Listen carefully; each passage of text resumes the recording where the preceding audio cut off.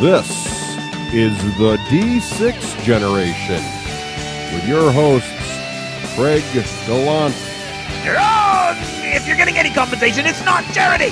Russ Wakeland, now that's an innovative mechanic, and Rafe Hollywood Granger. HD is in the house. With contribution from Total Fangirl Vampires do not sparkle. and our loyal listeners. Drago, we made you out of steel. Welcome to another edition of Rapid Fire, the roundtable discussion of all things gaming, coming at you with the inevitability of encroaching time in the looming season. Today's edition is brought to you by Twilight Imperium. Check out twilightimperium.net for custom terrain, game aids, and great deals. I'm Geekly McNerdigan, your host. Today, as always, our panelists are Russ Repellent Wakeland and Rafe Relaxant Granger. Let's begin. Issue number 1. The term leverage is defined as a force compounded by means of a lever rotating around a pivot, or any influence which is compounded or used to gain an advantage. It is becoming more and more common in business as a synonym for use, when one party is trying to impress another party with how well they incorporate jargon into their speech. It said that right there in the dictionary. Question: what is the best example of gamer jargon you've encountered recently? Rafe the Loopy Lingo. A paradigm of the innovative mechanic by crowdsourcing. Russ of the Gold Pot Gargot. Dice modulation. You're wrong! Interestingly and ironically, the answer has to come from Russ himself, who said in an email recently, PP and TL with TCS, a succinct and intelligent summation of the end of a popular mystery thriller investigation game. Issue number 2. 7 months prior to the signing of the Treaty of Versailles, which officially ended World War I, a temporary ceasefire was agreed by the Allies and Germany at the 11th hour of the 11th day of the 11th month of 1918. On November 11th, 1919, America began to celebrate the brave men and women of our armed forces on this day as Armistice Day, which then transformed into what we today call Veterans Day.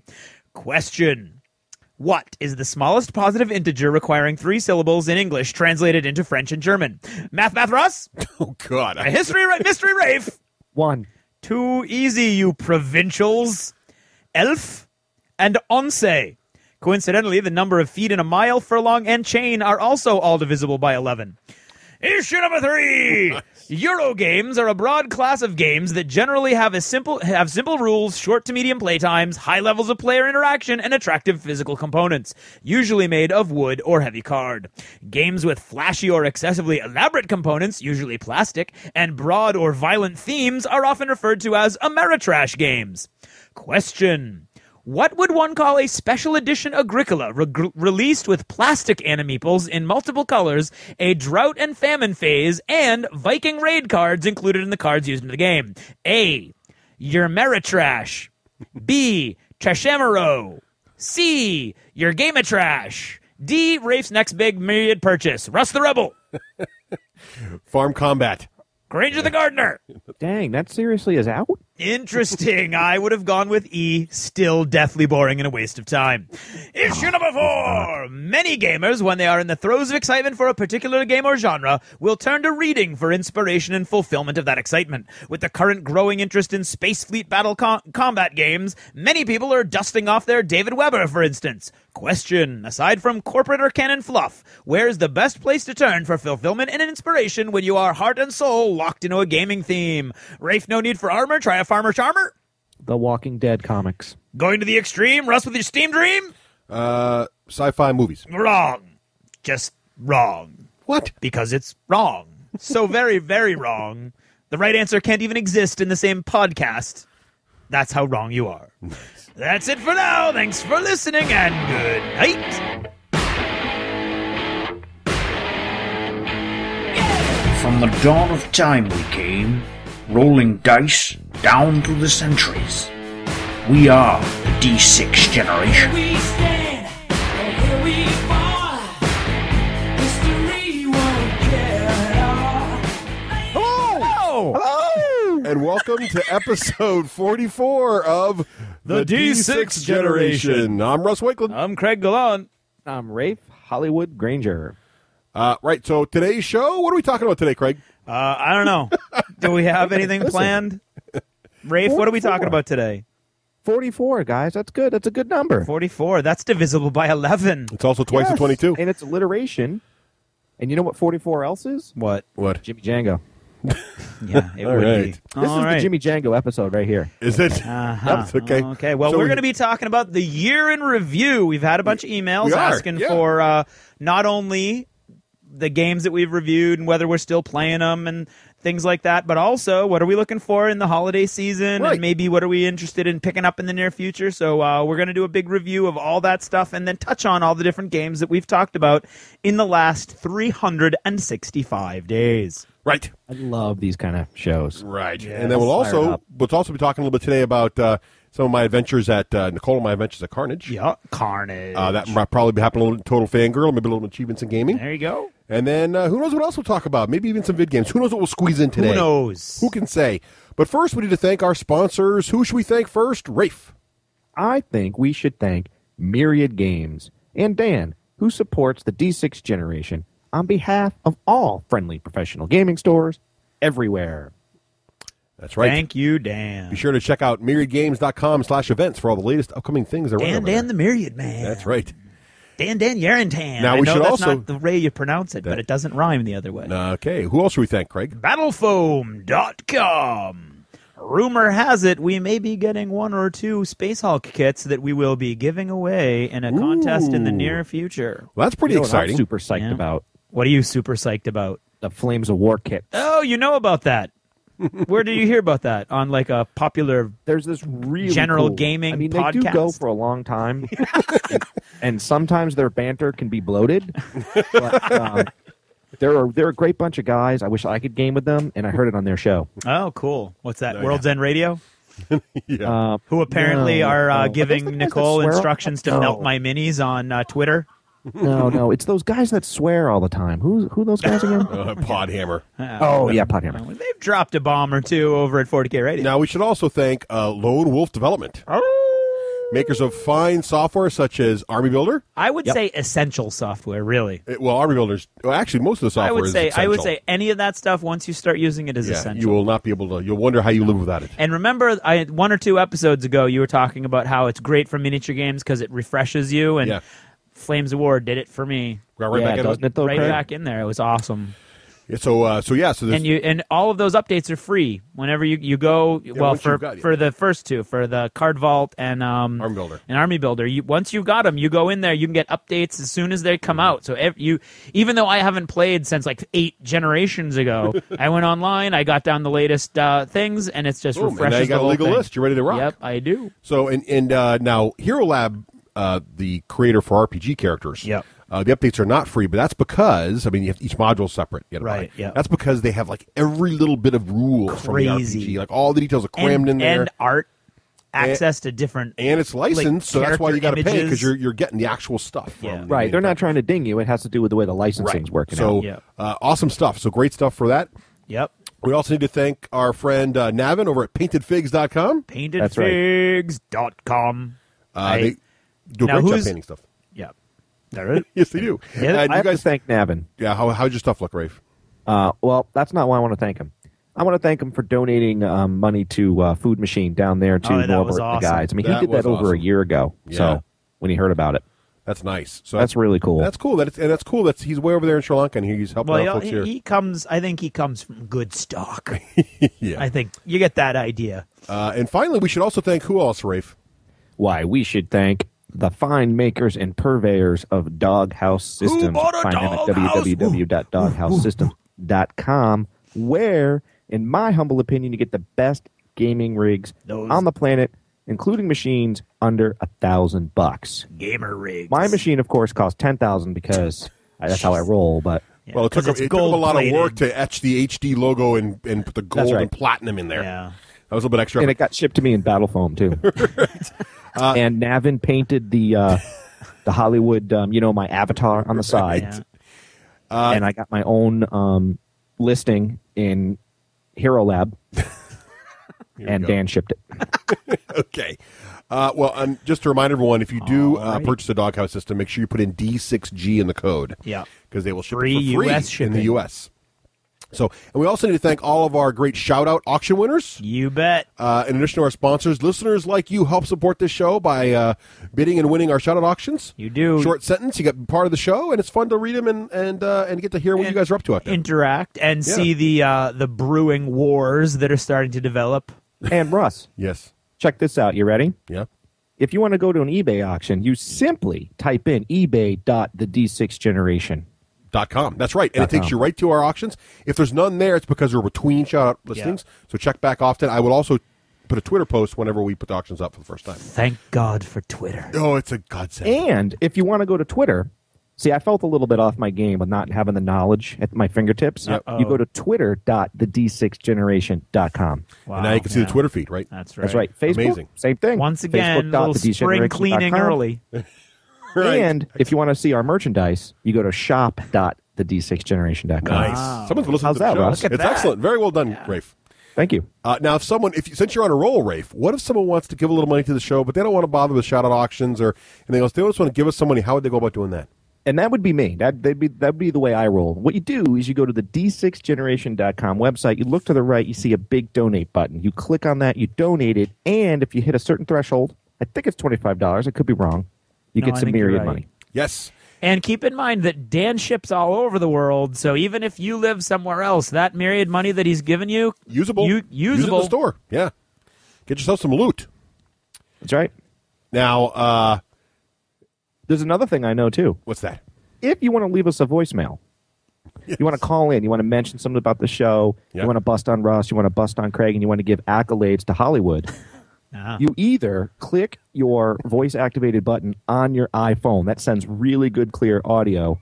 You record it. You can only record up to a minute, which is awesome anyway, and then you email it to us. Did you can see email that that, at info@the-d6generation.com. that Apple is now a sponsor of Jimmy Django? I did not. No, Hey, Rafe, they're one more not. thing. Since you're like on a roll right now, what's our voicemail number off the top of your head? The Go. voicemail number is 339-368-6051. All right, I have a theory. This is just scary. Are you ready for my theory? What's your theory? If you listen to the last episode, Yeah. about every time we went to Rafe, There he was was nothing. not ready. He was chewing on something. He was looking, and I think he just listened to that episode, and he's now on the ball. Am I right? That's right. I told you. I let you guys down. Yeah. Here's what happened in reality. The dog's sitting next to me and pees, and my wife and I have an argument over whose responsibility that is. While So- we're doing the podcast? Oh, yeah. That so is the impressive. microphone was muted. That was the first time it went to me because I'm yelling at her going, I'm doing a show. And talking to the computer.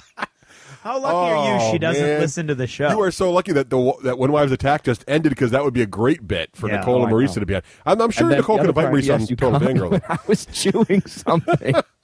All right. Well, glad to have you back, Rafe, and so attentive as well. That's very nice. But in all seriousness, and I did want to say this in this show, which Marisa will never hear, I want to give her a thank you.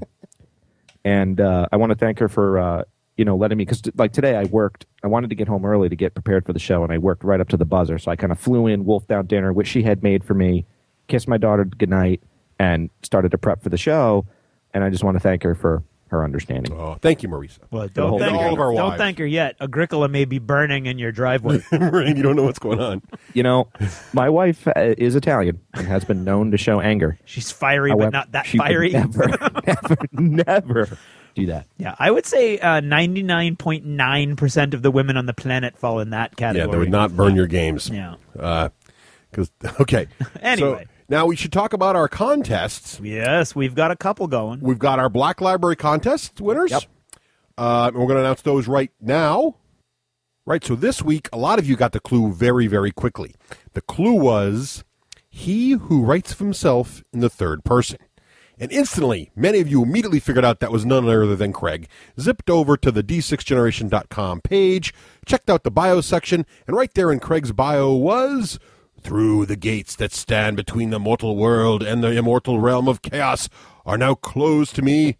Still, I would rather die than having glimpsed eternity than have never stirred from the cold furrow of mortal life. I embrace death without regret, as I have embraced life without fear. 6 of you, of course, the first 6 respondents are on the list here and have a chance to win 3 books from the Black Library box of goodies that the Black Library sent to us. I'm going to roll the D6 right now. The first respondent was Andres Solano. The second respondent was Mike Whitman. Third was Jack McQuesson. 4th was Derek Fain. 5th was Justin Lance. And 6th was Evan Miracle. So here it is. I've got a little wooden D6 here. And the number was 2. Mike Whitman. So, Mike, send us an email with your full address, and we'll send out 3 books to you.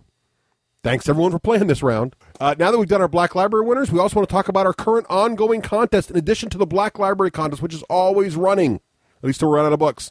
We also have the wonderful Chaos in the Old World contest. We do. Beautiful game. Excellent board game. Beautifully done. And, Rafe, how do they enter that contest? Oh, crap. For the life of me, I can't remember. He was on a roll. fail. He was on a roll. And I'm sitting here racking my brain going, I know they're going to toss it to me. I have no idea what that is. It's Irish. Oh, It's wait. I remember. It's Irish. Go. It's a limerick. Nah, Yes. there you go. We've already got some limericks in, and We they're have. very well done. Yep. So here's the scoop. What do you do, Rafe? All right, this is what you got to do. You got to email us in a limerick using whatever, understanding of a limerick is. It has to be tasteful. And you PG-13. want to make sure you put, limerick in the subject line. Right, Craig? Actually, you should probably put Chaos in the Old World contest. That's Okay. right. Chaos in the Old World contest. Okay. contest. Good. Yes. I have And no idea when it begins or ends. It had already started last episode, Yep. Yeah. So it's And- been going for a couple weeks. and it will theoretically. run until the Monday before the next episode. Right. So I believe that is let's just call it November 30th. Right. Sounds all good. right? I think it's December 2nd. All right. December 2nd. I'm pretty sure. All right. Great. Craig has called it December 2nd. It's whatever Monday is Yes. closest to December 2nd. Yes. That's the Or, right oh, one. no, you're right. I was thinking Tuesdays. You're right. November 30th. Yeah, Let's just call it the end of whatever. November. This is it. Midnight GMT, November 30th. Yeah. If we've gotten it in before then we'll consider it as a winner. right. And we don't know what we're going to do for criteria here. Maybe make a laugh. Maybe just really, limericks generally are humorous, but it could, whatever you want. And you're going to have tough competition because there's already been some good ones in. Yes. But hey, Chaos in the Old World is a great game. But you know what? You got to watch your rhythm scheme, guys. The number of syllables. It is keep- important how those poems scan. It is, yes. And we do have an English teacher on the staff. So keep in mind about that. So that's our contests. And now it's time for what, Craig? Achievements in gaming. Excellent. Oh, there was no achievement sound. There it goes. Oh, it came a little slow. There it is. You got Ah. 2. They're small. Good. You take Oh, another yeah, one. There we two- go. two- All right. two, they're small. So, Hey, Craig, Yes, sir. did you bring him a giant-sized root beer today? Diet Coke. Diet Coke. Diet Coke, okay. Have you been hearing me slurp the Diet Coke? No, you're a little off your game today. Am I? I wondered if you haven't had your caffeine fix yet. Actually, he was drinking an A&W when I walked in, and right now Yes. he's got that can and the big giant Although Diet Coke with him. A&W's caffeine free, so maybe Grafe's onto something here. I haven't had enough caffeine today. Maybe I don't know what the problem is. Yeah. This week, the Achievements in Gaming shout out is: this serves notice that the NJSOBs can own this slot at any time of our choosing. If anyone has a problem with that, we'll be at TempleCon in February to settle the matter. Mulan Lebe. Or at least let us buy you a drink. All right, so what have you been doing for gaming, Craig? Nothing. Nothing. Okay. Absolutely. Should we reveal behind the curtain at this point? Yes, I think at this point we need to reveal that due to scheduling conflicts with my play and holidays and parties, we are recording this approximately 5 days after we recorded. Yes, we are recording episode 43. the day after episode 43 went live, actually. Yeah, Seems no, like no, it was it is the day yesterday, it actually. Yes. Yes. 43 went live today, and we're recording tonight. Yes, last night at Yes. midnight or about midnight. So basically we've done very little since last episode. Well, Except yeah, some of us. I were- did happen to go to Carnage. Yeah, went to a con. So con. somebody's got to So, have played some games. I have some stuff to talk about. So in games played, I will discuss a little bit. Now we'll save some of the nuances and the existential non-gaming related Extraterrestrial? parts. Yeah, the general stuff about Carnage for the Total Fangirl. I think Nicole and I will talk about it there. But I will discuss. Let's talk about the games I played at Carnage. Okay. I'll give a brief overview. So Carnage, 2009, great con. We were invited by Doug, one of the main organizers up there, to come on up and check out this con. It is held in Fairleigh. Is that the place? It's near Norwich, not too far from Norwich. Oh, was it really? Yeah, it's actually went by the Norwich sign. Oh, So, wow. maybe about 10 miles. Yeah, north. see, I would have started twitching at that Yes. point. So, in Vermont, about a 2-hour drive from Nashua, and beautiful lake. Yes. Lake Moore, beautiful lake it's on.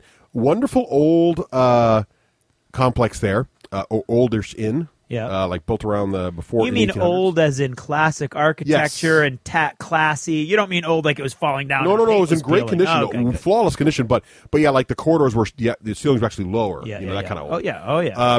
But it was wonderful, and they had a lot of different rooms set up.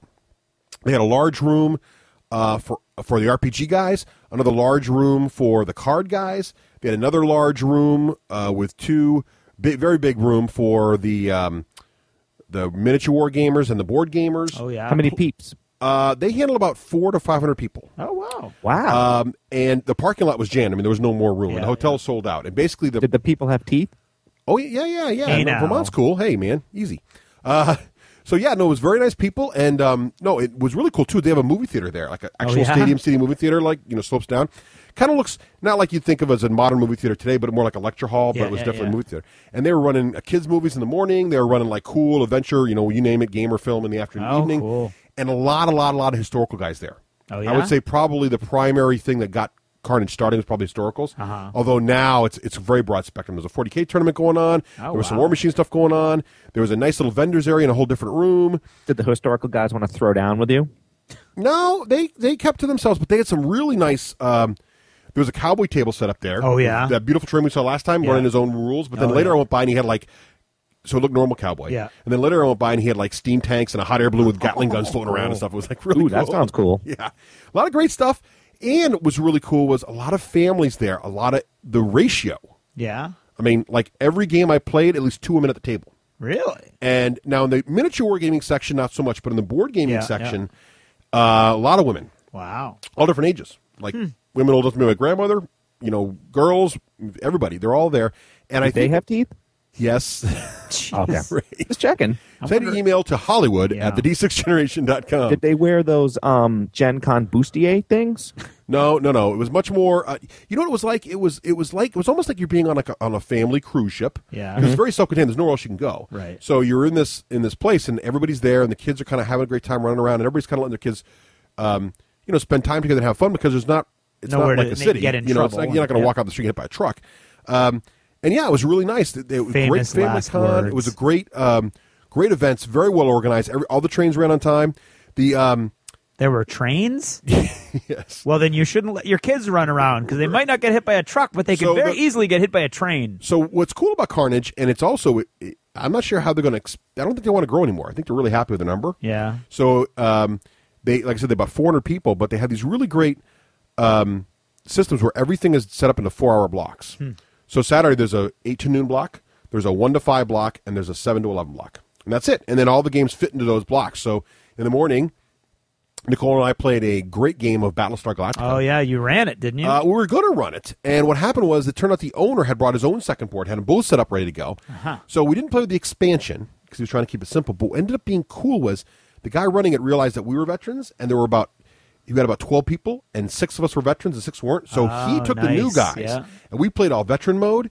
It was one of the coolest, most fun Battlestar Galactica games ever played. Nice. We had every Cylon plastic piece on the board twice. Really? I mean, Wow. totally full. The Galactica was damaged in like every place but one.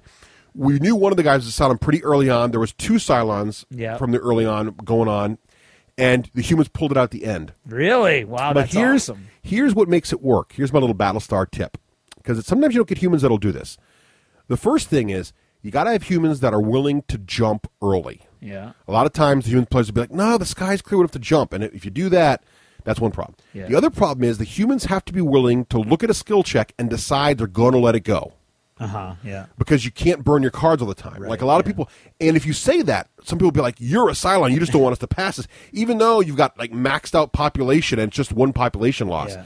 And so you burn your cards and the tests don't matter, and then when the critical test comes, you die. Yeah. And we had a couple guys, one guy and Nicole and I were at the table, and we were kind of able to do that. And also, actually, everybody's really, really good. And the other girl across from Nicole, they really had it down, and the Cylon players were good. Yeah. They were actually playing really solid too. It was a really fun game. Great game of Battlestar, a lot of fun. Awesome. Wow, man, that was some veteran Battlestar. Thank you, it was- Mrs. Granger. She just brought me my coffee. There you go. Don't yell at her. That was some veteran Battlestar talk there, man. That went right over my head. It was cool because at a con you don't normally always expect, because this wasn't like Battlestar Tournament, this was just Battlestar casual play, and I really thought we'd end up teaching people. Yeah. But it was really cool that there was a veterans table there and everything was going on. And what was also nice, Rafe, and you will like this, there were plenty of extra tables for gaming everywhere. Oh, wow. Ooh, baby. And a major diplomacy tournament going on. Oh, really? Here's the funniest thing about when you're walking through a room of like historical gamers and diplomacy gamers and everything all going on. You walking by them because two guys chatting, you walking by and be like, you hear him talking, he goes, all right, I'll what are those guys doing on the border? Well, I'll pull out. It's like you're at the UN.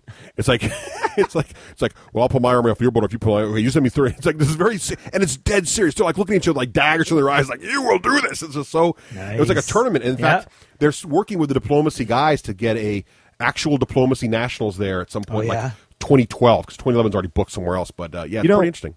I think they are known for that, Russ, because I remember talking to a guy at TempleCon last year who was there to play diplomacy, and he asked me if I played diplomacy, blah, blah, blah.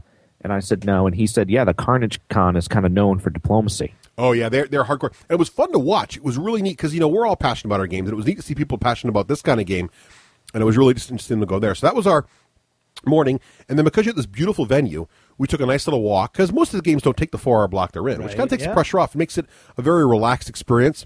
Oh, and here's another thing about the con that was sort of interesting. I went there with Doug, and I'm fully expecting Doug's going to be like, okay, so here's all the interviews we've got lined up, and he took us to his room the first night, and he's like, he just wanted to chat. He's like, this is for you guys to relax. Just come up here, check the place out, let us know what you think, enjoy it. This is not, we wanted you to come here check it out, and they comped us the rooms, and the interest for the fee. So I wanted to give them some love, but they were just like, hey, just check it out.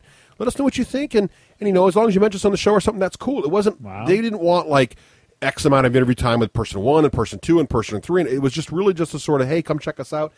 And it really reflected the nature of the con as being a very relaxed event. Seems like it. Yeah, that's cool. That's how I felt. And so Nicole and I took this nice walk around the lake between when our morning game ended. We had a nice lunch, went to this great. So here's the thing about the food tips for Carnage. So the thing is that there's this place called Lydia's. Yeah. A little tiny shop about maybe quarter mile away from the con.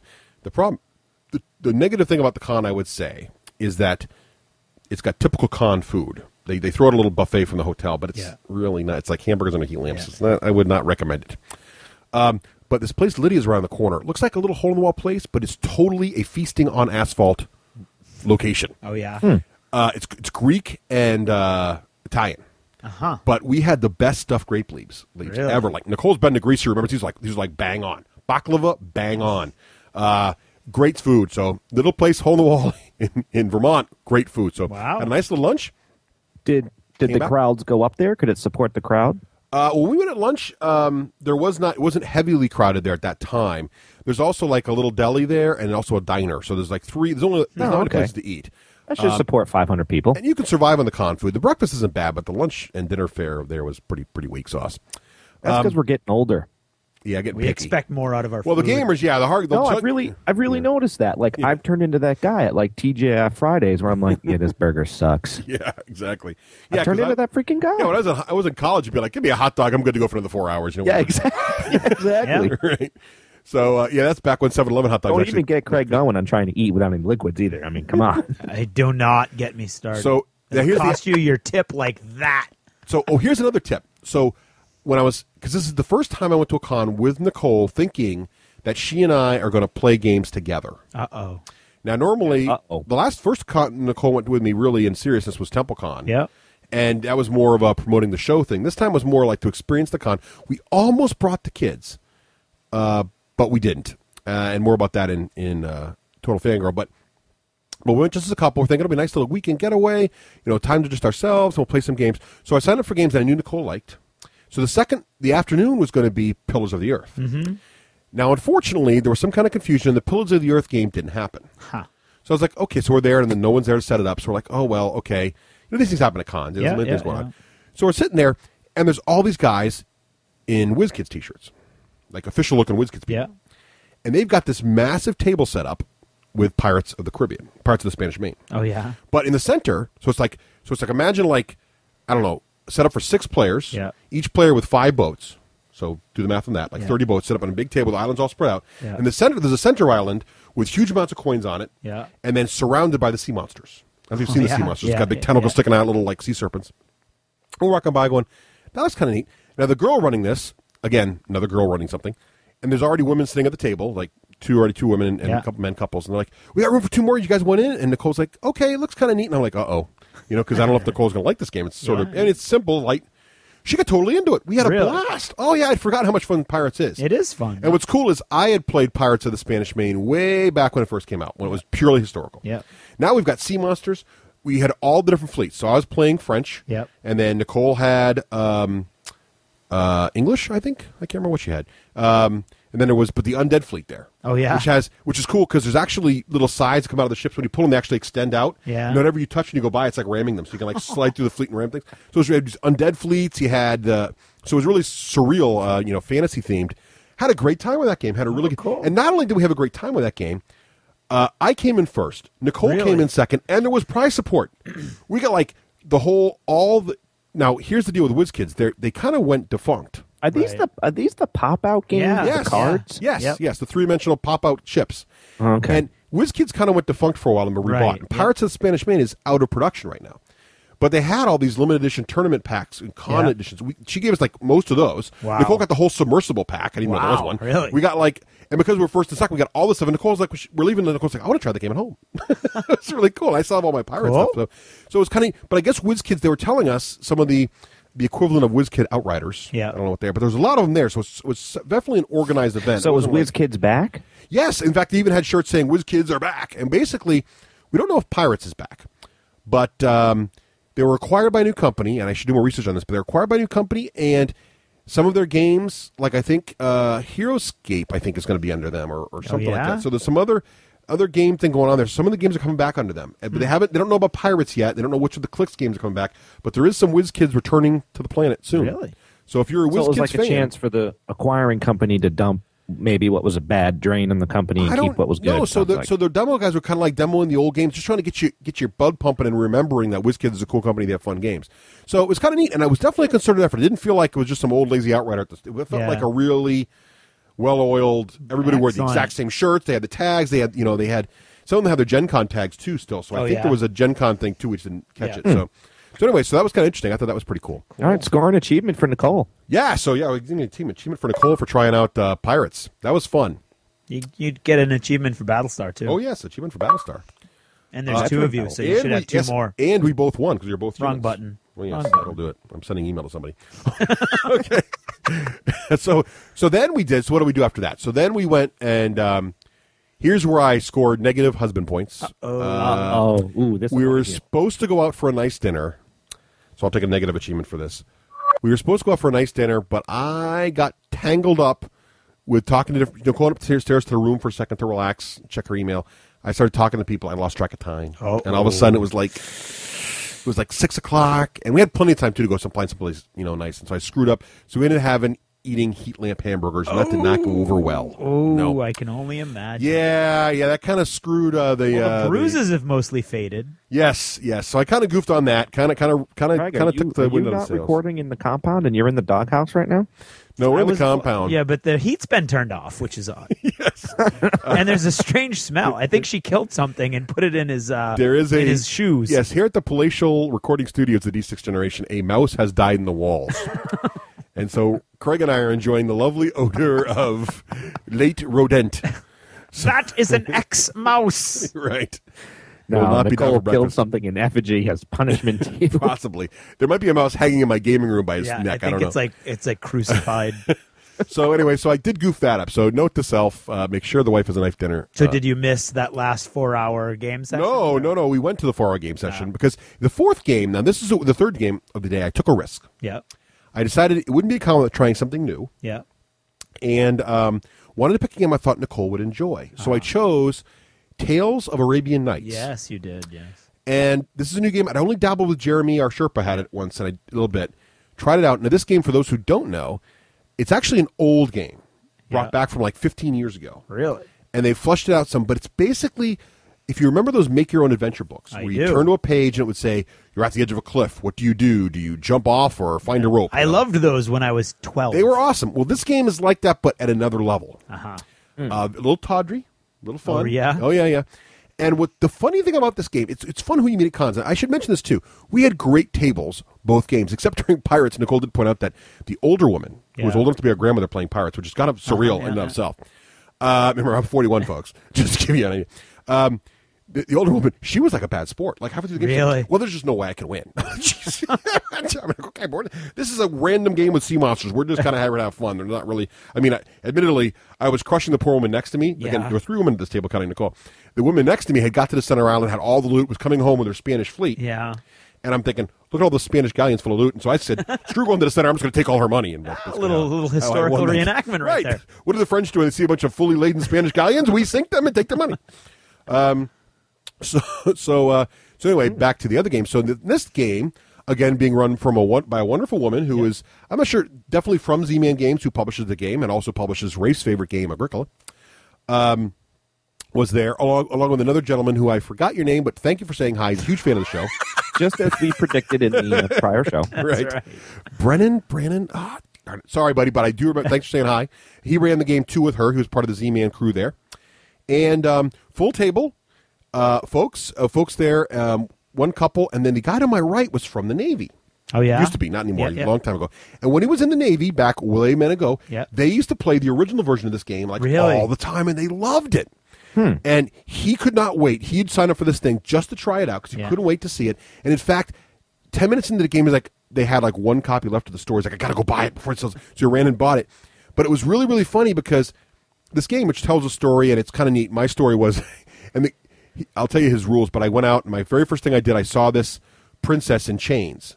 And I'm like, I'm going to rob from her. And robbing from her is, bad karma. And sure enough, she cast a spell on me and turned me into a monkey. And so half the game, everybody's making monkey jokes, and I'm a monkey the whole time, and you lose all these abilities. And I'm running around trying to no longer become a monkey. Then I'm waiting by the side of the road for someone to help me find my way out, and I'm lost. So I said, I'm going to wait and help for help. A team of bandits comes up, beat the crap out of me, took anything I had left. I'm a beat up, wounded, injured monkey who's also still lost. And I think it got worse and worse and worse. and the Navy guy who had played the game before, and when I played this with Jeremy, I thought this game was like, it's really, really neat, but it was just totally relaxing. There's no real there's tracks for your story and your destiny points, and there is a winner who gets there first. It ends the game. Yeah. But the Navy guy totally won. Yeah. I mean, he was way ahead the whole time, not even close. And he said, well, we had this little joke in the Navy. He said, when you always help the helpless, never disrespect the noble, and always sleep with the hot people no matter their sex. Which is pretty funny. So, and that strategy totally worked for him. He totally owned it. That is funny. Maybe that's how Dave wins at Le Havre. Maybe. So Well, he does sleep with anybody no matter the sex. That's what I'm thinking. we'll take an achievement for that. That was a great game. Nicole really enjoyed it. Really? Her only complaint was it was a wee bit long. Yeah. It took almost the entire 4 hours. Oh, really? And it's a long game. I thought that when I played with Jeremy, it's going to be a long game. Yeah. So it's a very long game. Also, Impact, there's a lot of reading, which is kind of fun because you pass the book, and then when it's someone else's turn, one of you is reading the book. So I'll be reading the story to you, and I'll say, what are you going to do? Which is really fun, and it's neat. It's fun to hear all the stories, and it's really hilarious what happens to people. But not everybody at our table is strong readers. Or loud readers at a con, so you're asking them to repeat themselves, or they're mumblers, or not everybody's comfortable reading out loud, which is fine. But, right. So that impacts the speed of the game too. So that's a weakness of the game. But if you're looking for a nice, relaxing afternoon with your family, it's a pretty fun game. It's a really neat game. So we had a blast with that too, and that was pretty much our day of gaming at the con. Wonderful people, really good family experience, and you know what else I learned at Carnage is hi to our friends from DACA. Courtney was there, Jamie Hatcher was there, a bunch of other folks that we used to game with. Courtney was there with a 7-year-old son who's the same age as Rose, and they're having a blast playing all these crazy games. And I'm like, you know what? I need to do more gaming with my daughter. I think Rose is old enough now to do more of that stuff. Yeah. And I felt like I really was inspired to do more, to bring her out more to games and try to get her into more of that stuff. So I that was the biggest lesson I learned from the con is that a lot of these kids who are having a great time, little girls are on the team going, we're about to run a role-playing game just for kids. How old's your daughter? And she's like 8. Yeah. Telling me this. I'm like, oh, I didn't bring her with me, honey. She's like, oh, that's too bad. And I was like, oh, my kids would have loved this. They had a blast. All these kids creating. So good times. So you great mean game family more like cons type of game? Well, both that and gaming at home. I don't I think sometimes I should try to push Rose a little more above her age for some games because I think some of these kids are already doing a great job with role playing games. I haven't tried a role playing game with Rose yet. She's 7. A lot of people have been trying role playing games with kids at younger ages. I think that's just really cooperative storytelling. She could do that, that kind of thing. So, Right. So I'm going to try doing that more. That really inspired me too. So it was really cool. I had a great time, and then we left Sunday morning. We had to get back for some family stuff, so we couldn't stay very long Sunday. But we had a nice evening there. Had a nice breakfast and took off, and had a great diner there. Oh yeah. Had a great time. So it was a nice trip. not too Nice. far Now, from home. And what was the war game situation like terrain and well, there was nice terrain. The 40K guys, that always seems like they have the worst terrain. I don't know what that Yeah. is. TempleCon's the same way. I don't know, but they had decent terrain. Yeah. They had a nice little table set up. The war game guys, the specialty events with custom things, had amazing terrain. If you look at the Yeah, Twitter they feed, I always took do, if you look at the Twitter yeah. feed, there's They some nice always pictures. do. Yeah. There's one gentleman there who's very well known amongst the regulars at Carnage. He builds this huge mountain, has a special treasure hunt thing for the kids. Yeah. And he looks like Santa Claus, and he's a very jolly guy, and he just gets along great with the kids. But then he does a more serious one in the evening for the adults. yeah. So that was really cool. So a lot of the historical stuff had wonderful terrain that rivals anything we've done before. The Cowboy Town was phenomenal. Yeah. So many great tables of terrain. And in fact, the War Machine table also looked pretty good. It was just something like War Machine guys had set up in the corner of the vendor area. Yeah.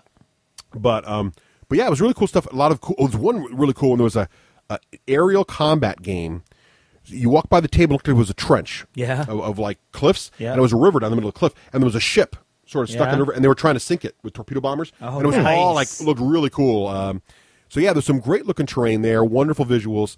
And of course, very intense board game action. The RPG room was cool because they had a whole room just for themselves. So there's all these little RPG groups. yeah. Plenty of room spread out. So it wasn't like RPG table. It was like table, empty table, empty table, empty table. So there's plenty of room. Oh, to spread that out. sounds nice. Plenty of room. So you don't have to yell over everybody. Exactly. And Rafe, you had a great time because there's plenty of places to just flop down a board and play whatever you wanted.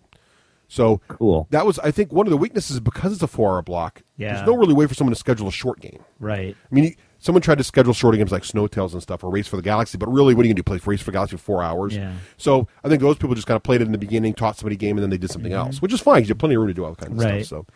But it sounds like you bring your own filler games and you're all set. Exactly right. And they got the movies going on. And there's a sauna, there's a full pool, there's a hot tub. I mean, there's plenty. Wow. Oh yeah, and everybody's staying in the hotel Yeah. because there's nowhere else to go. Right. Yep. So you're all there. It's like a game or cruise ship. Everybody's just How in far a this little drive was it for you? just under 2 hours. Oh, that's not bad. Not bad at all. You could do it in a day trip easily, but the hotel is really nice. Now here's the thing, though.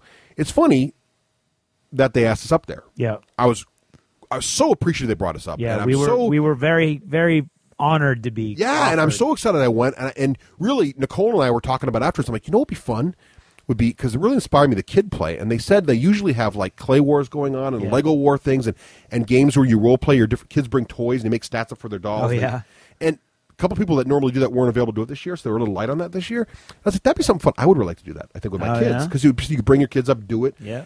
Wouldn't it be fun? So it's really inspired me to kind of go there and try that and do a little family trip. But they said, they really like the venue. They're already kind of maxed out there, and they really don't think they want their con to get much bigger than 400 or 500 people. Really? So Nothing that's wrong with that. That's which is fine. They don't want to. Well, and they've got. I mean, you find an ideal venue. right. You want to So stick that's to totally it. cool. But what that does mean is, if you're interested in attending this thing for more than a day trip, you really got to call now. The people were making reservations for next year while they were there. Really? I mean, it sells out. I think you probably have a few months, but it'll sell out pretty early because Wow.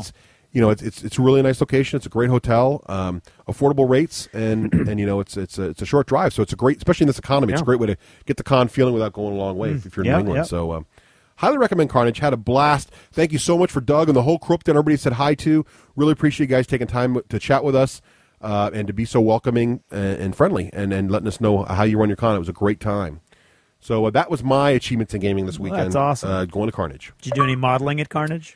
Absolutely none. Although I observed lots of models. I took lots of picures of people's models. I don't know if that good. counts. Well, but there you go. But I do that. And check the Twitter feed if you haven't been following it, because I put lots of pictures up there. Lots and lots. Any other games played before we go to other modeling? I played nothing. You I do have modeling? one. What'd you play, Rafe? Lord of the Rings Online. Again? Well, I got to get Stoney up. Oh. No. So he's, that's an MMORPG, Russ. Right. Oh, right. You're right. He's Had to 3 take that one bars back away and then from give level him a 6. bad one. He's 3 hours away now? 3 bars. 3 bars. So how long does that? Experience ticks. So what do you think? Excuse me. What's your ETA on him hitting the magic number? Thursday night. Thursday night. Excellent. Mm-hmm. Interesting. I'm about 5 quests away. So do you know what I am playing? Dragon Age Origins. I've done some modeling. Oh, sorry. Yeah, that's Oh, okay. What have you been doing for modeling, Rafe? Craig? Ralph? Wow. What's your name over there? My name's Bob. What are you doing for modeling, Craig? Well, I have now finished kicking up all of those cowboys and Spanish. Ow. As I choke myself Craig's with been my attacked by his microphone. The gut shot model, Mexican, right? all the gut shot, yeah, the Cowboys and the Mexican Caballeros. So I'm psyched. They're all done. Their bases are done, so they're all set for TempleCon. Look at you being prepared. Look at me. I know. And Oh, we're all locked in for TempleCon too. I know. Got the I email know. back from Zyman. So Friday night is Malifaux demo. Yep. Which is awesome. Come watch us and help us with the Malifaux demo, and then go buy your stuff in the store, and then take part in the tournament the next day. Yeah, Yep, that's right. TempleCon 2010. We're running a Malifaux demo that evening on Friday. We're just gonna. You can't play in the demo. We're gonna play to show you how. But we're gonna go very slowly, explain everything. You can ask all kinds of questions. We'll explain what we're doing. Everything. It's kind of like a watch us play Malifaux. It's like a tutorial. It's a tutorial. It's like right. a video tutorial. Exactly, like a on visual. only in person. Exactly. And Can then, I be like live commentary? then Saturday you can play. Yeah. My brain Yes. hurts. And then Saturday you can play in the Malifaux tournament run by someone else. Then also that night, Saturday night, Yes. we're going to run the big gut shots. The big gut shot zombie fest. Right. So that's Things that one go bump at high noon. you can play in. We're going to run 3 sessions over 3 hours. Yeah. Handle about 10 players a About session. 10 players a session. So that should be we should be able to run 30 people through that thing. And that's official. That's something official. You sign up for. They've That's right. We're all in so the. We're get on over to locked in. TempleCon and It's official. sign up for that. And that's going to be all 3 of us, right, Rafe? Yeah, absolutely. Yep, Yeah. I'm there. 'Cause I'm actually looking forward to it. Achievement for scheduling our I'm going event to be early there for enough this year. Malifaux too. Nice. Awesome. Excellent. And we couldn't do Brimstone terrain for either of those without the big city limits sign for Brimstone finished, and I got that done last night. So it's a big sign that says Brimstone on it, and it's got all the Oh, posters. speaking of TempleCon too, like here's a good difference. I don't think I'd bring my kids to TempleCon, No. but I would definitely bring my kids to Yeah, Carnage. yeah. That's just a little example. Okay. Nothing wrong with TempleCon. Just No. different scene. That's Yep. all. Yep. So that's what I've done in the Cool. last 5 days. I got no modeling. Yeah, I got no modeling either. Sadly, I got to get on that. I miss it. So let's I'm go gonna to talk other. about that in our year in review. All right. So let's talk about other. So I've been playing this little role-playing game on the Xbox called Dragon Age Origins, and I'm having an absolute blast. Is Yeah, it it's is it really living fun. up to that trailer? Totally, in terms of storytelling, it really is George R.R. Martin. It totally, cool. The betrayal is so early on. It's Yeah. awesome. The storytelling is great, and I think I said it before in the show, but it's really like the difference between Halo is like a summer blockbuster popcorn film, Yeah. and this is like reading a really good novel Oh, cool. that you're in, Yeah. and that you can affect. Talk about make your own adventure. You can affect the adventure by what you decide to do. If you're going to be a jerk, it shapes the world and how the world perceives you and your party, really? and how your party members like you. So you can pick up people for your party, and if you're a jerk to that person, they may eventually leave your party, and you'll have them. But other people could have that person in their party for the whole game. Wow. This kind of thing. So what are you thinking of it, Rafe? I agree with you, but you should still just listen to last episode's Hollywood Minute. I heard that. No, I know. I think that's funny too because when I hear that, so Rafe's complaint is like it didn't really reinvent the role playing game. No, it's not a complaint, Craig. Yeah. It's an observation that when Russ, like how Russ just described the game to you, Right. it's a George R.R. Martin novel come to life.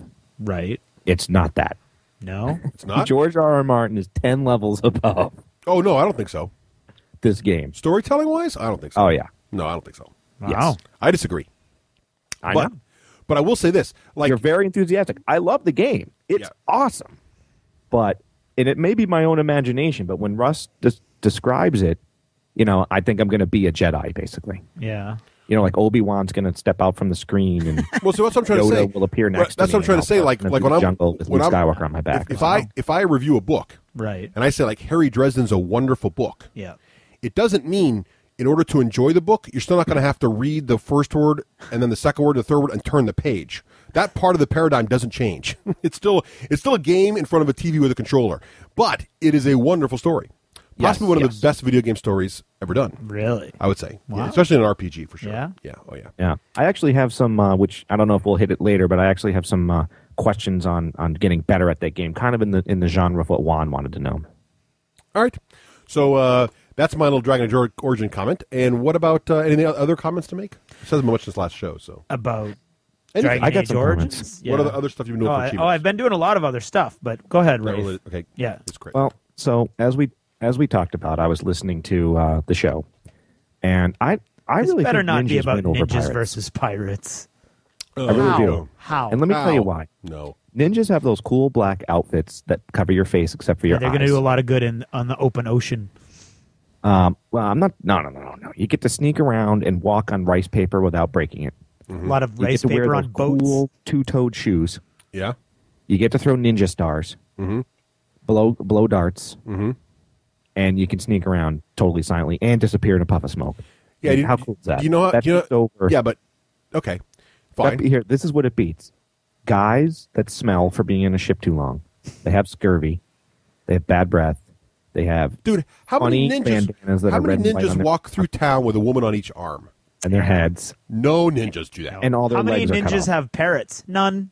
None. Big feathery hats? How many None. ninjas have? Right, ninjas do not have. In fact, this is funny because during the Pirates game, we mentioned the undead pirates. Yeah. and because they were pirates and they're undead. Yeah. because they're actually an official Pirates of the Caribbean expansion for the game too. By the way, Okay. and we mentioned the pirates being undead and they were zombies, and then we talked about how pirates are cool because they can be zombies and still be efficient. That's true. But a ninja zombie just wouldn't work on any That's level. true. That's very true. Well, that's very true. It makes pirates even cooler because pirates can still fight you even when they're undead. Yeah. Where ninja zombies would just be regular zombies in ninja suits. So let's rewind the clock back to 1982. Yeah, It's ninjas Halloween time. ninjas were cool in the 80s. I'll give you that. No. It's 1982 and you're Russ Wakeland. Yeah. You're like, come on, John, it's time to go trick-or-treating. You want to be a pirate over a ninja. Well, not in the 80s because in the 80s the ninja movies were all the rage and Chuck Norris was the man. Oh, okay. But that's the 80s. You got to drag yourself back into the 2000s, man. You got to be. It's just like in the real world. Back in the pre-BC days or whatever, ninjas were. When were ninjas huge in Japan? Feudal Japan. Okay, back in feudal Japan, ninjas rocked the party. But by the time the Age of Sail comes around, hardcore, Pre-BC. They would have been kicking butt in pre-BC. I'm saying they would have. But when it gets hardcore, Hey, caveman, come over I'll tell here. you right now, if a ninja went to Chill. the Caribbean back when the pirates were out there, he'd get his butt kicked. Listen, He'd be on the can a wrong end of a pirate- cannon. Can a pirate cut a tree in half with one swing of its cutlass? No. He's got a cannon. He doesn't need to cut a tree in half. Well, yeah. How thick is this tree? Right. As All right. thick as my arm. And All right. First of all, pirates drink rum. It's not even debatable. It's really not debatable. It really isn't. It is. Ninjas win. I'm not trying this to pick an argument. I really do think ninjas they are would better lose than in a pirates. fight, and they're not as cool. So, Right. there Right. you go. Come on. Their That's- outfits never change. Every pirate could look different. A ninja always going to be dressed in basic Right. black. No, have you ever seen? Remember the ones that would wear? Besides, red, most of the sometimes white? ninja. Have you ever watched MythBusters? Most of the ninja legends are false. They can't walk on water or anything like that. It all doesn't work. No, they can't walk on water. Right. Exactly. My They point. can't walk on rice paper either. Right. Unless it's Without breaking reinforced. it. No, it's total crap. So They can't walk on snow I'll without pretend imprinting Pirates either. did kick butt with big cannons and ships, And and some they of their had the cannons babes. had like dragon they, mouths. they had the and- babes and they had the rum That's right. and they had the booty. They just don't have babes, but who needs them? And they had parrots and eye patches Right. and cool hats. And I That's want what I to give wanna you be. an on-air compliment. I am laughing out loud at what's in the news. It is getting funny. Thank you. You've got to keep that shtick going. It's hilarious. You're like, Wakeland, shut up over there. No, shouldn't you be playing Dragon Age, Jordan? Oh yeah, I think I gotta go over. Well, thank you. hilarious. I have fun with that segment a little It bit. is awesome. So, All right. So is that achievements in gaming? Well, no. 'Cause No. In preparation for the Flames of War segment that has now been pushed back, I read the entire Flames of War rulebook over the weekend, Oh, achievement for that. feeling kind of like I wasted my time. But that's okay. No. I have plenty of free time, as we all know. Someday, Rafe will review Flames. See, here's the story of Flames of War, folks. We really want to do a review of Flames of War. But we got to do it justice. We have tasked Granger with this noble task of right. reviewing He begged for fairly Flames of War. Now, to be fair, we also want to review Malifaux fairly, and we also keep pushing it up because we want to make sure we get just right and give it the treatment it deserves because they're both high-quality miniature war games with lots of depth to them. So we've tasked Granger with this task, and he's been doing a great job of practicing and getting his bullets together, but we're still not quite ready. Nope. So when we're ready, we will sell no review before it's time. Correct. And we've got a nice little interview lined up. We hope But to. due to the time difference, Right. I don't want to rush that and make someone stay up really early in the And morning not be ready. when we're not Right. 800% ready. Right. So we are working on that. So, what else are we anyway, doing? so I read that whole rule book. But it gets your Flames of War juices flowing, doesn't it? It totally did, yes, and that's why I ended up on Army Builder. Now, Craig, I don't know if you know this because I don't think you were there, but next Tuesday, Don and I will be playing Battle Number 2 in our 4-game campaign. So come on over and watch it. Tech Week. Oh, so you're not every other anymore. No, I don't. No. I don't Okay. have a life. This is why we're recording back-to-back episodes, Right, because yes. after this day in November, we don't see Craig again until December. It's pretty 2 much. weeks. Oh, and okay. It's, yeah. Right. The weekend of Thanksgiving, you'll see me again. Right. Right. The week of. But anyway, Okay. so in addition to that, of course, Firestorm Armada from Spartan Games is coming out. Yeah, I'm cautiously optimistic. I am as well. I'm excited, and I'm trying to keep my excitement to a reasonable level of expectation. I'm also nervous. I'm cautiously optimistic in two ways. Okay. First, I don't want to buy the rulebook early, only to have it rebooted again within 6 months. Yes, that's. So I'm kind of thinking, you know what That was they've a done? big mistake those guys made. They've gone Microsoft on me. Yeah. A lot of people, even though I'm a big Microsoft fan, a lot of people will say, never buy version 1.0 of whatever, right? Because you wait for 1.1 because 1.0 is always full of bugs. Well, that's what Spartan Games has taught me with Uncharted Seas. Yeah. I like Uncharted Seas. I like the new rules in Uncharted Seas. I like everything done with Uncharted Seas. I don't like that I had to buy a new rulebook within a year of purchasing the original rulebook because I was an early adopter. I don't like that. Let me pause you there. Yes. Let's talk about, since we're going to be talking about Flames of War. Remember how, I can't even remember what the issue is, but Battlefront did what Privateer Press is, and they said, oh, we made some changes, there's a new rulebook, and they gave you the rulebook for free. Yes. Yep, they I did. do remember that. You turned Remember in that? your old one and you got a new one Yes. for free. So I have two concerns. First is the rulebook going to change in 6 months? Should I wait? Right. And the second concern I have is I'm having trouble getting my friends to play Uncharted Seas. Mm-hmm. And I'm kind of wondering if we have the same problem with Firestorm Armada. It's just I love naval combat and miniature and space games. Yeah. You love naval combat Yes, and I miniature space do. games. And that's everybody else claims they do, but not really after they play once, twice. Well, there's been a lot of interest, though. I mean, I hope couldn't so. take it. No, I mean Uncharted Seas. There was a bunch of people who wanted to play Uncharted Seas, but I can't get to the game store for the life of me. Well, that's this true. past Good month. point. And then by the time everybody's like, "We'll do it when you come back," I'm like, "Well, by the time I come back, Firestorm Armada will be ready to go." Right. Which then, of course, because Firestorm Armada is it. My concern is it's missing its peak. Like the interest seems to be peaking right now, about a month before it comes out. Right. So what that caused me to do was go back to Babylon 5, which I love, and start looking You've at always loved that game. I always have. I started looking at those models again. I dragged out that army case. I started looking at the book and then found out there was a second edition I never even knew about, and then ordered that online, which is okay because it's out of print. You've got to find it on your own. And yeah, so I've been doing a lot of that. I was what do they call it? I was haunting the message boards. I was Haunting's Lurking. lurking. I was lurking on. Could have been haunting, too. Not Yeah, sure. could have been. Actually, yeah, because every now and then I did a post that was just like bump. Chain rattle. Chain. Moan.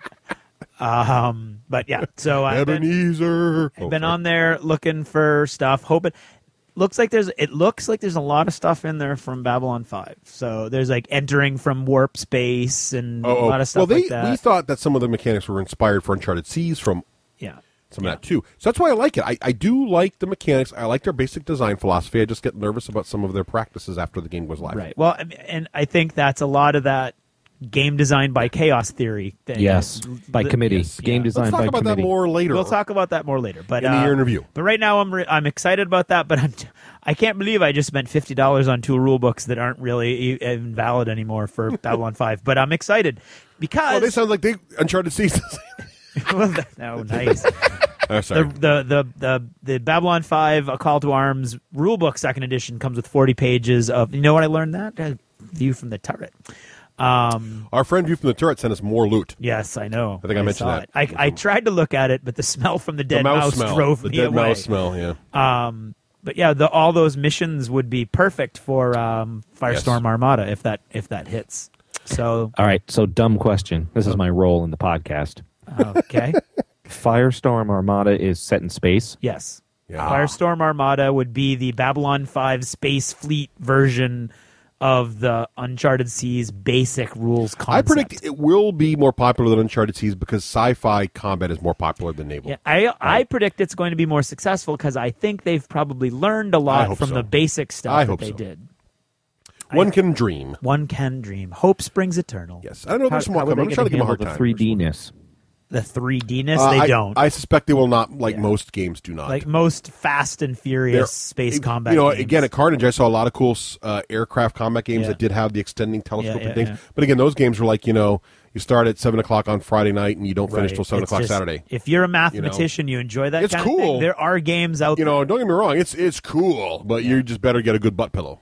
Yeah. The Honor Harrington I can't remember what it's called, but the space combat simulator that they have, Saganami Island space combat simulator, is like that. It's all math and shoals of missiles and counter missiles and ECMs and lasers and grazers and that's great if you want to spend hours upon hours upon hours. But if you want to throw down in an hour and get like a cool cinematic kind of battle going, and then you're done and you're on to the next thing, or the next, whether it be the battle or in a board game or whatever, then that's not really. Yeah, you don't want to have to deal with the three-dimensionality of space. Right. And that's all I got. All right, so that's achievements. I'm out. We will pass through the American patrols, past their sonar nets, and lay off their largest city, and listen to their D6 generation while we play our Russian board games. Dice are our vice. Greetings from Myriad Games, your friendly professional game store. Myriad Games offers a wide variety of family fun for everyone. We don't just sell pieces of cardboard and plastic, we sell fun. We're proud to have the opportunity to serve as your friendly professional game store, whether locally here in New England or anywhere around the world through MyriadGames.com. We also offer a Myriad Gamer membership for our regular customers. We're proud to present Myriad Games presentations, available through iTunes and the show links at MyriadGames.com. Be sure to leave us a review on iTunes to receive your complimentary pair of Myriad dice and to be entered in drawings for free Myriad gear and $100 of Myriad money. Your feedback is very important to us. Please email us through MyriadGames.com with your comments, questions, suggestions, abuse, and general ridicule. For more about a myriad of games, visit your friendly professional game store and be sure to visit us online at MyriadGames.com. Myriad Games. So many games, so little time. So start playing. Hey guys, this is Norbert giving you guys a call. I just wanted to give you some follow-ups from the Food Machine food charity event that we talked about at the last episode. Looks like a couple of people already posted on the Facebook discussion and on your forums, which is great. Hopefully we'll get even more of those as people plan things or also report back the results, hopefully. I have some more information that might help people get their events going. Michael Stubbs, he's the press ganger for the NJSOBs, and he ran the event last year and is going to be doing it this year too. He was mentioning to me how he felt that money was an easier way to kind of collect cans, essentially.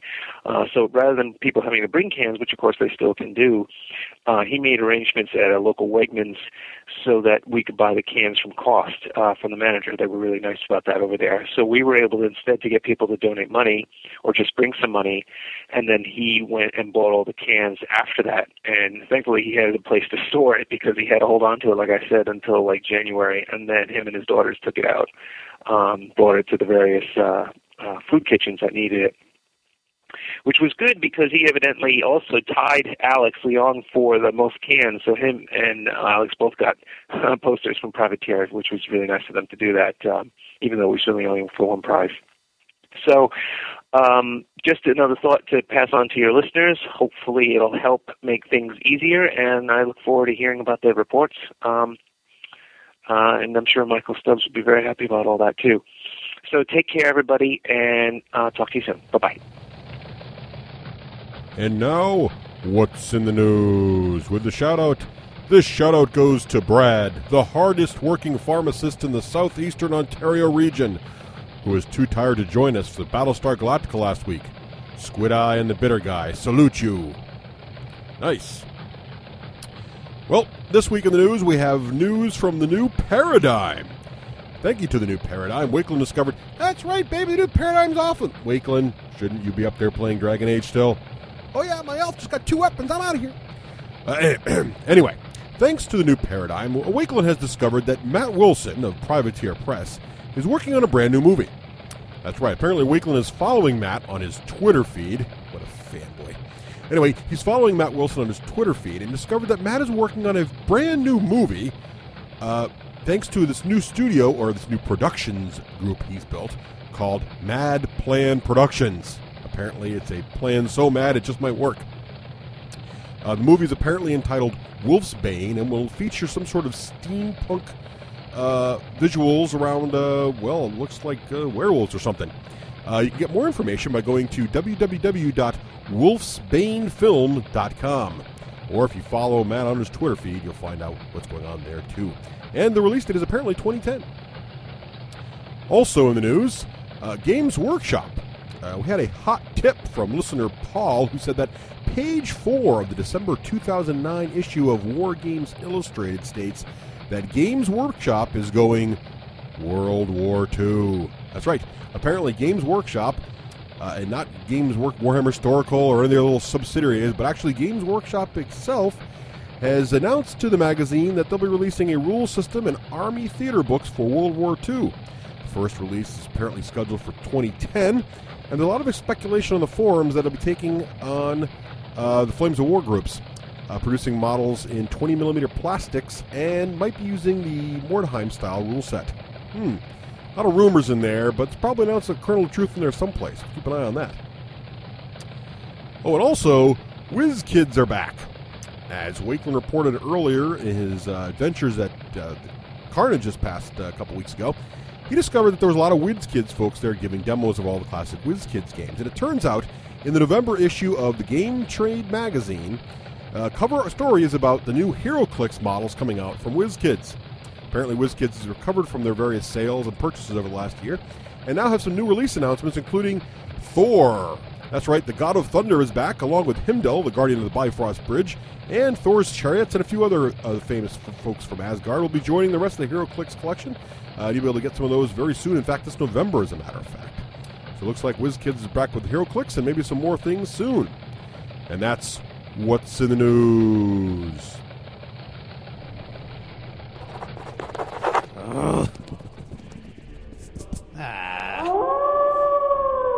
Tired of pen and paper? Take your game to the next level with Army Builder and Hero Lab from Lone Wolf Development. Army Builder has been the standard for Army construction software for miniature gamers since 1998. And coming out in July 2009, Army Builder 3.2 includes PDF support, streamlined user interface, mobile device output, and lots more. And for RPG players, Hero Lab is the award-winning character creation and management software for players and GMs alike. Hero Lab supports all the major RPGs from D&D to World of Darkness. With Army Builder and Hero Lab, point-and-click simplicity lets you spend less time prepping and more time playing. Download a free demo from our website, www.wolflair.com. Discover for yourself why 100,000 gamers have chosen Lone Wolf Development. We're back. Okay, so now the fantastic year in review. Dun, dun, dun, dun. It's always the Tonight Show with me. What a year it's been. It has been a pretty amazing year for us. A very full year. It has been a very full year. Lots of gaming. Doing the bullet points for this, we realize why so many of you are so upset with us. We've made you buy lots of games. But keep in mind, we've bought almost all of them as well. Yes. So we've got this whole thing broken down. We're going to be talking over each other. It's going to be great fun. And we're going to talk about all the different games we reviewed, how are they standing up to the test of time. Yep. What games we've liked that we haven't got a chance to preview yet. I mean, we're going to touch on it all. And then we're going to talk about the state of the gaming industry a little bit. And from our point of view, we're not experts. We don't know everything, but from our point of view, Hollywood is an expert. No, in a serious way. Much like Board Game Geeks, experts, Tabletop Gaming News, DACA. We're kind of... Well, we pay more attention than your average person. In this milieu. Very nice. Now, as we go down the list of games, because I think it's important to point out, Craig mentioned that we buy most of the games. I'm going to point out the games that we reviewed that we didn't buy. Yes. Because the vast majority of them, and also in interest of the FCC, the vast majority of them we did buy. Yep. And we do buy them. Why do you keep saying vast majority? Every single one. No. There were a couple that we didn't. Oh. No. In order to prevent being attacked by the FCC, we must identify 2 games in this list, I believe. 2 that we did not buy. Right. Okay. All right. So let's start with the list, and I'll point them out. Okay. Craig? All right. Well, in the very last episode, we're going to spin through the most recent games because we really haven't had a lot of time. But Grind. Still Russ? looking forward to that. Still looking forward to that. Got my sheet up on the website there, the things. Now, they're still tweaking the rules in this game. It's so hot that there's still some debate about certain rules and stuff, so I can't wait till the FAQ-wise? Well, the FAQ's not really out yet. Yeah. And know what I mean? They're not going to No, they're not new... tweaking. It's not like by community. No, it's not right, no, it's not like that. It's just like there's a couple areas where it's fuzzy and people are waiting on that. Yeah. Interpretive stuff. But blast to play. Can't wait to get more of that in. Yep, absolutely. Bought it. Yes, I bought that one. Warhammer Invasion, a current favorite amongst the gamer breakfast club. I call it the highbrow crew. That is the highbrow The hoity-toities. crew. I bet you guys have lattes when you play games, don't you? No, we have croissants. And quiche. Oh, quiche. Very nice. You know what they say about real men and quiche? I do. That's why I said that. Hey, Rafe, did you get Warhammer Invasion for free? No, I did not. No. All right. Then there was Russian Crush, a very fun game, which we played a lot before and after the review. And I would Never say, played it. Except for you. As we go down this list, too, I'm going to point out the things that I thought were surprises in 2009. Okay. Yep. Russian Crush, surprise hit for me. Oh, it was a great surprise for me. Not really. I mean, I kind of heard about it, but I was like, I've said before on the show, I'm not a big Rackham fan. I bet it's not going to be. It's going to be eh. Love that game. Still get asked to bring it all the time. Yeah, excited about the expansions. In fact, I felt bad I didn't bring it to Carnage because I think there to play it. Oh, it would have been a great. It would have been a great filler game at Carnage. Oh, it would have been wonderful. Oh yeah, Should that would be. that. That's a great game. In fact, Chris's big event, the Games Day at Chez Fleuret, is coming up. I will not be able to attend due to a variety of reasons. And they're all asking, like, will you bring this? And, like, everybody goes this thing. I mean, between the games everybody owns, they own every game imaginable. The only game no one owns there is Russian Crush, and they all want to play it. Well, then somebody needs to buy it. Somebody needs to buy it. Kind of like you did. Okay. Right. I bought that one. Space Hulk, loved it.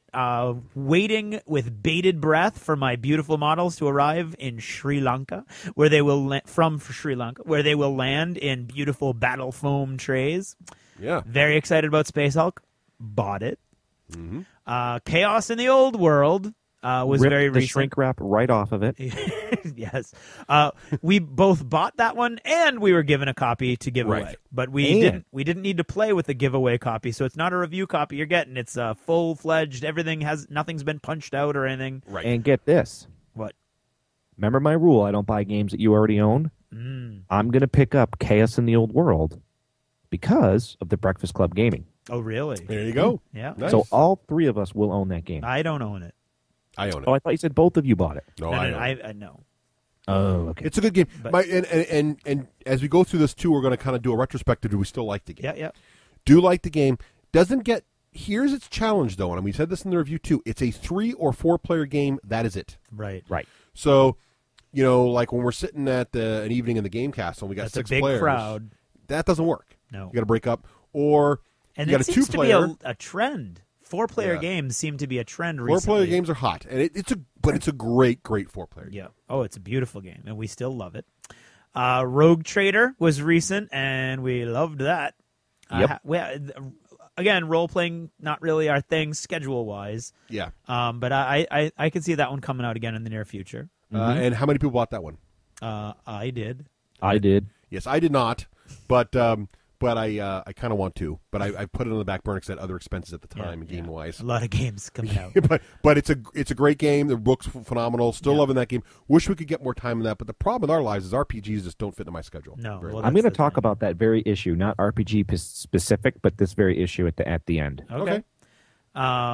Before Rogue Trader, there was Arcane Legion's review, which I think we've established is a great game that we still enjoy immensely. So we reviewed that prior to Gen Con. Yep. This is an interesting one. We got a demo copy early. Yep. So we dabbled with it. Thank you, Wells Expedition. We liked the demo copy so much. Craig and I at Gen Con bought a whole bunch of it. We bought a bunch of expansions for it. We were then given more copies to give away, which we did. And so, we still love that game. Had a great time at the tournament not too long ago. Definitely want to do more of that. So Arcane Legions also still and between you, Craig, and the Sherpa, you bought more than my share. Way more. So Arcane Legions still hot. I alone bought your share. In fact, Arcane Legions is fast becoming my favorite army scale miniature war game, bar none. Wow. It's a great game. It really is. It really is. That's I because like you can't do Flames of War.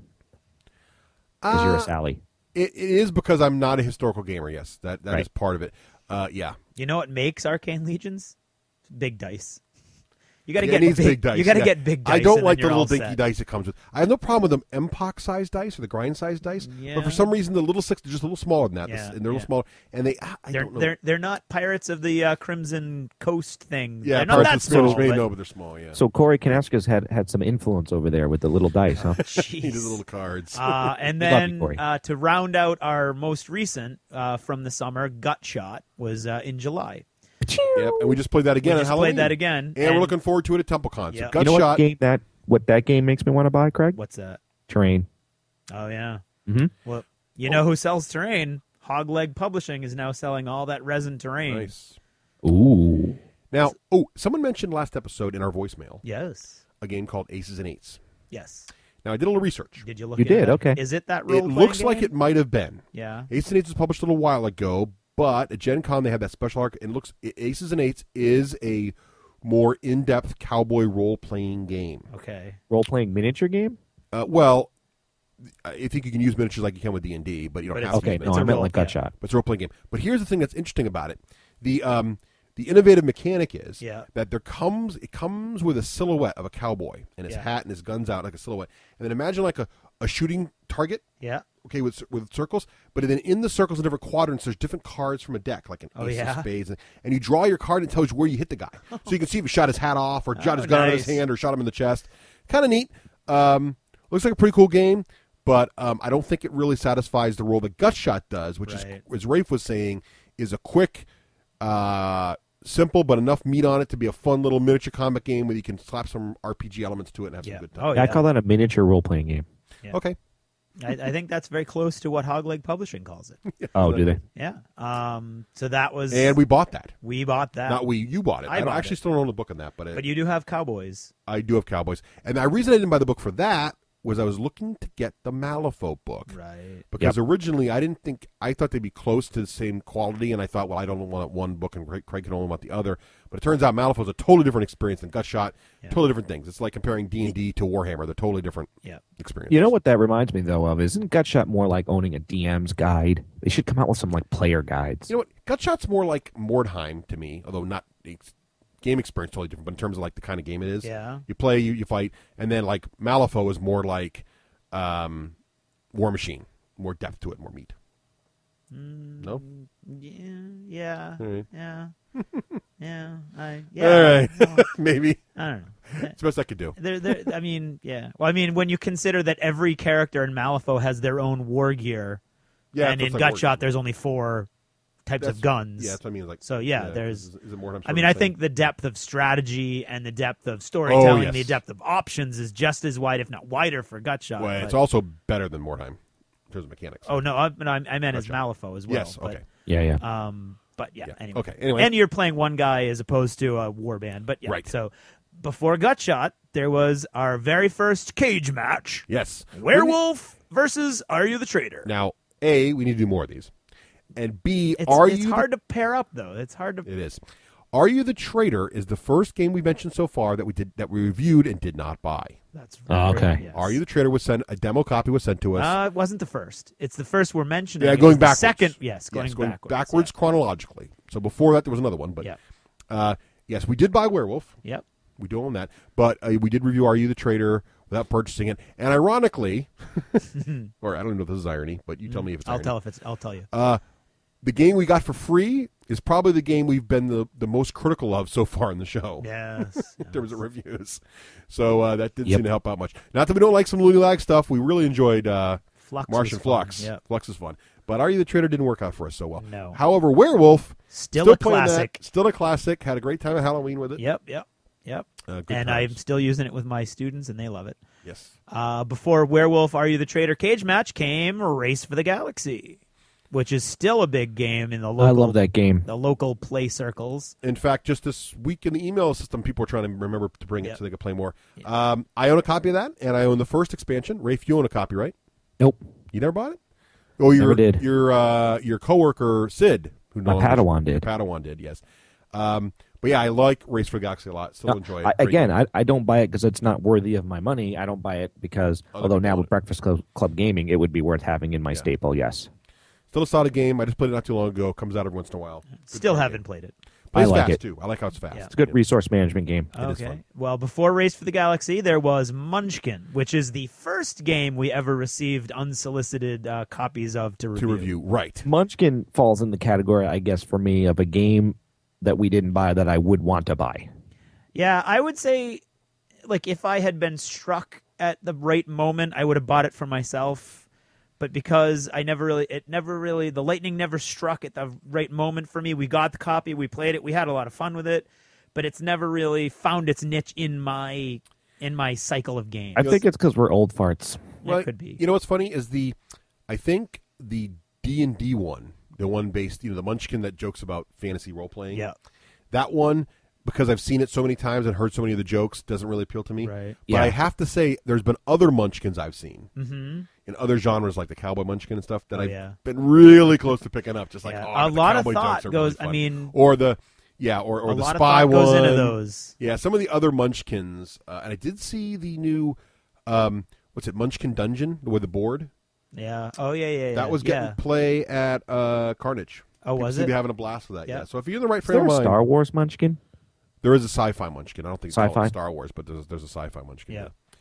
So yeah, I Munchkin's could still see big. that coming up again in the future. Yeah, it wasn't a big hit in our crew. We don't play very often, but I could see the right crew people. Yeah.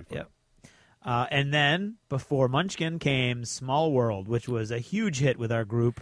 Another surprise hit, I think. This one, much like Rush and Crush, I thought from what I'd read, Small World would be good. Yeah.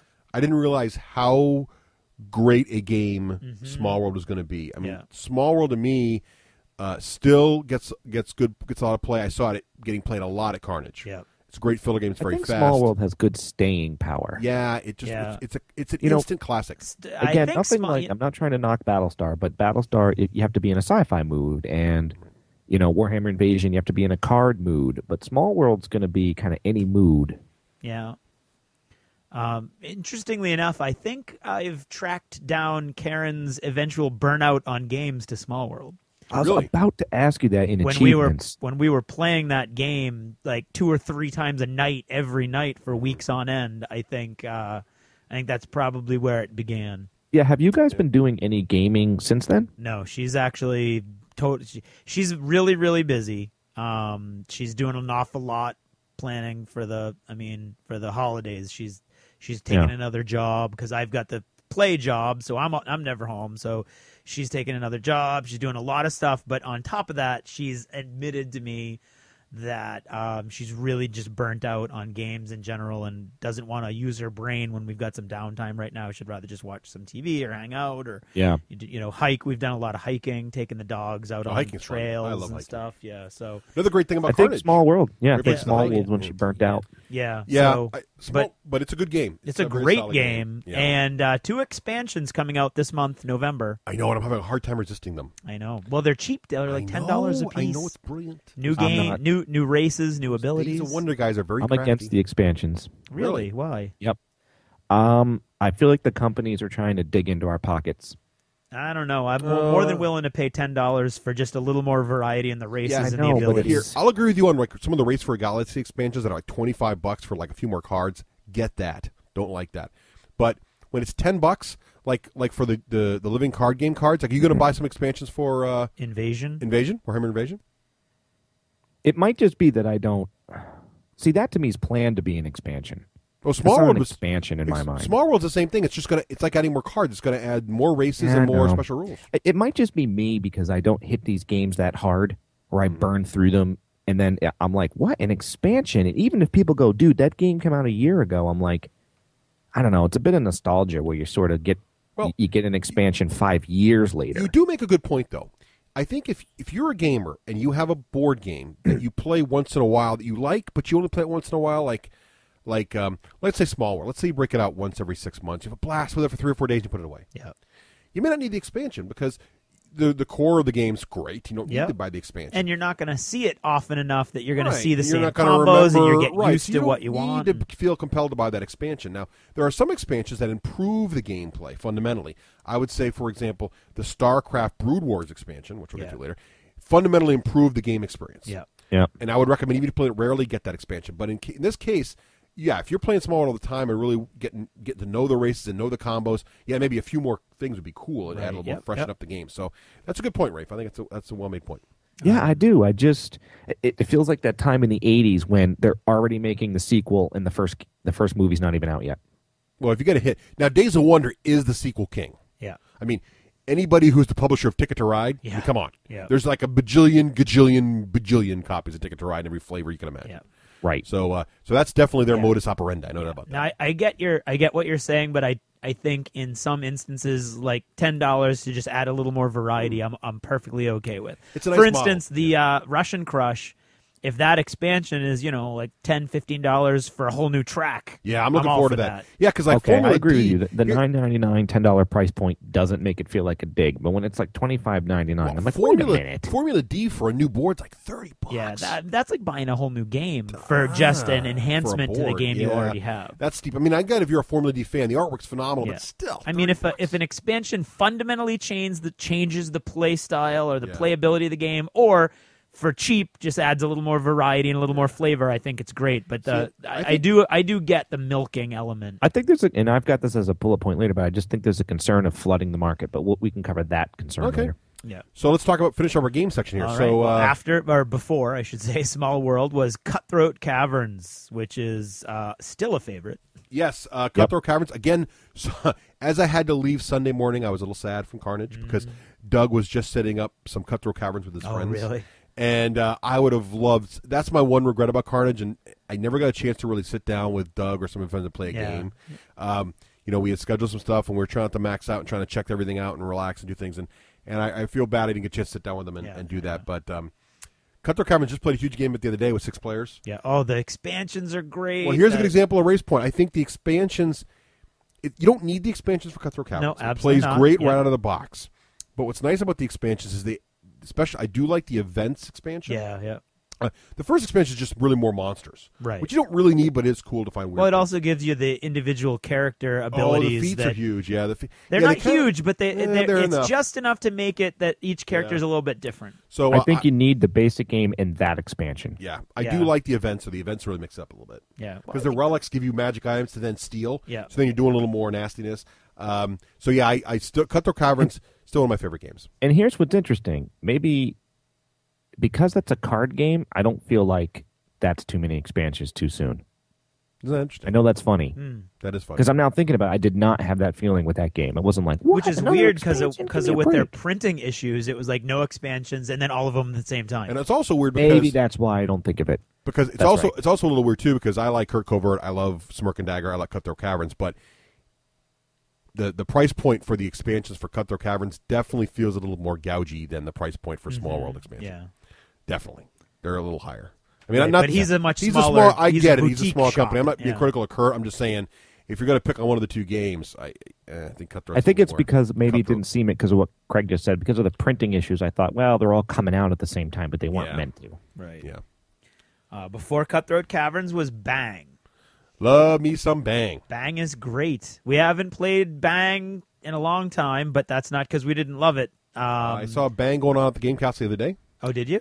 Even the bullet was flying around a little bit. Oh, nice. I also saw Bang at Carnage. I'm sure. Bang is just one of those games that if you break it out, people will play with you. Yep. It's just that simple. It's fun. Yeah, it's fun.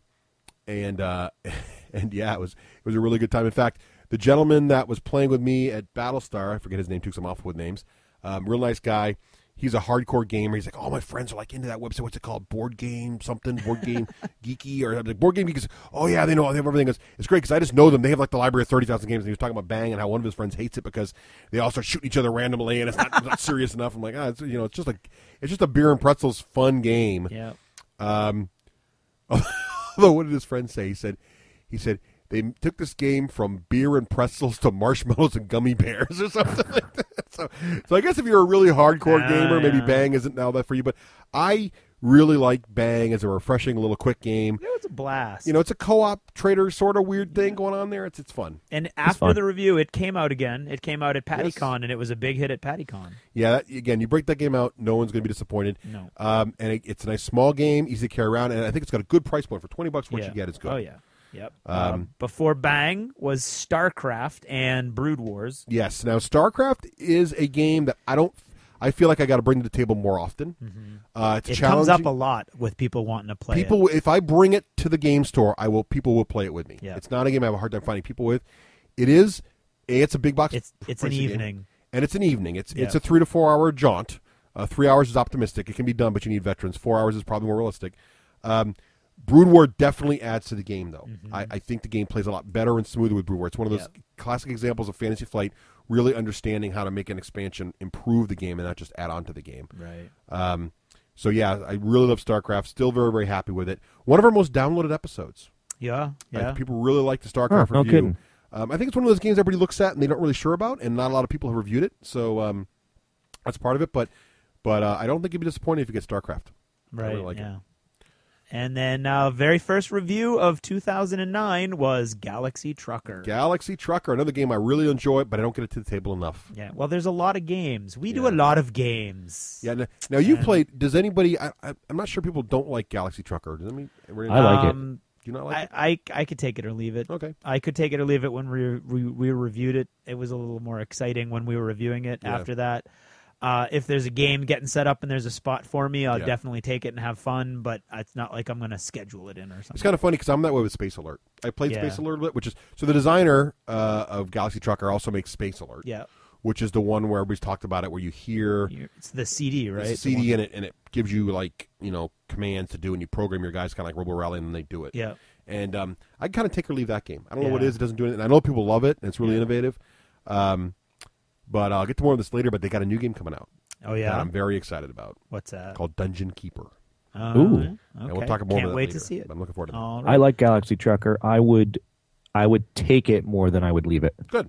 I like the whole randomness element. I like picking the tiles. No, the you race like feel, the randomness?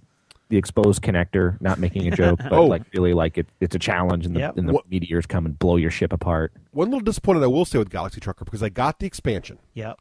And the expansion is nice, but it does not...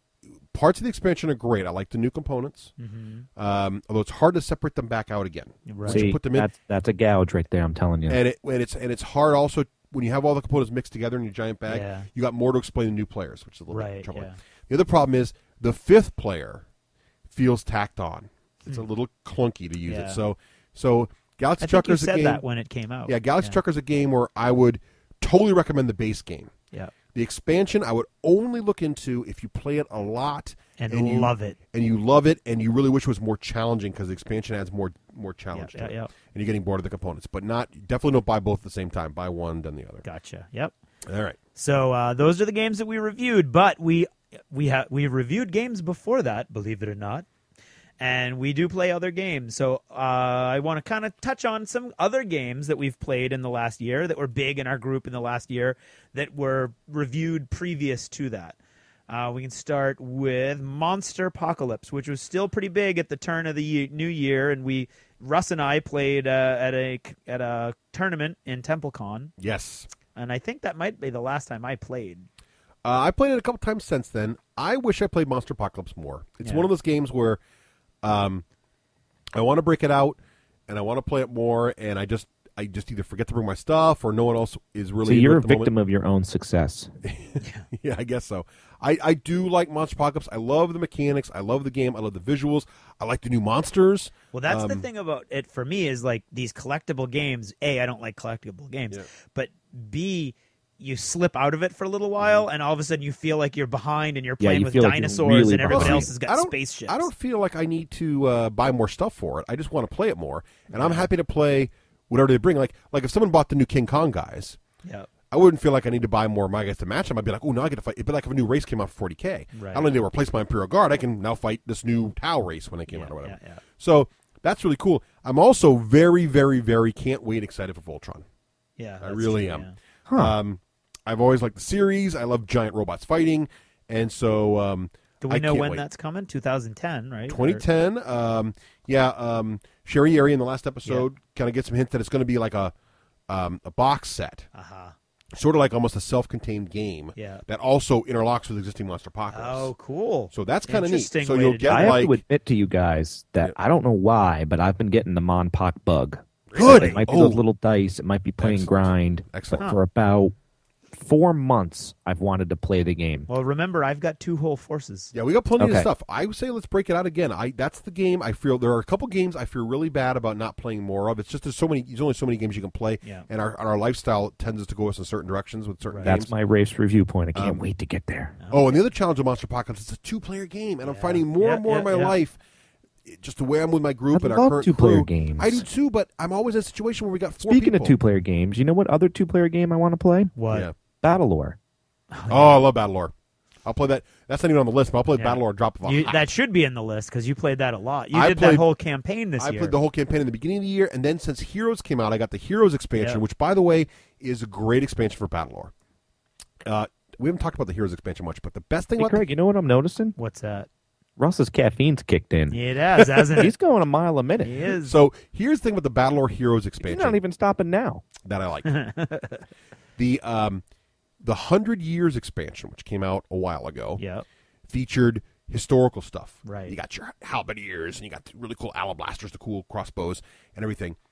But that expansion only had missions that used them in historical missions. Arbalest? That's the one. Yeah. Thank you. Alabaster. Whatever. That's a rock. Some form of wall coating. No, the crossbow thing. Yeah. Anyway, so what's cool is in the Heroes expansion, not only did they add these cool, fluffy heroes that are on the battlefield now and they can be mounted on foot and add abilities, but they came with scenarios that add the fantasy stuff, but also include stuff from the 100 Years' War. So if you happen to own that, you can now have these cool fantasy settings. Yeah. Really looking forward to this. Isn't even on the list, but looking forward to some of the new expansions come out with monsters, Hydras and the monsters, and that's just a great game. And I've been playing it since with one of my friend Dan, from Myriad Games, and that's a great game. Love that game. And I'm about to send all my stuff off We're to calling him Different Dan now. Different aren't we? Dan. Different Dan. Different Dan, okay. And I'm about to send off, thanks to the new dipping technique, I'm about to send off the rest of my Battlelore stuff to Navid and Painted Figs to get all that done. That's a great idea. So yeah, really. So Rafe, we better play quick because I'm about to send all my stuff off. Okay, now send it on. Okay. We'll play Monpoc. Okay. Other games, and this one was huge when we went to TempleCon, and immediately after was Uncharted Seas, which we've already With you talked guys. about a bit. Yeah, with us, not with you. I safely dodged that bullet. Well, you don't like ship games, so Yes, I do. You I just said read you- the tea leaves on that one. You said you didn't like naval games. Is that a lie? Is this whole thing been a lie, Rafe? Let me go back a step. Yeah, I don't think I like the what do you guys call that? The sail, the mast and sail. Age of Sail. Yeah, Age of Sail. But spacefaring would be cool. Right. Oh, really? So here's the thing: Uncharted Seas. This game is like Monster Apocalypse for me. Yeah. Despite my, and I'll say it, whining about the rule book and the rules changes, that's not an excuse not to play the game. The rules that come in the core game are just fine. Yep. They're great. And the miniatures are phenomenal. And the new Beautiful. fleets, I love the undead fleet with the, I was talking again to one of the guys at Carnage. Yep. And he was talking about the undead whales. Oh, How come no one ever did undead whales? That's brilliant. Undead whales. A whale carcass is swimming around attacking people. That's brilliant. It's a great game. Great things. Simple mechanics. Great play. I think really the core I have two core problems with Uncharted Seas right now. One is you have the only cool terrain, and now you've spoiled me, so I can't play on a blue sheet anymore. And two, it's a two-player game again, mostly. And we've had some pretty successful multiplayer games that have been fun. I don't know what my problem is. I need to play more of that game. That's on my... You know what? That's going to be on my 2010 resolution. Gaming resolutions. You heard it now, Craig. Yeah. Play more Uncharted Seas. Yeah. Well, I mean, that was, again, because of the play, I couldn't take advantage, but that was one of the games that everybody wanted me to bring back in Because Uncharted again. Seas, actually, to be honest with you, Firestorm Armada, as cool as it sounds, it's been so sci-fi. There's plenty of sci-fi choices. I don't really have a good naval ship choice. There's no way to go find me in a war again. It's so messed up and falling apart. You'll never find it. Yeah. You can really play a great naval combat game. I really want to get back into that. And I like Fantasy Navy. Okay, I like it. All right, that's my spiel. All right. Play at one time or another all year long. We have been playing a lot of 40K, a lot more than you would have thought, I think. You have. No, you played a bit, and Russ Oh, I'm played not a bit. complaining. I enjoyed it, and now that I have my figures back, I want to play again. Yeah, but I mean, it went yeah. from completely non-existent to, Yes. We've played some games. War Machine Mark II, you guys got jumped all over that. Well, before we go from 40K, 5th edition 40K was awesome. Right. Oh, yeah. I think that was a big thing this Lot year. more fun. And it really made the game something that I would like to play, again. Yeah. Me too. I don't think I would actively try to recruit people to play it with me, but if someone was starting something in 40K and I was in the right mood, I'd be like, yeah, okay, I'll play 40K. And I do like my Guard Army getting it back on the table. I love the new Guard Codex. I think it's wonderful. So Like I think Craig, I'm 40K going to is say a this. nice revelation. In 2010, Yep. if Craig and Dave were to put together one of Craig and Dave's little 6-week 40K adventure, Oh, yeah? I would play that above, Arcane Legions, which I know I don't play, but that's kind of on purpose. I'm trying to keep open my miniature options, and I'm sure I'll have had my Flames of War fixed. Right. So it'll just be Mach 2, Yep. and that could be my army game. Yeah. Well, I mean, anything's possible. I did get that Planetary Assault or Planet Assault or whatever it was, that tile, the tile-driven campaign system GW put out. I haven't painted it yet, but it looks cool. And then War Machine Mark II. You guys have anything about that? Well, that was a huge event this year. I mean, we're going to. I would say seminal event. Yeah, we're going to talk about industry events a little later, I guess, aren't we? Yeah. Or are we? Yeah. So, Russ, why did that fall off? We're so excited for it. I've been missing War Machine all year because of the phasing, which Matt Wilson so bravely took care of. All I could think of when you were saying to Craig just a minute ago, okay, so in 2010, if you run this, I'm going to play 40K. In my head, I'm thinking, oh hell no. In 2010, Army scale game. In 2010, the miniature war game I'm going to play, I'll tell you right now, is going to be War Machine Mark II. I am so excited for this. I can't even. The artwork that's coming out, the Signar Force book artwork I've seen already is phenomenal. The new miniatures look great. I like the new plastics for the regulars. I love the new dual gunner guy for Signar. Oh, with it's gun on so each fun. wrist. Oh man, I cannot wait for Mark II. I think my problem is whenever I break out War Machine right now, I hate that I don't have a nice little card for all my jacks, or print on paper and try to jam in a thing, and no one's got their cards printed out because they're all working off a PDF file and they're all half done. I have to admit that's a pain without the cards. That breaks down the game experience for me. It makes it goes from fun to work. And so right now, the reason I'm not playing Mark II is because of that problem. Most people try to flip through the book and just slows the game down, makes it not fun to play. I love the new mechanics. Well, I even like the icons. I like everything about it. It's just not. It's you know what's ready dumb to is grab it's even you. tough. You need multiple sheets. You can't track your damage. Right. Because you can't wipe it clean. Right. I do like that they released it early and that we can all see what we're going to do and get everything ready. I have no problem with that. And I think it's going great, but I'm ready. I'm ready, Privateer. I'm ready for my big hardcover book. I'm ready for my Force book, and I'm ready for those card packs, and I'm ready to go. Yeah. But if they had the card packs, we'd be playing it again. But I'm just using this as an excuse to get my other gaming in so that I can totally go into the Iron see, Kingdom. what's going to happen is I'm doing the play, and you guys are doing all your Battlestar Galactica and your freaking your Cutthroat Caverns and whatever, and I'm going to be like, hey guys, I'm back, and you're like, War Machine is the best ever. It's the only thing we're going to play for the rest of eternity, and I'll be a little... Iron Kingdom's owned you, Panoob. I'm going to be... Ponja noob. Panonja noob. Wow. Yeah, never mind. I'm not weak. Anyway, so I want to be clear. I'm so going I to be don't wicked leave bitter. Craig hanging with a high five. Yeah. If I said early 2010, I'm now reclassifying that to later 2010. Oh, great. I'm being honest right now. I'm telling you right now, you'll have a hard time prying my jacks out of my hands. But the one game that probably could is what? Malifaux. Yeah.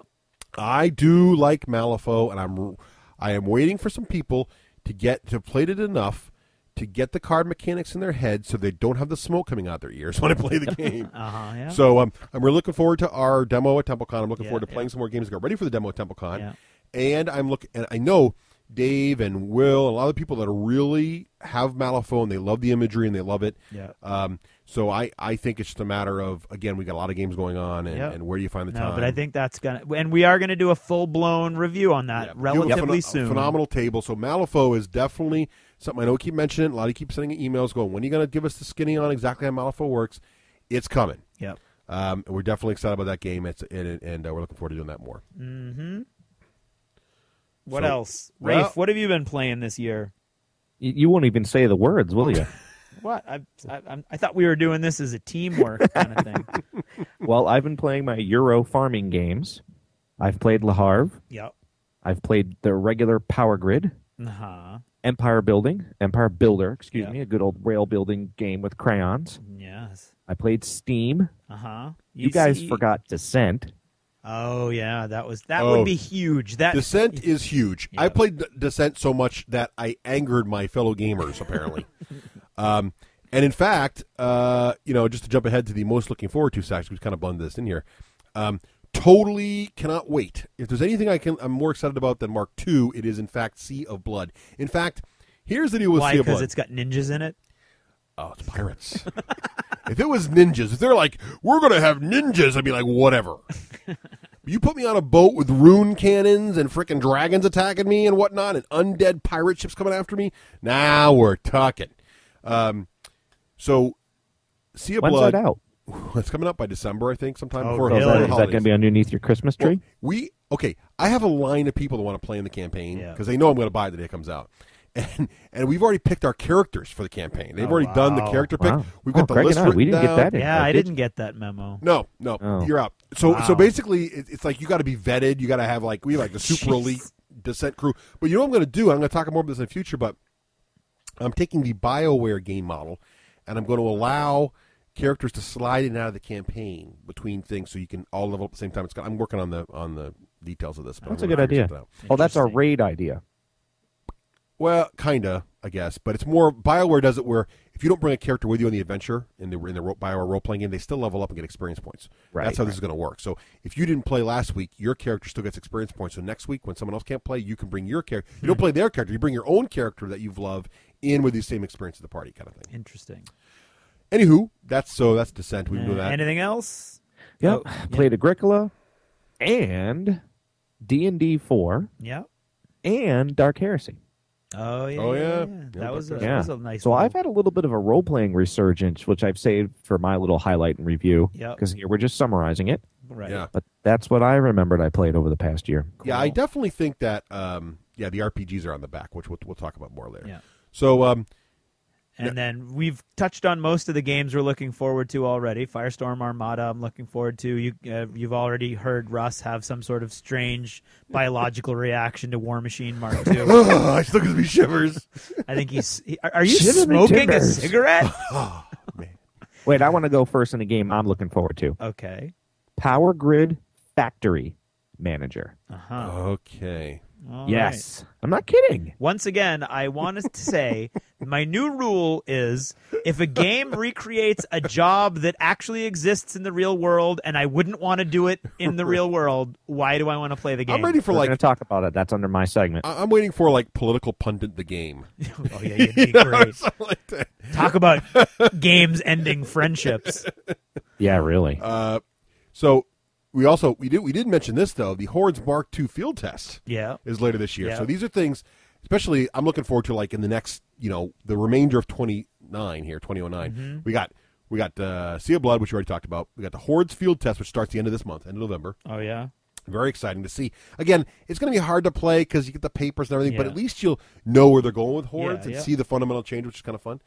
Another game I'm really looking forward to, mentioned this earlier a little bit, Dungeon Keeper, Yeah. by the guys who brought us, Galaxy Trucker and Space Alert. Yeah. The idea behind Dungeon Keeper is it kind of goes back to an old video game, but it's a board game. So in front of you have a little layout of a dungeon. Yep. And you are the evil overlord populating your dungeon. Uh-huh. So you've you talked populate about your this. dungeon, Yeah. I populate my dungeon. And then it's seasonal. So in the winter you populate, then in the summer the damn heroes show up and try to destroy your dungeon. And so you see if your dungeon's better at repelling heroes. But the cool That thing sounds is fun. if you go to town and are really evil Yeah. and try to take more of the goods cheaper without paying for them and stuff to make Yeah. your dungeon even stronger, Yeah. you get a higher evil rating. And whoever's ever got the highest evil rating, that's where the paladins attack.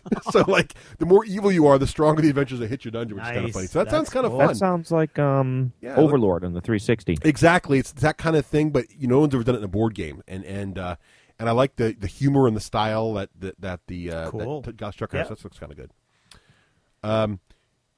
And Russian Country Expansion already mentioned, looking forward to that. And the other game I'm looking forward to is a game called Stronghold. Not sure I would buy this game out of the chute, but I've seen a lot of good things about it. It's basically like a giant castle defense game. Yeah. We talked a little bit about Castle Panic. We played that a little bit. But this is more of a detailed, you spend turns allocating your resources, building defense, and the other players spend turns assaulting you. And what's kind of interesting about the innovative mechanic in this game, apparently, is that the amount of time the defender has prepared is directly proportional to the amount of time the attacker prepares. So if the attacker says, I'm just going to charge your walls, the defender gets very little time. If the attacker says, I'm going to spend X amount of time slots building catapults and siege equipment, then you sort of give them time tokens, and the defender has more time to prepare his defense. Oh, cool. Which sounds pretty neat. So I want to see how that works out. I really want to try the game and see if it's my kind of thing. That does sound neat. My only reservations about it is it looks like it's a strong 2-player experience, but it doesn't scale well to more players, and I think my problem is I have too many 2-player games, and I generally am in a situation where I have more than 2 players. I know it's unusual. A lot of people only have one another friend to play with, so these are great for them. But in my world, I need the higher count. Russia's got too many friends. I'm just so popular. I know, he's really wrapped around the axle about that. Look at that. He's rolling in buddies. I just like to make everybody happy. Is that so wrong? Okay. All right. So that's what we're looking forward to. Yep. Now, the year in review to continue. The events that we have actually done an awful lot as the D6 generation. But our heads aren't big. No. I mean, we've gotten to go to a lot of places. so much. I've been so busy. We've gotten a chance to go to lots of different places and do lots of different things. Like Carnage. That was What'd you put in his Diet Coke? I don't know, man. He's turning. I can get a word in edgewise over here. It's crazy. This is great stuff, man. Oh, this is a Russ show. I was gonna say that was just what's in the news, Russ. Well, Rafe kicked it up. Rafe was like on in the beginning. He kicked it up a notch, so I had to come. Oh. And it's your fault, Rafe. You said I was not. You did. You like steamrolled right over me. You said I wasn't bringing it. So sorry. What did you want to say, Rafe? Great. Now he's bringing it.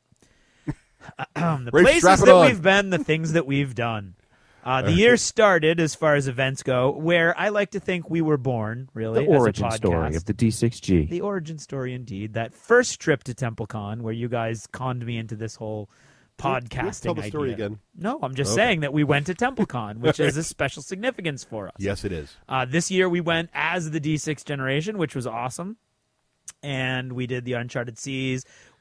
We played that Salahadin game with Slash, who we never heard from since, cool, which is though. unfortunate. I hope we see him again, because I want to see if his game worked out. Yeah. Because I want to be like, dude, there's like all kinds of self-publishing options now, you know? Right.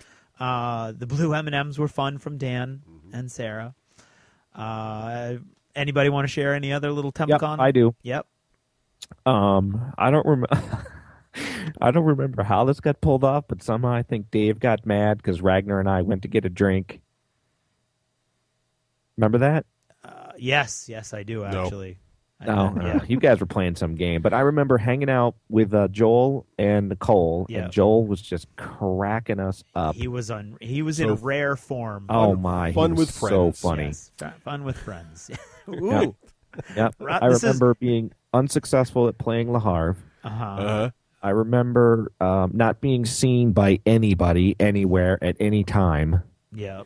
I remember not being able to get a game of Privateer Press in, and Andrew Harlan's going to be my personal guide. I said Andrew is going to like beat you into having fun. He's going to put a leash on you. So I may not be at the Malifaux demo. I will definitely be drag you, but I don't know what Andrew's got in store for the me. fun It will be interesting. Right. So that was TempleCon. A short few months later, I went to Adepticon, which one or more of us, one of you guys, if only one, should definitely go to Adepticon this year because of the whole new. The next big thing. I for know. Adepticon. Mark II going on at Adepticon, baby. Okay. And FOW. Yep. Yeah. So, but betcha. Adepticon, when I went, it was awesome. I'd never been. Russ had talked it up. I got to meet Spencer Scott and Chipley from 40K Radio, and that was a blast. Meeting Ross was awesome. Going out to eat with Ross and the gang was fantastic. Romeo and the crew, Hank and the Adepticon team. So I did a bunch of socializing. I loved it. The team tourney was great, where the Cold Steel Mercs came in 8th or 9th, I forget. And the 40K Radio D6G Challenge, who can forget? The Space Wolves crushing Craig's the tower. glorious victory on their home game. Crushing, of course, being a subjective term. Right. I think we call it that crush. Okay. I just remember Any the email victories with the flowers. Yes. Remember the victor writes the history. That's true. That's right. There were That's no right. surviving Tau to write the That's history. right. And then, so that AdeptCon was awesome. That was a Tau-rific win. Rub it in your face. And then we at my house we had PattyCon, which was a blast. Yep. And then Gen Con, which we just came back from. It seems. I think Gen Con for me, because it was always a lifelong dream to go to Gen Con, and for the show to be able to. And thanks again to all of our listeners and our sponsors who made the trip to Gen Con possible. Absolutely. Paul, you from the Turret for sending in those great auction items to make money, and all of our sponsors who jumped in and signed up and helped pay for those things. That was just a phenomenal experience, and it was great to meet all those folks there. In fact, I ran into again, I can't remember his name. I ran into a gentleman who I couldn't remember his name at Gen Con again at Carnage. I dare you, the next time you meet Russ at a con, you need to have a brand and you need to keep it hot. And he's funny. When you hit it, right in the hand. He was playing War Machine. He's like, "Hi, Russ. I met you at Gen Con." I'm like, "Oh, how you doing?" And I'm like, "I can't remember your name." Craig, this is what's killing me about this. Who is the most recognizable of us at these conventions? Russ. Oh my God! I heard Russ's voice from across the room. Right. You and I are like, I don't.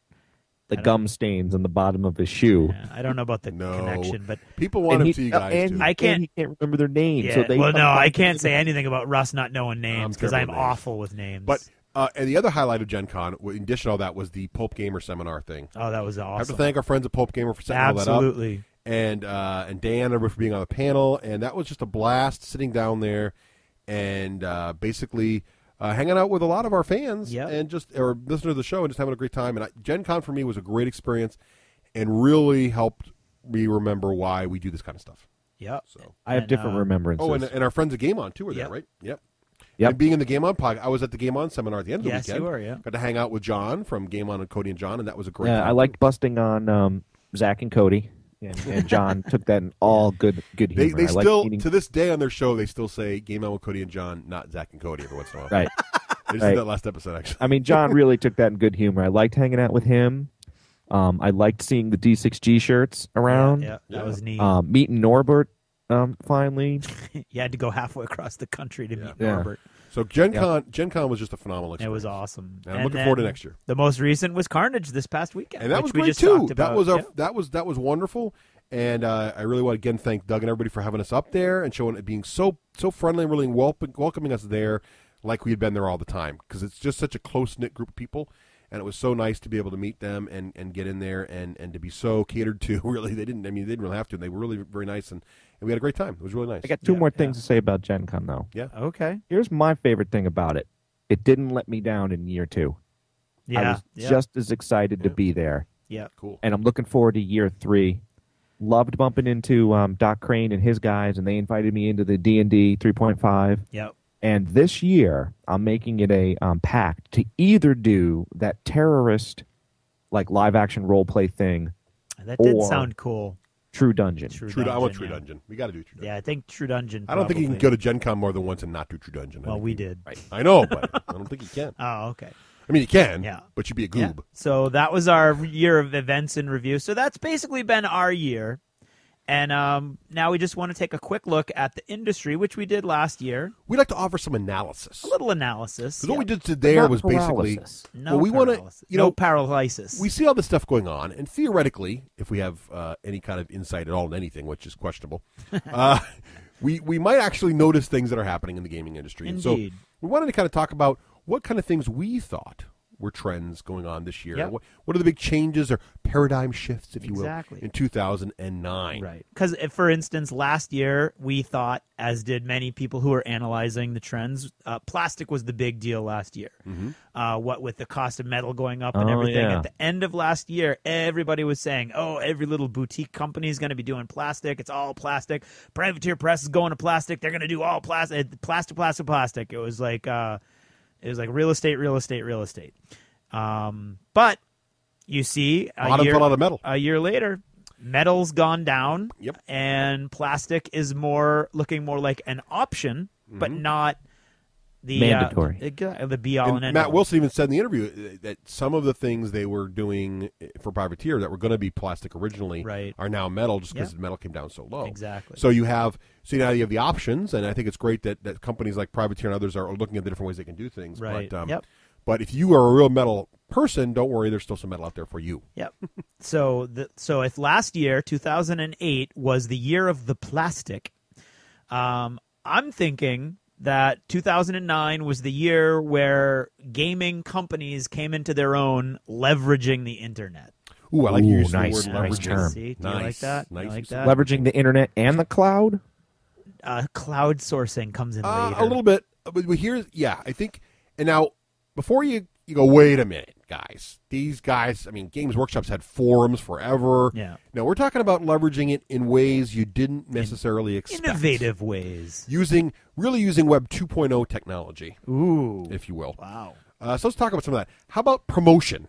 Promotion was huge this year, and Fantasy Flight admittedly started it earlier, but it really came into its own this year. The real thing is using YouTube. Yeah. Oh, yes. And other video yeah. hosting, but YouTube in particular to host trailers. FFG has all Just these crazy like movies. trailers. And You know who I think gets the best use of YouTube? Who's that? Romeo Battlefront. Oh, yes. Seriously. Yes. Yeah, no, that's very true. He does. He really knows how to promote his stuff through videos, because the video stuff, and there's a lot of video reviews and video podcasts out there too, which are great. But I think the companies now, a lot of them make these trailers anyway for cons. Yeah.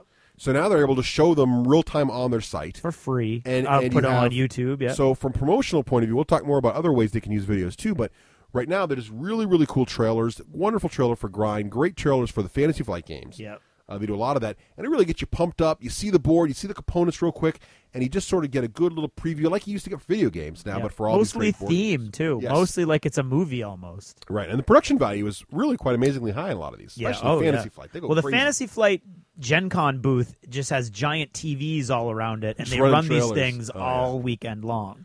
Right, and it's just awesome to see. So that's becoming more and more prominent. What else, Rafe? What's another way they're leveraging the internet? These It's companies. funny you should say that. I don't really spend that much time surfing on the forums in a communicative way. But would you guys call Board Game Geek a forum site or more of a review site? I think that's more of a community. It's a community. Community. They do it all. But it's not really the only big change in Board Game Geek this year, and it was kind of a big change, was they added the Geek DAO. Yeah. Which was like they've branched out and made a sort of separated RPGs from the board games, and they're kind of really making an RPG presence. But I don't know that the concept of what Board Game Geek does is necessarily a big change in the paradigm. Right. Before. I'm thinking more along the way the companies use their forums. Yes, I think though. But Craig was mentioning forums in the bullets here too, and I think what he was going after is the idea that they're using their forums to get more constructive feedback. In the past, I think forums have just sort of been a place where you just sort of blah, blah, blah, I like this, I don't like that. And you kinda either complain or you just share your love for the game. Yeah. But Privateer in particular with the Mark II was huge. Really use their forums and their online presence to say, I see what you're saying let's now. get feedback back on our rule set. And how do we make this game better? An actual effect on the game design in a positive, regulated way. The use of the online community in designing rules was done twice this year. Yeah, really noticeably between and I, Craig pointed this out earlier, between Spartan Games with Uncharted Seas, and the way Privateer did it with War Machine Mark II. Yeah, and I would argue that Privateer did it about the best you could probably do it with a complete reboot. Yeah. Well, it was very regulated. It was very controlled. Yeah. They had a huge, not just their forums, they had a huge automated feedback system with like a database and everything to get everything exactly right. They could sort by all the different things. They could, show me all the ones about this particular unit, show me all the feedback about that particular unit, show me all the feedback about rules problems on page 16. They could really figure it out. Whereas Spartan Games just sort of like, it was organic. It was very much more organic. It was much developed more out of just their normal forum and people going and complaining about different things. And if it caught the designer's fancy, they're like, yeah, okay, we'll stick that in there. And he just sort of. And it came from a very good place. Right. It's not a bad idea necessarily. And I mean, they, which sounds like it makes perfect sense. Their company, they want to react to the needs and the desires of their customers. The problem is that when you go on forums, you're getting a very specific subset, for the most part, of your consumer. You're getting. I think you're getting the vocal minority. Yeah. I mean, you're getting trends that I think probably extend throughout the community. But the guy that's saying this ship should have 8 shots instead of 6, and they're very adamant. Well, here's the other thing too. Like Privateer said, look, we're going to do this. Here's how long we're going to run it from this date to this date. Here's what we're going to do. Here's what we're looking for. Go. Right. Spartan Games, they didn't really even announce they were doing it. I don't think they started to do it on purpose. And it just sort of happened, and things started changing based on feedback on the forums, and you never knew it was going to end. Right. And I was kind of like, Privateer, they said, guys, the rules are set. This isn't, we're not looking for new ideas. Right. We just want you to take what we have and let us know if there's bugs. Let us know if there's They did let some new ideas Yeah, in. Some things were totally refactored from their original idea, especially the way but units they didn't worked. say that, which was smart. Well, I think... Oh, did they change the way the unit coherency worked? Yeah, it's Went totally back different today from... It's none of it's like Mark 1. Right. But the way it was originally written and the way you had to move was very complex and clunky in Mark II, and what they ended up with is very clean. And I think a lot of that had to do with the community. Yeah. Talking about, I'd like to see this different. And it's not that Privateer, I'm going to disagree a little bit, Rafe. I don't think it's Privateer said basically, we don't want anything new, we just want you to find bugs. It's more that Privateer said, yes, we are open for ideas now. Yeah. Knock yourself out. No, they did.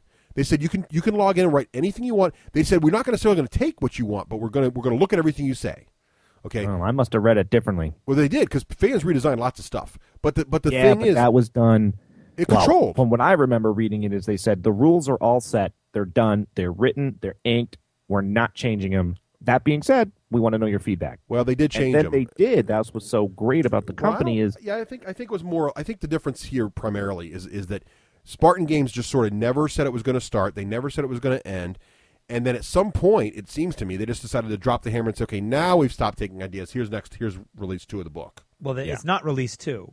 Or it's a revised version of version release 1. Release 2 is going to be probably sometime in 2010. Right. So it's still very fuzzy. I think it's the fact that it's fuzzy. I also think it's very unfortunate that the feeling you get now in anything outside of that core revised rule book, it's very fuzzy. So I have a submarine. I can buy the submarine. I know that. Where are the rules to the submarine? I can find some of the rules online, and some of them are in their downloads, and some of them are in their the workbench forum that they have running. And I totally get what they're trying to do. Hey guys, help us out, give us ideas. I've never been to a forum that's been more active in guys just unsolicited. You know what I really think you should do is Firestorm Armada should have scout ships that work like this. Right. And then the designers come on and go, yeah, that's a pretty neat idea. I mean, there's a very blurred line between the designer's concepts and what's coming from the cloud, so to speak. So we don't want to belabor the point, but basically you want to make sure you have controlled. I think that's probably the lesson because when Mark II comes out, that's going to be a book. It's going to be the rules. That's the way it is. So, Craig, what you're noticing, I now see the point. It's kind of interesting, is that the forums don't just exist as a nice place for the company to allow the community to talk about it. The companies actually took an active role to say, hey, maybe we want to listen to what they're talking about in there.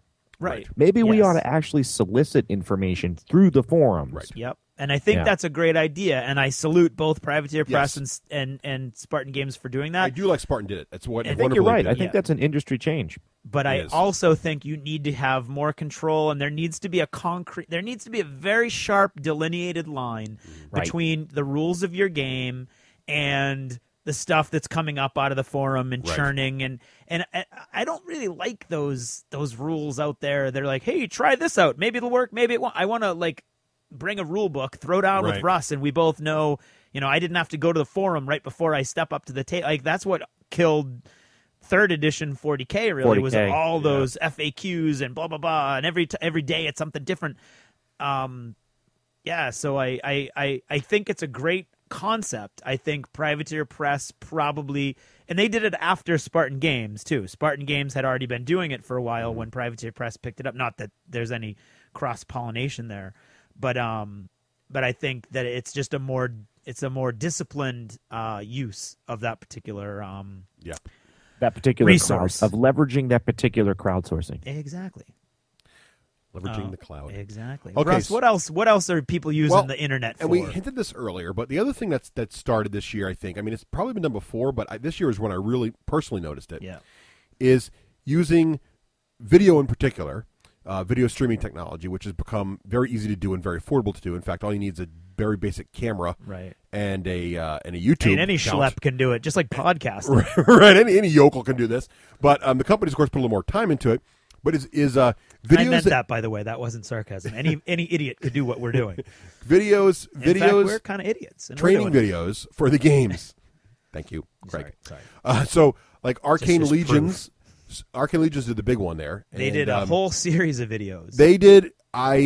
Here's the thing. The two big ones I noticed this year were Arcane Legions. They're also instructional videos a little bit in Fantasy Flight, but they're more promotional than instructional. And, they do have a couple unpacking videos, don't they? There is, actually, I say that, but there's actually a little DVD that comes with Kingdom I don't Hearts. think that really. I don't think DVDs are. These are like Arcane Legions is a video online. It's like a whole series, goes through the whole game.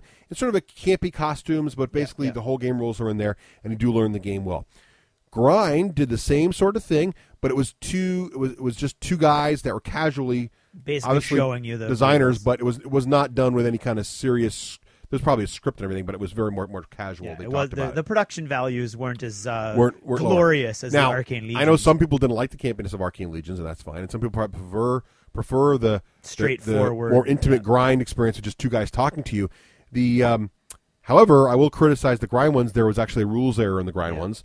But again, like you said when we reviewed Grind, it was probably the case that was the rule when they did them. Yeah, so you got to be careful. It still should not have been allowed to go out, and it should be fixed now that the rules have been clarified. So make sure your videos are correct. Yes, that's important. But yeah, so I think that's a great. And you know what's good too is you don't want to depend on the video. Here's my advice to game companies. That's what I think the big danger here is. Don't depend on the video. Make sure your rulebooks are still clear, still have an index, still are awesome looking, because that's what people are going to see when they first open the game. But the video is a great way to sort of give a review of the game, sort of, in a way, for someone who hasn't bought the game yet. And it's also a great way to reinforce the rulebook or learn it quickly if you have someone who learns better visually. Right. But I think you still want that core rulebook so when you're on vacation or away from your computer or doing whatever you're doing, you have the rules there to reference. Yep, absolutely. And even GW is getting into it a little bit. They've got a lot of content videos and unpacking videos out there for like Space Hulk and so what's an unpacking? I don't watch the videos. It's a video of somebody unpacking the box and showing you what's in it. Right. Oh, okay. Basically, It's less instructional and more maybe of a marketing thing, but it's still instructional. Yeah. Well, it's good for you clipping the guys out and stuff. Did they show you that part? I don't think they. That would be instructional. That would be more instructional. But yeah, that's really cool. And now the other thing I wanted to mention before we go on to more community stuff is using internet applications and internet technology. Now we're seeing previews of it a little bit with the Excelis game. Yeah. Which we saw at Gen Con, which is coming out soon. I think November is the big release date. I think it is, yeah.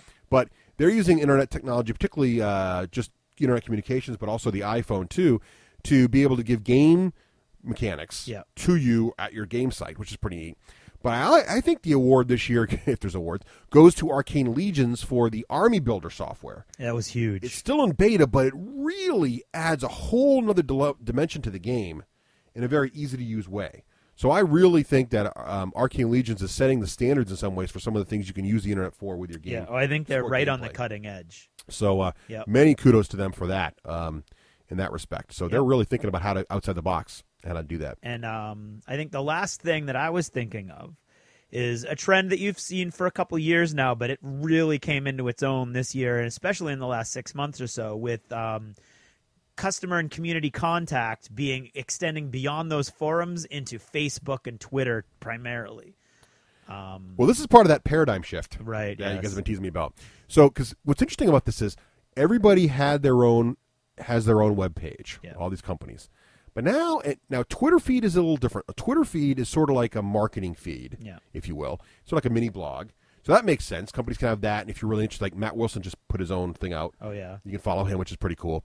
But what's interesting is Facebook, though, is almost like its own little website, if you have your own Facebook Yeah, page. And companies, because there's now over 300 million people on Facebook, companies are now realizing they want a Facebook presence in addition to their website presence, Right. which is getting tricky now because where do you update your stuff? Do you update it on your site? Do you update it on Facebook? Yeah. It's a little bit confusing, but there's definitely that presence there, and there's a secondary community in Facebook. And so it's like, I'm feeling torn there. I mean, I like Facebook for my friends, but with the company information, should I go to your website and your forums? Should I go to your Facebook page? That part to me is a little bit less iffy. Twitter, I totally get. Because if I'm really into Fantasy Flight and I subscribe on my phone to your Twitter feed, and it goes ding, they just put up a new preview of Rune Wars. Oh, crazy, Rune Wars, awesome! I'm going to go look at it. That's handy. Right. Yeah. But the That Facebook, makes a lot of Facebook sense. part of me, I'm still working out how that that works exactly. Although, because it's kind of like a social forum. Yeah. Businesses are now saying, "Ooh, there's a lot of people there." It did work on me here, though. For example, I subscribe in my Facebook. I go to check my Facebook page, once a day or so, and see what my friends are all talking about. I am a fan of the Privateer Press Facebook page. They posted today, hey, Matt Wilson now is on Twitter. What happens is, I didn't go look at their website today, but I was happening on my Facebook page, and it scrolls by on my Facebook feed. So it did get my eyes on that, and I did end up going and subscribe to Matt on Twitter just to see what he's up to. Right. So, and I learned he's building all this cool terrain right now, which is kind of neat. So it's kind of neat to see what he's doing on this on the side. So that was kind of cool. So I get why they're doing it, because I think what people are afraid of is if you are starting to get in the habit of the internet to you is checking Facebook, checking Twitter, and you're gone. Then maybe you're not checking these guys' websites anymore. Right. So maybe you need to get in front of their eyes on their Twitter feed. Maybe that's what the thinking. Well, is. I think it's a one-stop shop. Bang, you've got yourself a community. You don't have to grow exactly. it. Basically, it's like just back in the day before Facebook, us internet guys would be like, "Yeah, you subscribe to all the RSS feeds from all the various websites, and you get it that way." And I guess now Facebook's sort of like your giant RSS feed aggregator for all you techies out there. Right. Ooh, wow. So, whew. Another big thing, which we are a part of, podcasting. Podcasting's exploding even more. You saw lots of companies try their own podcasts. GW dabbled. GW dabbled. Lots of companies. Spartan Games, I think, dabbled. They said they were going to. They No, never. they did not. We were actually. We were all lined up to do an interview, and they decided they were going to do their own podcast. That was like 6 months ago. Well, let us know if you want to come back on the show, Spartan Games, and explain to us why we're wrong about your design system. Or we still love your stuff. Yeah, we do. And I'd love we're to talk still to you. fans. Yeah. But yeah, so I noticed it at Gen Con, Craig. I mean, I think the first time we went, people are like, we're like, "Hi, we're Rafe and Craig from the D6 generation." They're like, "A podcast? Huh? And you want to talk to me about, wait, what are you with again?" Yeah. And the second time we were there, and I'm not saying because we're the D6G, because there were other podcasts there too, but they'd be talking to a customer like, "Oh, wait a minute, I need to talk to these guys." So I think companies are definitely recognizing the power I think it's of the coming spoken into its word. own, Yep. definitely. And those are the things that I noticed, we noticed technology-wise. And I think the only further analysis that I'd like to just mention is that whole thing about using it too much. I think, I want that internet to be an enhancement to the whole process. I don't want it to be an integral part of it where I have to go to the website to get the information. I don't want to open my rule book and see. We also have rules for this, but you have to go to the website. Right. I want it to enhance it. I don't want it to be a necessary part of it. So that's just my only concern for this trend as far as that goes. All right. Okay. I agree with that 100%. I hated that whole concept where you showed up and somebody had a different rule book because they visited the website sooner than you. Right. Right. And it feels like almost like they're cheating when they're making their book, and the book did is feel like, that way. yeah. We'll return to our scintillating conversation about the year in review later this show. And now for something completely different.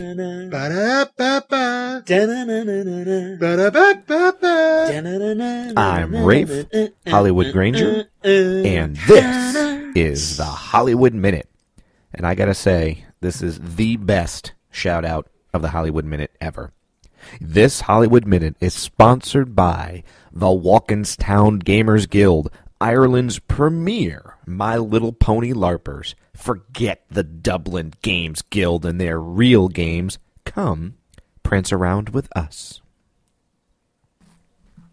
For this episode, I'm going to talk to you about microtransactions. Normally, I'm always about free enterprise. I think microtransactions is a great idea. I think the fact that Blizzard opened up a pet store for WoW players is awesome. $9.99 and you get your choice of 2 different pets, so about $20 for 2 pets. These are in-game pets that dance around from you. With you, and I hear they kill the little rats and snakes and cockroaches in there as one of them. I think it's very cool.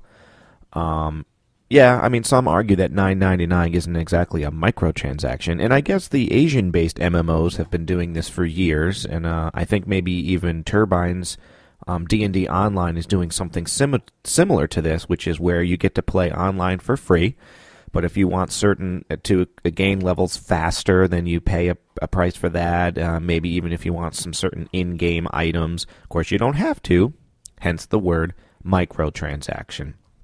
Well, when recently playing Dragon Age Origins by BioWare, and I do really like that game, right in the beginning of the game, I talked to an NPC character, and it offered me the option to, and there's no spoilers here, offered me the option to recover some Warden artifacts. I was like, cool. So then it said, oh, it's downloadable content. And I'm like, okay. And then the next thing I know, it's offering me this to buy with Microsoft points. And I felt frankly offended. Now, like I said, normally I'm fine with this kind of stuff because, hey, if you don't want to buy it, don't buy it.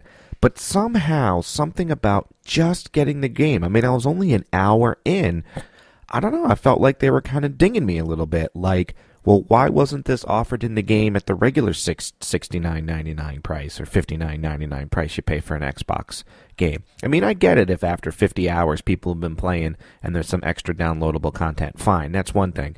But somehow, I can't quite put my finger on it, but having it be right there in the beginning of the game and as I passed it by, I felt a little bit taken advantage of. I didn't buy it, and I still, to this day, feel like I'm missing out on something, even though I have a brand new game with 60 hours worth of stuff. And I usually don't feel like that. So I wanted to put that out there in the air, see what you guys think about microtransactions. Are they a good thing? Are they a bad thing? And does it matter when they come in your game experience? Well, happy holidays, and that's my story.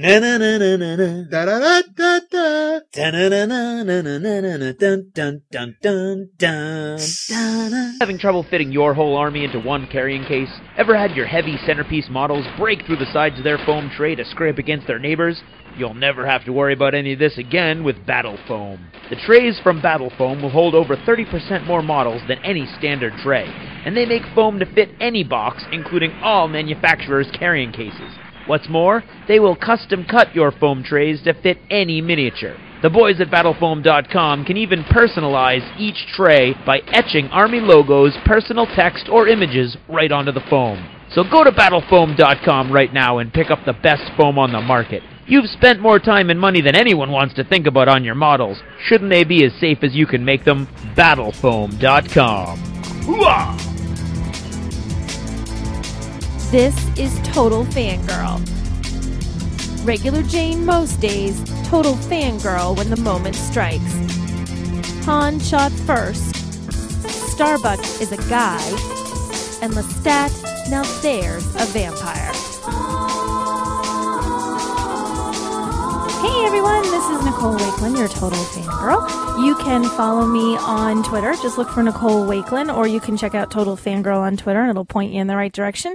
You can also find me on my blog, TotalFangirl.com, and read my take at the moment on Will Wheaton, pumpkin pies, and Methuselahs that claim to be trying to help us live longer, but I really think they're trying to take over the human race. I have a fantastic shout out for you guys this week to start things off.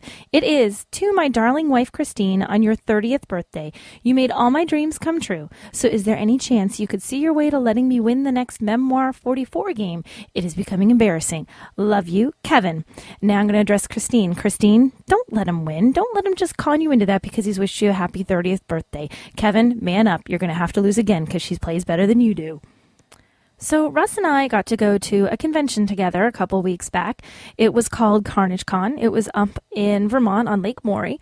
This was a really nice convention. They had board games, they had role-playing games, they had movies going in a little movie theater downstairs at the end, and it was a pretty neat con for kids too because it was small enough that your kids couldn't so much get lost. It was a small area, small venue. You felt like you could keep track of them. Now, being that it was small, only 400 or so people, you wouldn't think there'd be quite the diverse group of people people dressed as far as attire and looking fun for a convention. But I noticed one thing that was still there, and it's been at every con that I've ever been to. And I'm thinking that there's a reason for this that no one's told me yet. I don't think anyone's really going to answer the question because it's going to break some secret code. Like you have to play a requisite number of hours of games in a stinky t-shirt for like 3 days before they say, yeah, this person's worthy. We will tell them the secret. And here's what I want to know. And I'd really love someone to explain this to me. Are you ready? Okay. Why must some guy always wear a kilt? Not in cosplay, just out and about, having lunch, hanging out, whatever. He's wearing a kilt. We do not live in Scotland, but I would imagine that even there, it's less common to see a man walking around in a kilt than it is at your average convention. Why is this? What's the deal with the kilt people? There has to be a reason for this attire that I just have not yet discovered. I mean, dressing up like Captain Kirk, I get that. Dressing up like a Jedi Knight, I get that too. I even get dressing up like your avatar. Although, just as a heads up, guys, the whole, I want to date your avatar thing, as cool as your avatar may look when you put horns on your head so you look like Thor and you wander around, most women aren't going to go anywhere near you. But yet the kilt persists at every con that I've ever been to. Why? Can someone please explain to me why there is always a man dressed in a kilt at every convention?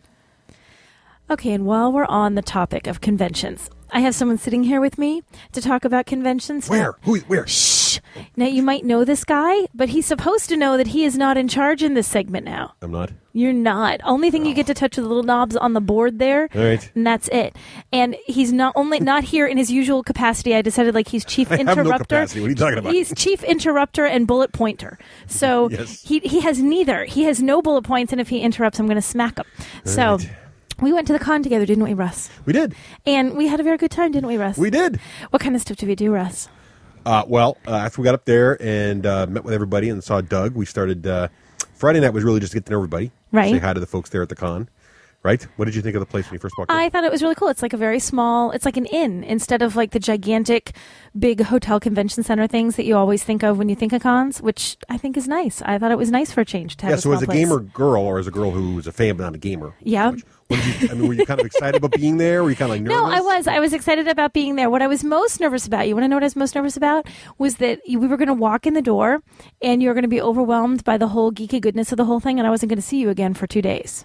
Yeah, I did okay on that. Now, that didn't have... Wait, you did okay. Now, see the whole part that I thought. See, we'll get to that in about 2 minutes, which is why I made Russ sit here for this part of it. Yeah, that's right. So...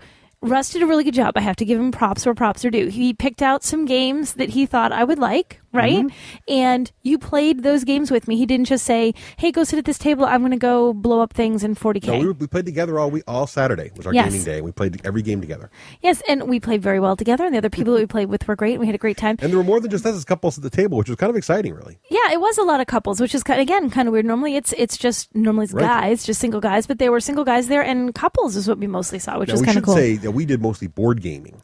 We did. If you looked over at the miniature wargaming area, it was just testosterone fest. Yeah. There were no women over there. There was, it was just men as far as you could see. But in the board gaming area, there are quite a few women. Yes, which tells you something about who likes what. Yeah, women are not into 40K. It's just not going to happen. You guys can kind of give up on trying that. One or two, but not many. Yeah, not very many. Well, this is what I want to talk about. So we played games we both liked. He signed us up for games that we both liked. We hung out. So we got our gaming in. We got all that kind of gaming stuff in together. And then... at the end of Saturday night, after we've been gaming and we have our nice long dinner break, because things were scheduled in kind of long blocks. Like, what was it? Like 4-hour blocks. Like 4-hour blocks. So if you missed your block, then you kind of missed a game. That was the only drawback. So it was a little tricky. Like, if you missed your block, you weren't going to be able to play a game because they pretty much all start at the same time. But anyway, so we said, hey, let's find something to eat. And what did you say? You said... sounds good. Sounds good. Yes. And he's like, but I want to go downstairs and I want to take some pictures of something. I don't know. Would you want to take pictures of? I wanted to take some pictures. See what's going on. I thought we had plenty of time. He thought we had plenty of time. Knowing, like I said, people, the whole 4-hour blocks, right? Yeah. Now I forgot when the times were, but say the next block starts at 7. Our block ended at like 4, 3:30, and the next one didn't start till 7. Okay. So we had... like 4 hours, 4 hours. Yeah, it seemed like right, which should have been so way more than enough time for a guy to walk downstairs and take pictures with a camera. You'd have thunk it, wouldn't you? Well, and then I said, what? I don't want to hang out while you take pictures of the camera. And I said, I'm going to sit here and read my cool new book. And when you're done, let me know, and we'll go to dinner. famous last words, people. I may have gotten distracted, lost track of time. Distracted. I finally gave up on him completely. I'm calling him. I'm like, on his cell phone. I'm like, you coming? Oh, I was waiting for you. People, we're lucky we're still married. I'm like, what? You're waiting for me? I'm sitting here reading a book. How do you propose I find you? You know where I am. My butt's in the chair in our hotel room. Where are you? Haven't got a clue. So then at this point, he's like, oh, sure, let's go out. We have like 32 seconds before the next game starts.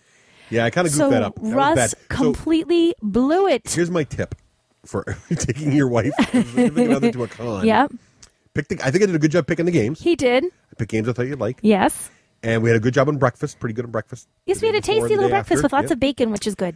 But on the evening, since your other is playing games with you, but it's not her primary concern. You want to make sure that those breaks where you can do something other than gaming, you definitely do something other than gaming. So in the morning, we had a nice walk around the place. It was nice. We did. But in the evening, I really blew that, and epic fail on dinner. So epic fail on dinner. So here's the key that I want to hand you. In addition to my question earlier about kilts, which I'd like to have an answer to, I would recommend that if you go to a con with your significant other, gentlemen, don't say, oh, honey, I'll be up and we'll go to dinner, and then forget.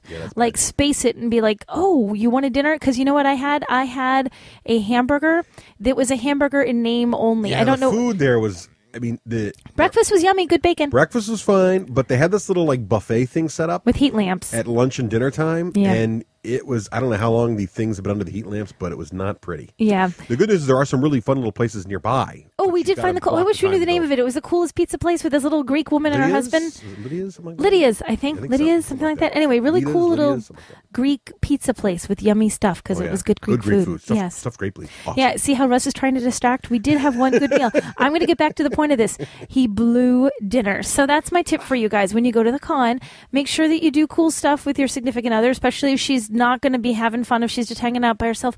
But definitely don't abandon her for dinner and take pictures of your little miniature men. And then expect her to look at them, no less.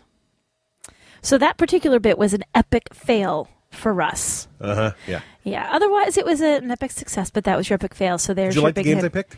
I did like the games that you picked. I thought he did a very good job picking games that I liked. Do you remember the games I picked? There was a game with pirate ships that were cardboard. Yeah, I didn't. To be fair, I didn't pick that one. That sort of showed up on its own. It did show up on its own, but you said, hey, I said it looks cool, and then you came and played with me, which is a bonus. Pirates of the Spanish Main. Yeah, which was really cool. This kid's game. I liked that one. And we got all sorts of cool stuff for that one. Yep. And then there was an Arabian Nights one. Yeah, what'd you think of that? Which I thought was really funny. That was very, very funny, and the guys around us were totally cracking me up. You have to play that with a fun group of people who aren't afraid to be stupid and make lots of silly sexual innuendos while they're playing and reading out their things. Right. But that was really fun. I liked that one. And did you like the first game we played that day? I don't even remember the first game. That's terrible. What was it? Oh, geez. Battlestar Galactica. Yes, my gosh, how could I forget the first game? I got to use my little Starbuck card, which made me very happy. The real Starbuck card. The real Starbuck, the one true Starbuck. And everyone was like, where'd you get that card? Where'd that card come from? I'm like, this is the only Starbuck. I don't even know what you're talking about. There is no other Starbuck. That Kira Thrace, get rid of her. See, I got to play with my one true Starbuck, and it was very fun. Cool. So I love that one. So yeah, so we had a great time. So the only tip I'd have for you guys is make sure that you don't abandon your wives. And otherwise, you will have a wonderful time. Right. So, okay, Russ, you can't say anything else because that's it. You're relegated to sitting there and you can only touch little knobs. So that's all that I have for this week. Like I said, come check me out on Twitter. Look for Nicole Wakeland, and you can check out my blog, totalfangirl.com, and I will talk to you next time. Bye.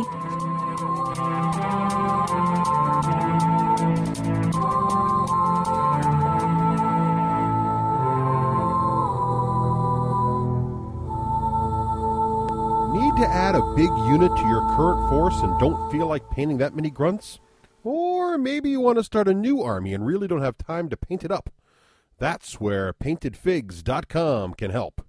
For over 4 years, their staff with over 20 years of experience in the industry have been providing gamers with high-quality, affordable paint jobs on miniatures for their most popular games, including Flames of War, Warhammer 40,000, Fantasy, War Machine, Hordes, and even a variety of board game pieces. Their full-service packages include the cost of the models themselves at wholesale prices, assembling, painting, and basing. And they now offer a super affordable dipping service starting as low as 99 cents per figure. Because they are able to get the models wholesale, you end up with a package appearing on your doorstep full of ready-to-play models at only a fraction over the retail price. That's why PaintedFigs.com is the official painting service of the D6 generation. Their name says what they do. PaintedFigs.com. High-quality miniature painting at the lowest rates on Earth, even with shipping. Be sure to let them know the D6 generation sent you.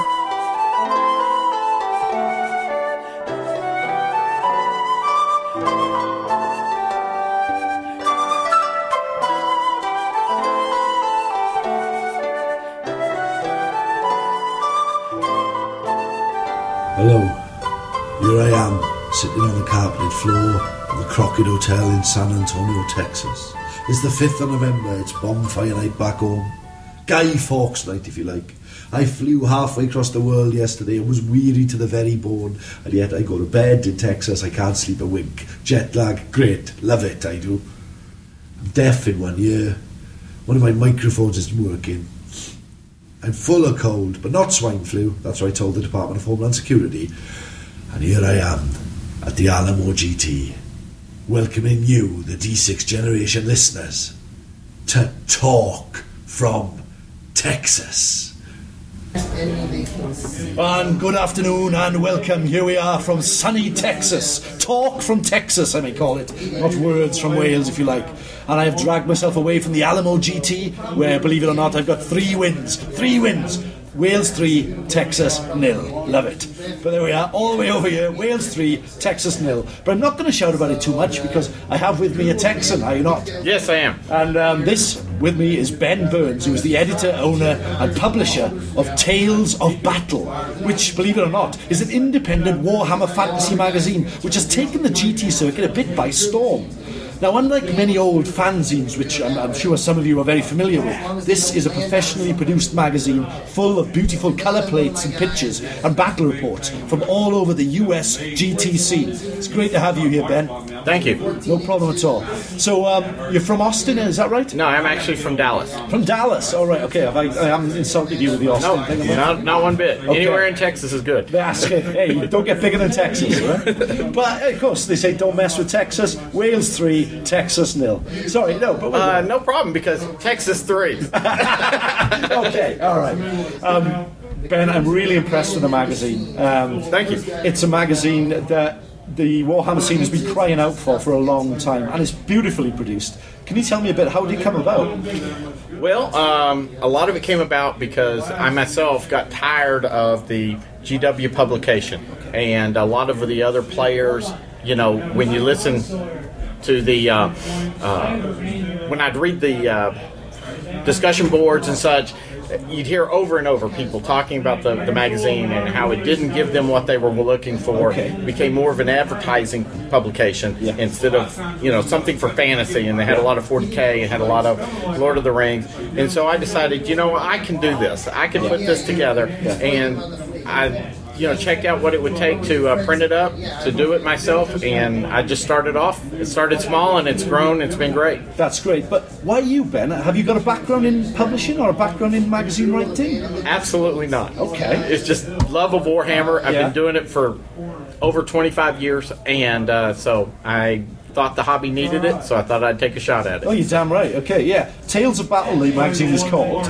So you're currently up to issue 4, which has just gone to 32 pages. And I'm talking 32 colour pages here, yeah? Yes. Where can I get the magazine from? Well, easiest way to get it is to come to one of the GTs where I'm going, and you can buy it directly from me. Yeah. But the easiest way is to go online to www.talesofbattle.com, and you can buy it right there. Right, okay. And how much does it cost? $5 for one copy. Subscription, it's a bi-monthly magazine, so a one-year subscription is 6 issues is $25, so you're buying 5, getting 1 free. Yeah. Hello and welcome to Words from Wales, or Talk from Texas as we've been for the last couple of days. And I'm joined by 2 special guests, John and Jim Bailey, who are both geniuses, I may say that, gentlemen, may I? Oh, okay. Behind Grindhouse Games, who have published Secrets of the Third Reich and, of course, the upcoming, much-anticipated game, Incursion. Now, before we go any further, gentlemen, I must say you're 2 of the smallest Texans I've ever seen. Is that okay? Do you share a 10-gallon hat, or have you got a 2-gallon each? You haven't looked in my pants yet. Oh, sorry. Hey, this is a family show, please. Oh. All right, gentlemen. I'm a big fan of Secrets of the Third Reich. I know it's published by Westwind in the UK. but also it's available over here. How long has that been going? How long has the company been going for? Well, we started about 3 years ago, 2.5 years ago. We were playing a lot of Warhammer, going to all the tournaments, and kind of getting bored with it, and just said, let's make a game. John and I have been writing games and modifying games since we were kids. And we thought, well, we're finally at a point in our lives where, we have the skills and the background to be able to do something big and real. Yeah. And so we thought, okay, let's do Weird War 2. Yeah. That hasn't been done really yet. No. And back then, 3 years ago, I mean, there were some things out there. There was North Star Project X, and Dust was impending, and that sort of never happened.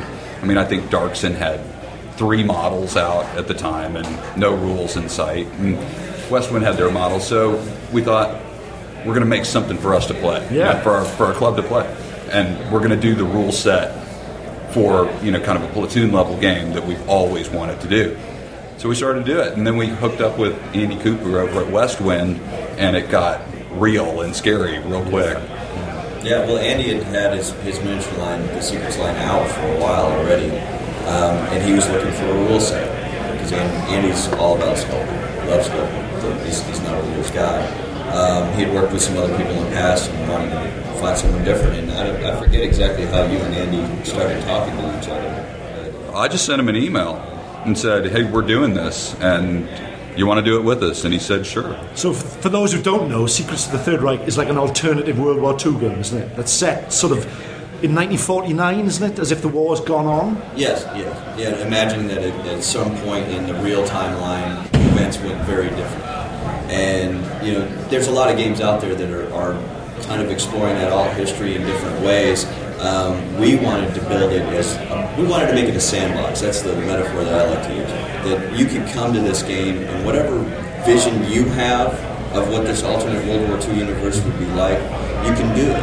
If you like mecha, I mean, some people are really big into the idea that we'd have mecha. You can do that. If you don't want to play with mecha, you can do it more weird, more traditional horror.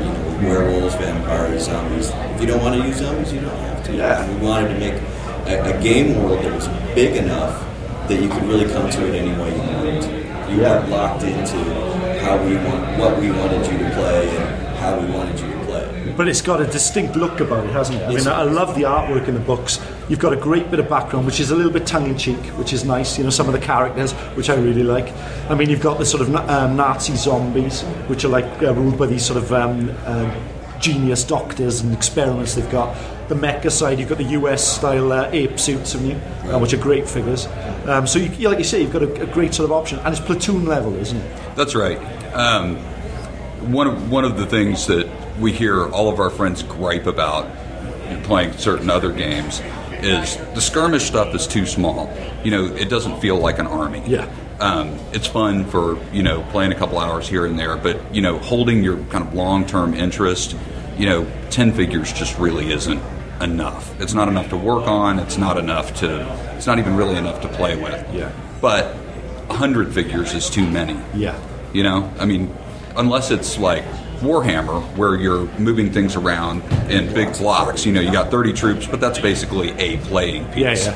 So that makes some sense. But, larger scale skirmish games are really expensive to get into. Yeah. And they take a really long time to kind of do all of the models. And most people run out of steam about kind of halfway through painting their armies. After 6 months or so of kind of playtesting this thing and pushing stuff around, it became clear that the platoon scale 25-30 models just feels right. I mean, that's not to say you can't play this game with 10 models or 200 They're all models. 25, 28 mil models. 25, 28 millimeters, but the game actually scales pretty well to 15 millimeter, especially the vehicle rules. John, I don't know if you want to. Yeah, the vehicle rules, in every aspect of Secrets, we designed it for speed of play, high kill count, so, lots of entertainment value, lots of bodies for but speed of play was and simplicity of play was very key. We added complexity to it by giving the players choices rather than more dice rolls. Yeah. And that's why we implemented the order system. where your characters or your officers, they're not big bruisers that go up and kill somebody's army all by themselves, but they're critical to the function. Yeah, that's right. And so that's, in every aspect of the game, we tried to emphasize the players' decisions and choices over actions. That's great. And on the back of that, I know you've got a big release coming up, which has been much anticipated for a while, which is Incursion, which is a spin-off from Secrets of Third Reich, but more of a board game-based game, am I right? That's right. Can you tell us something about that? Yeah, it's a straight board game that uses cardboard stand-ups or models. We haven't used anything but models because we think the models look so cool. And they do. Yeah. The units and models that were developed for Incursion were also developed for Secrets of the Third Reich. There's a new Secrets of the Third Reich book coming out that has the rules for all of those models in it, and it's called Doomsday. Right. It'll be released, I think, the last week of November this month. So soon, yeah? Soon, yeah. And it's up for pre-order on the Westwind site right now, so get your copy. So where can I get, all from Westwind I can get my stuff? Yeah, from Westwind or from any of the independent stockists in Europe or the United Kingdom that sell Westwind products. It's kind of funny. Incursion really literally was a spin-off. Originally, it's funny how it came together. Was originally we were going to do a campaign supplement for Secrets of the Third Reich, a battle for Gibraltar. Oh yeah, Gibraltar campaign supplement. Okay. And we were sitting there thinking, well, what do we want to do in this? Were there monkeys involved? There's got to be. Monkeys. Well, that's where apes comes from. Oh yeah. The rock apes from Gibraltar. Yeah. Right. But so originally we said, well, what can we do in this campaign supplement other than just scenarios? Well, let's do some mini games. And we're like, because we had grown up playing Space Hulk and other of those type board games. And we're like, wow, why don't we do a cave clearing mini game for this campaign supplement? And it just, from there, the idea just blew up into a whole separate game. Excellent. And when can we expect Incursion to be released? Soon. It's been a long, hard road. Obviously we're a small game company. We funded a lot of this stuff out of pocket as we've gone along. Fortunately, miniature sales have been brisk, so we've been recouping some of those early development costs. But producing a board game is not cheap. No. As you might guess. You say it's just a bunch of paper. Well, it's yeah.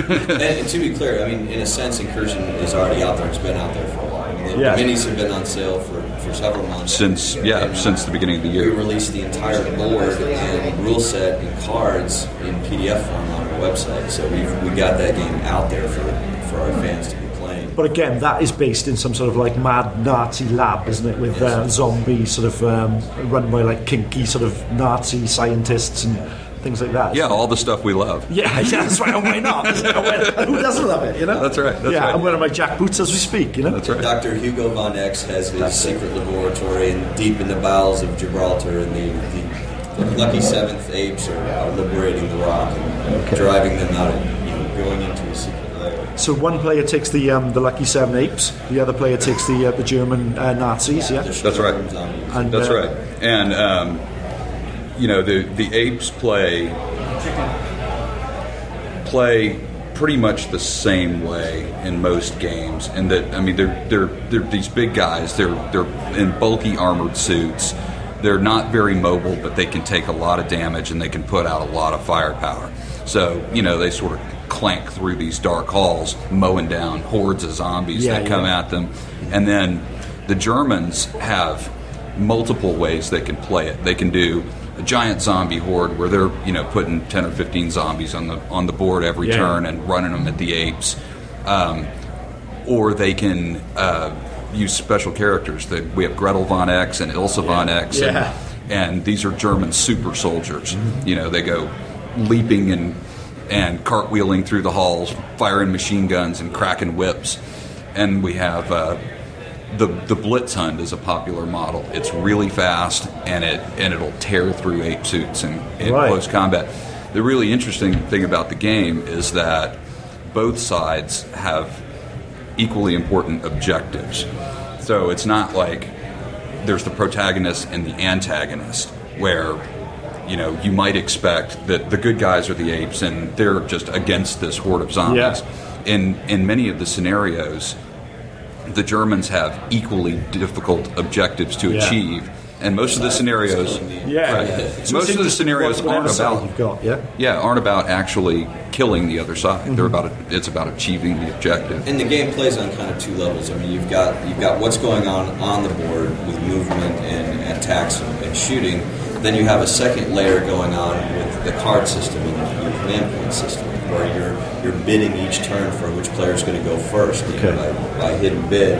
Then you have certain cards that you can play that either buff up the models or cause certain effects. And so you've got to you're really playing on two different levels at once. That's great. So when can we expect Incursion? Soon. It is being produced as we speak. I don't think anybody knows this yet, but I got the proofs and the whiteboard mock-ups earlier this week, and they were perfect. Great. I mean, there were a couple of minor issues. Had a discussion with the manufacturer earlier this week, and I'm expecting a kind of a final delivery date to be relayed to me early this coming week. And I expect to put the game up on pre-order both on the Incursion site and on the Westwind site either this week or next week, and it will be delivered mid-January 2010. Most of the listeners to the show are actually based in the US, so where can they get their hands on this? They can get it through the Incursion store, which is really great because then all the money comes to us. But no, I mean, we really support our retailers, and if you have your local game store that picks up indie stuff, they can order the game through Warpath Games. That's our primary U.S. distributor. So if you'd like to support your local game store, get out there and bug them to get in touch with Warpath. And Warpath's going to be placing a pretty large pre-order, so now would be the time to do that. Great. So we've got Secrets of the Third Reich, the platoon-level skirmish game based in alternate World War II. We've got the upcoming Doomsday supplement, which is going to feature more characters, more sort of background, more that sort of things you can use in the game, and Incursion at the moment. So your weird World War II is looking really healthy at the moment. It is, but we're still looking ahead and trying to decide. We're kind of at once those two are out, we're kind of at a point where we can look around and say, what do we want to do in the future? There's a couple of things we're thinking about, but nothing firm. I mean, if Secrets does well enough, we'll think about doing a second edition. I'm sure it will. Applying all the lessons that we've learned, all the feedback we've gotten from thousands of great fans that are on our forums. Great. We have a really wonderful, loyal following. I've been blown away by how international. Where can we get onto the forums? What's the site? SecretsOfTheThirdReich.com. Okay, cool. Excellent. Well, there we are. And on top of all that, you're two of the organisers of the Alamo GT, where I've spent the last couple of happy days having a great time. Thank you very much for that, and thanks for the lovely welcome we've had coming over here. It's been great. Thank you for coming. No problem at all. But again, listeners, if you want to get out there, these things are available soon, and it'd be great to support the boys. And it's a great little system that you can get your hands on and really enjoy. I know I have. Diolch yn fawr, boys. Thank you very, very much for coming. Diolch yn fawr. Thanks a bunch. Take care. Ta-ra.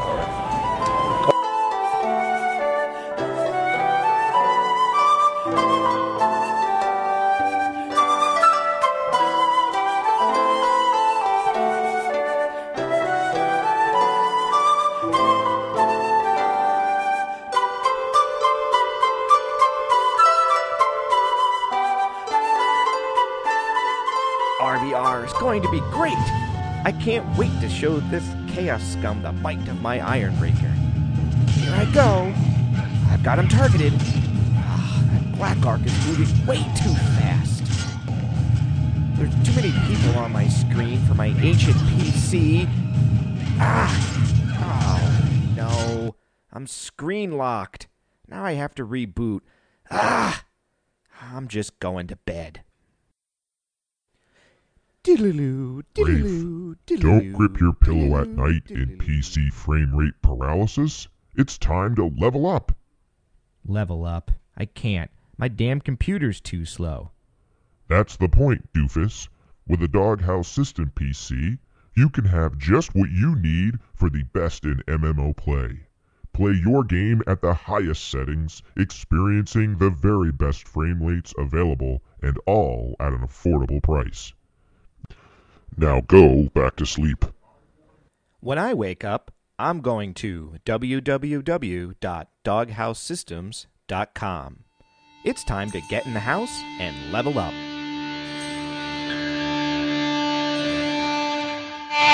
You're listening to the D6 generation. We just love playing around. We now return to the year in review already in progress. Well, when I say already in progress, I mean we've split it in half so that you can hear some of it earlier and some of it later. If you've actually already listened to the first half of the show, then you already know it's in progress and you have not really missed anything. However, if you just tuned in now, then you actually just discovered you missed the first half of the year in review, and you should go back to the beginning of the show. So the other thing I wanted to mention is the state of miniature wargaming. Oh, that's a minor little... So I think there were some really interesting innovations in miniature wargaming this year. Of course you do. We had the Arcane Legions, which is a whole new way to sell the products. So you have a really interesting way to get into army scale miniature wargaming now. Right. You have War Machine rebooting itself and redesigning the game to make it easier and more accessible, in addition to being just a better, cleaner game. Right. You have the new game Malifaux, which is taking this classic skirmish game, great new theme, but also really interesting mechanics, totally different way to play miniature wargaming. And I really think what you're seeing here is and even GW, they rebooted 40K, right? Made it cleaner and better. And what you're really seeing, I think, here is a lot of good choices, a lot of good options, and I think a lot of that has to do with the competition. Yep. Oh yeah, I think. I think we've been waiting for this and hoping this for years, in particular with GW. You're seeing these companies now reacting to the market forces. They know they're in a more competitive environment. And so they're changing things. They're cleaning it up. They're not resting on their laurels. They're constantly developing, which I think is good for the industry as a whole. Yeah, I think it's really important that that we have good competition. And I also think it's great because a couple of years ago you had companies who were saying hey, the way to innovate is to sell pre-painted stuff. And so you had AT-43 and you had all those clicks Evolution games. and those are great games. But here you see a lot of those games have fallen by the wayside. Yep. Collectible, hobby miniature wargaming is still around, and now you have people innovating to make the games more accessible, more fun, and still great to play in and experience them in new ways, and still saying, especially like Arcane Legions, it's still collectible, but you can also paint this stuff. You can also have fun with it. You can also get into the hobby, and it's just a really great way to. So I think it's exciting that miniature wargaming in particular is having such a great set of options for people to try out. Absolutely. Now, speaking of Battlefield Evolution, I do feel like I need to make a little correction. Ooh. I feel like I gave the impression that Mongoose Publishing is dead. No, they're flopping around wounded, but they're not dead. Well, they're changing their paradigm. They're flopping around. They're focusing on books now, and unfortunately not Babylon 5 books. But Battlefield Evolution is still alive and well. Ooh, so our listener from the last episode, go to their website. They've actually got a whole bunch of supplements. Now, they don't do the miniatures anymore. They don't make miniatures anymore. Right. And so what they're doing is, for instance, I think there's a World War II supplement now for Battlefield Evolution. There's the Modern War, which I think is the standard rule book. There's even a zombie apocalypse one where it's got the zombie hordes army list, and it's got the survivalist northeastern Yahoo army list. And so I think it's a great place to go if you're looking for near future or modern contemporary combat. Right, that's great. And so I am sorry that I gave that impression. That's the same rule set that Starship Troopers used. It is. Designed by Andy Chambers. Yeah. And those are great rules. So it was a fun game. It's a solid game. That's good. What I'd like to say about the state of the miniature gaming is, and you guys touched on it, is I think GW, who used to be the big boy and the only boy on the block, and we've surmised, is it a British way of doing business versus an American? We don't know. But I like the trend that the miniature game company cares about its customer and, wants to do things like when there's a printing error, Battlefront did this, Privateer Press did this. And I do feel that GW somehow, I don't know what the change is, but maybe it's just because 5th edition is just a better playable game. I somehow feel like they're more huggy and squishy and fuzzy recently, and I don't know, maybe it's because the guys at Black Library reached out to us, which we've always loved Black Library. Rafe's a sucker for bribery, folks. Maybe it's the fact that GW, who's always so strict with their IP, gave it to Ross Watson and the crew at Fantasy Flight Games and let them use the IP to make a kick butt game, which I know started at Gave GW. is probably a strong word. Yeah, 'Cause I'm sure GW's making money off of this deal. Yeah. No, And I don't they're- mean Gabe, but before that they'd be like, no. Yeah, but they're still crushing fan sites left and right when they decide they don't want them to go anymore. I think GW's getting better, but I would still argue they're the weakest of the bunch in terms of. Oh yeah, but it's a new trend. Well, I think these other companies said we're not going to be like that. What are these other companies? Malifaux and Weird and those Miniatures guys, Greg and- Johns and those Yeah. guys. You got I thi- Matt Wilson and those guys. You got Spartan Game, which we're criticizing, but they said let's listen to the fans. I think the criticism of Spartan Games is based more on they're almost going too much in the in the embrace. Their heart's in the right place. all-inclusive- It's Yeah. just, but I think you got Battlefront, same thing. When they went through their rules thing so many years ago, they said, "Here's a brand new rule book." I mean, they're going yeah, strong. you can call this bad blood on my part, but I still kind of feel I get the feeling from GW they're kind of being dragged in this direction, kicking and screaming. Yeah, but you know what? Yeah, I don't care what the motivation is. Yeah, if they go I agree. there. I and agree. I think they are going there. I don't They're think going they're in the right there, but I direction, think they're going. They're getting better though. So I think that's a great trend, and that does well for both the industry and for the miniature gamer. Yeah. Yeah. Now, Rafe, did you say you had a whole bunch of stuff that you wanted to talk about at the end? Because I don't see any of it. Yep. Scroll down. Oh, you put it at the end of Russ's bullets. Okay. Well, why don't you go ahead, Rafe? What do you got? Okay. What's been interesting to me is what I call the resurgence of the board game. And I don't know if it's just a resurgence to me. In other words, people who listen to this and who've been on Board Game Geek every day are going to may say to me, what the heck are you talking about? Board games haven't gone anywhere. But it seems to me, who I consider myself, have been a gamer, since I've been 12. Okay, so I knew about D&D and role-playing games. And I later learned about miniature games, but I never knew there was a game about farming or about being a factory manager or this sort of concept that Europe has this whole history and new genre, and it's really Russ who brought that in. Now he brought it in the style of Shadows over Camelot. He brought it in on the styles of, hey, check out this card game Race for the Galaxy. But I mean, this resurgence of the board game to some, Dave Farr maybe being the most vocal, has in a way killed the miniature gaming in our little game group. Or I don't has think it it's killed filled it forever? Yeah, but has it filled the gap because right now there's really no miniature game that's calling to people.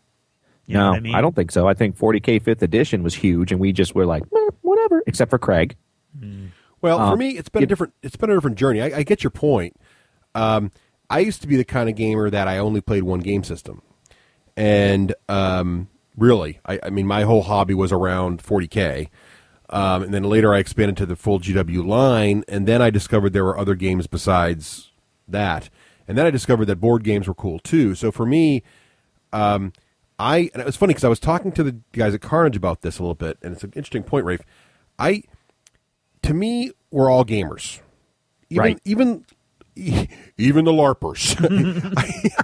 Wait a minute. Wait. Seriously, we're all passionate about this crazy stuff we do. Yeah. And whether you're a board gamer who has 1,000 games in your collection and you just love to get that new game, even though you already have 1,000 you could play, or you're a miniature gamer and you love to paint and game, or if you're a card gamer and you're a Magic guy and you just love building decks, in the end, we all like to play these games and we like to see the mechanics and we like to see whatever unfolds in our eyes as the magic of the game, whether it's beating the guy with the right combination of cards, or seeing the beautiful battlefield on beautiful terrain in a miniature war game, or just hanging out with your friends and having a great laugh while you get someone with a bang shot. That's what makes gaming awesome. And for me, the experience, I don't feel pressured that I need to play this one or that one. It's more, I want to experience everything. And so I go back and forth in waves where I'm back to this game and I'm back to this other game, and I think that's what maybe the change is for me personally is, and I think one of the big things is the board games in particular as of late, but it's not that recent, but it's pretty recent. I would say I guess they're what I was comparable thinking, Russ, in is, level. Craig, when we were thinking about this review, he's like, hey, think about the year in review. And I was like, is there overall in Germany, in Essex, in Gen Con, in America, in Australia, is there a resurgence of the board game? Is this a renaissance of board game, or is it only in our little game group? No, and I don't have the answer. No, to there that. is there is definitely a board game renaissance going on in the world. Okay. Okay. it's not that they ever died in certain countries, like in Germany in particular, is a very big gaming culture. More so because in Germany in particular. So why do you think that is? Why? I mean, we've talked about the entertainment value and the bang for your buck. Yeah.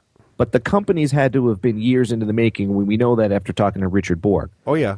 At Gen Con. No, I think it's just the games have gotten better. I think finally America in particular has discovered the European game, led by games like Settlers of Catan and Carcassonne, and it took a while to people to really realize, oh my God, these games can make money here. Yeah, this isn't this year though. But this isn't this year. But I think what you're seeing is some of the culmination of building up, where you're getting.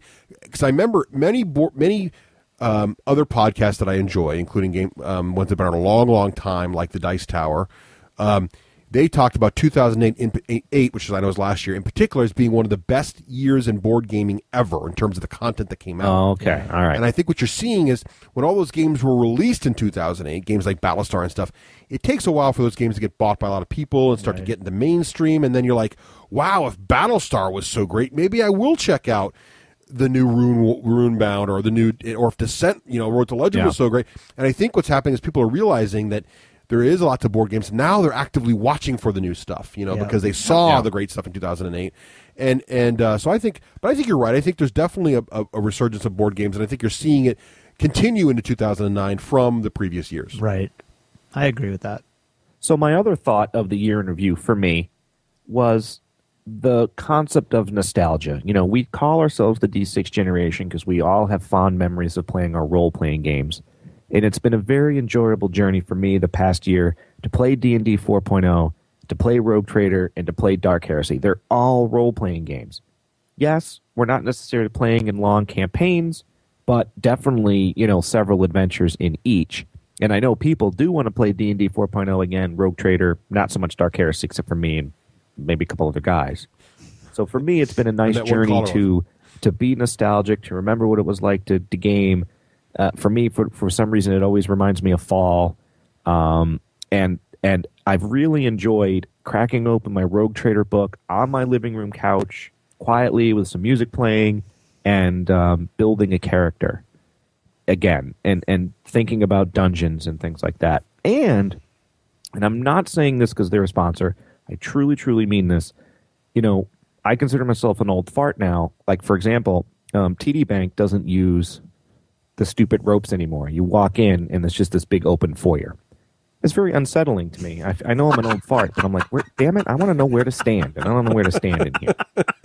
And I don't feel that way when I use Hero Lab. It does not take the fun away of sitting on my couch, because I still sit on my couch and read it, and then I jump to my laptop or my computer, and I go click, click, click, click, click, click, click. And I have more fun because I could build more characters in less amount of time. Just wondered what you guys thought about that. I feel like I'm in the middle of a Hollywood Minute right now. I do. I feel like I'm looking through your eyes. I don't know where you're going. I'm not sure where you're big been. Velvet rope but the ride is pretty crazy, dude. I'm trying to say that I'm an old fart, and that the reason why they took the ropes away is because only old farts care about the stupid silk ropes. And so therefore maybe old farts will say, I'm not using damn Hero Lab. I like building characters on paper. But I enjoyed the new technology. Well, it didn't diminish. Yeah. All right, if you can explain that to me, send an email to Russ at the D6Generation.com. I get the enjoyment. I get it. No, I'm still working on the bank ropes versus Hero Lab. I haven't quite made that connection. That's because you guys are retarded. Ooh. Hey. Bad form. Hate. Bad form. Hate. All right, you're only semi-retarded. Oh, come on. Send an email about using retarded as an insult to Hollywood at the D6Generation.com. I don't believe in being PC. Yeah. Total crud. So Right. the other thing I reflected back about, too, is my MMO psychosis. You did go through quite a journey this year. Yeah. I'm not going to go through it again. I just remember thinking about it a lot. Yeah. Mm-hmm. Well, we already talked about War Machine. Yeah. So then the other thing I wondered is, and you guys allude to this all the time, why are there so many games about farming? That sounds like a song. And coming things and growing things from the ground. Exactly. And that's where Craig can bust into his Kermit I don't song. know that there really are that many games about farming. Well, when I said farming... No, but I it mean sounds like a great song idea. the Euro-style economic thing. And I think, because I know Dave Resource enjoys it and management. Brian enjoys it, and I want to hear from you guys why you don't necessarily enjoy it. But I think for me, it's reminiscent of when I watch Martin Marvels and they're building a dam. I mean, do you guys watch those shows? Or Yeah, I no? do. Yeah. Yep. Yeah, okay. I should be clear about my teasing you about Agricola. I don't have a problem with Agricola because it's about farming. I know Craig does.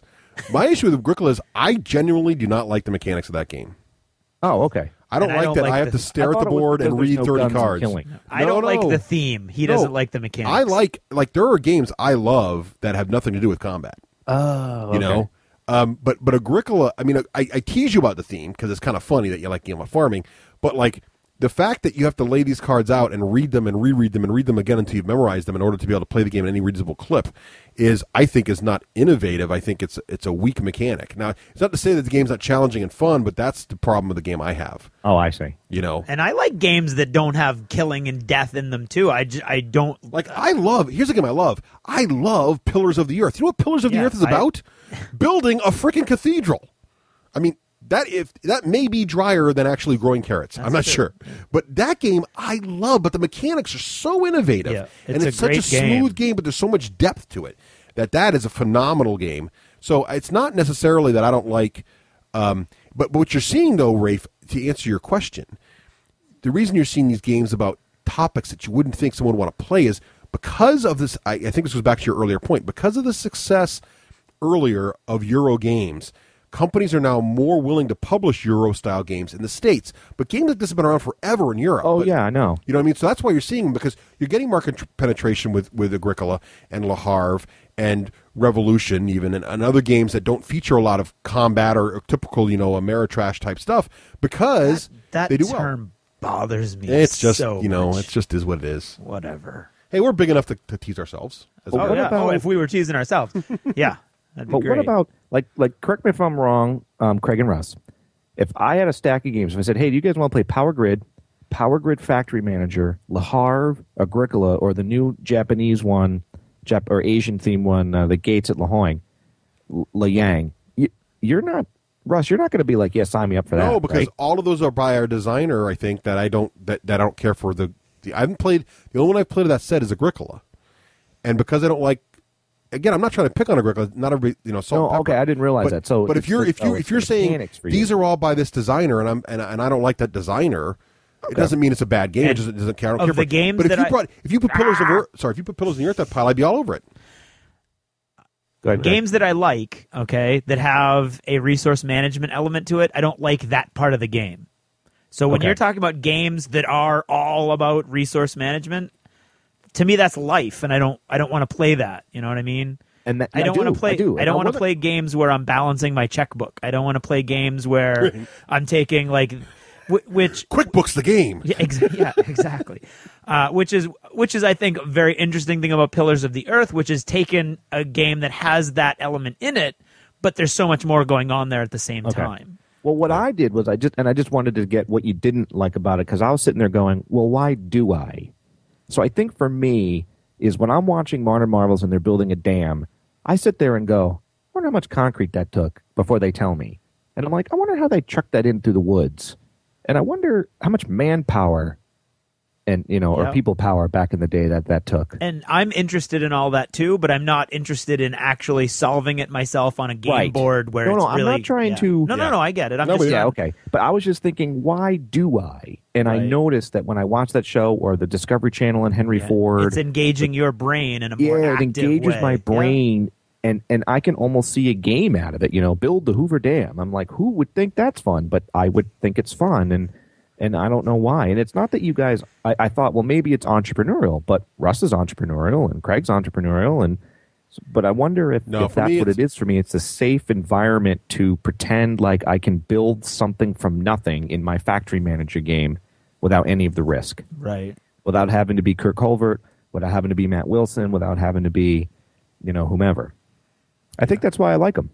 Okay. So I was thinking about that. I was thinking, why do I? Yeah. All right. Now, my last point that I've been alluding to is the question of, in this past year, are there now too many choices? Is the market flooded with too many expansions coming out too soon? Too many different game types? Too many to the point where what happened with Uncharted Seas, which is, I'm not talking about the rule book being second edition and all that. I'm talking about you guys got into it, and then like squirrels to a flame, everybody runs away. What is that? That's not even a mixed metaphor. That's like It is. No, it's not even mixed. It's a mixed metaphor. No, it's because what's the squirrel metaphor? Like a squirrel Squirrels to with a a nut. string. Oh, a squirrel to a nut. And like moths to a flame. That's a squirrel trying. So you're doing this on purpose? Yes. Oh, okay. That's my brilliance. Oh, yeah. All I can think is that squirrel from Ice Age with his tail on fire. See? That's what See I I'm keep saying? getting. It works creates on your so many mind to create levels. new pathways. Oh, nice. Something. You should all thank me. It hurts, is what it does. It's just like Jimmy Django. It just gets you Okay, synergistic. so are there too many choices? I would say game companies would probably say yes. I think we hear, and game store owners too, I think. Well, not so much, no, because I think there are. You get a lot of complaints like, why I don't understand. Like Gordon used to say it a lot. Like, I don't understand why you guys can't stick with a game and play that for a while. And I disagree. I think if there weren't enough, if there weren't a lot of What a choices, shocker. Superiority of tone. If there weren't a lot of choices, I think that you would not have a game like Agricola and a game like Battlestar Galactica. I think what you'd end up having is the industry deciding that Battlestar Galactica is the kind of game the world wants to play, or that Agricola is the kind of game the world wants to play. And I think what's cool is, I think what's happened is that we have broadened our scope. I don't think that the choices have really gotten bigger. I think that we've broadened what our game group in particular has broadened what we look at as potentially a fun game, and so now we have more options. But I don't necessarily think that somehow if they only made less games, everything would be better. I don't think that's what he's saying. That's not what I was saying. I'm just saying that I think economically, we're going to reach a point where there are more games being made than people are playing, and we're going to buy them once, play them, and then not get the expansions and not keep like miniature games in particular, and where I'm you saying have that, to keep and buying keep going, models. Craig. And I'm also, because I'm just inserting this, and I want you to keep going, and the time to play them. Go ahead. Well, see, that's where it gets more of a selfish, self-centered response, which my selfish, self-centered response is yes, there are too many options, because when I want to play a game, everybody wants to play something different. But that's a more self-centered view. And I'm not criticizing you, Russ, but you said it yourself. Oh, Battle Lore. Oh, StarCraft. Oh. Yeah, but I like having phases. Like I know you do. No, but I mean, even it even predates this though. I think there's the. I mean, I think I disagree with your perception that it's now, but it didn't happen then. Like back when we were in the store in the early 2000s, when we only played GW, quote unquote, there was still the issue with, oh, we got to play Mordheim because Mordheim's out. Oh, we got to play, the 40K skirmish. Oh no, now there's a new race out. Everybody's gonna get the new race. Oh, now there's a new fantasy. We're gonna play fantasy. Army scale game on the block. 2. Warhammer Fantasy Battles and Warhammer 40K. And people bounced around those like, oh, now we're going to play Blood Bowl. Oh, no, but I want to play 40K. No, but he wants to play Blood Bowl with me. And you get the same Not really. thing. No, you did. I think the truth, as is so often the case, lies between Russ and Rafe. I think there was It's actually some over there in the bouncing corner next to the dead rat. Oh, it's graduated to ratdom. No, I agree with Rafe that I agree with Russ that it did happen, but I don't think it happened as much as Russ is portraying.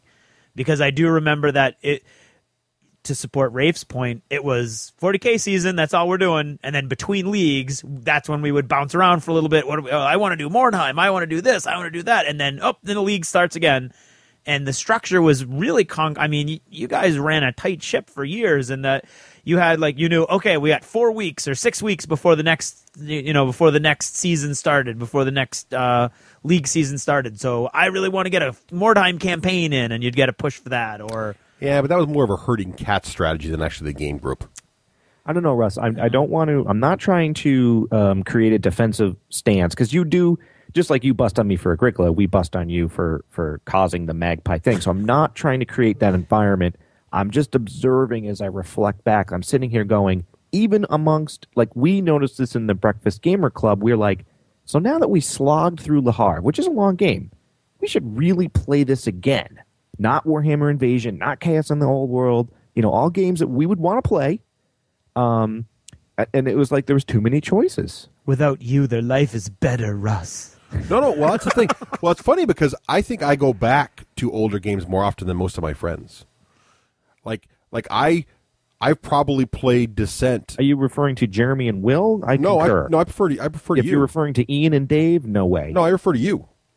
For example, you'll come back and be like, Russ, we got to get back in a War Machine. All right, excellent. Let's do a War Machine campaign. And then 2 weeks in, you're like, you know what?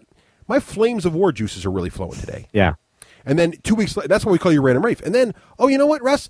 I kind of really, I haven't played 40K in a while. I'm going to start painting some 40K. And then, you know what? And those are games that have all been on a long, long time. So I don't necessarily think the issue is there's too many new games. I think the issue more sometimes is we as gamers, as part of our nature, like to flit from thing to thing. That's exactly what I'm saying. The magpie term that we should give credit to Meeples and Miniatures for inventing it. Hi, Neil. The magpie term is a perfect term for what we are. Most of us do not and now, stick with it. Like a kid in a candy store, there's too many choices. Those choices to have flip from. always been there, though. I think that's a little bit of Actually, I'm being pulled more in Russ's direction now, because even in 40K, it would be a constant like, oh, what army am I going to? I would flit from army to But it was army. in the same system. That's right, because but that was then. This is now. And It's it didn't take away gamers from that. Right, but that was because the store was herding cats. That was because there was a store that happened to be run by a very group of people that understood the nature of gamers, that knew if you set up certain rules with certain prizes with certain parameters, you could herd gamers in a general direction.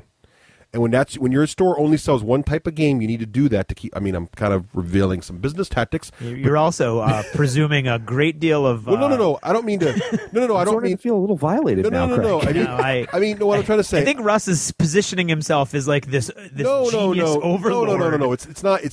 It's like Dan says. You sell boxes of fun, right? So when you have a game system, you want to. We always ran the 40K leagues on time. We're like a train, even if people were like, I may want to break. We're like, no, we're going to do it again.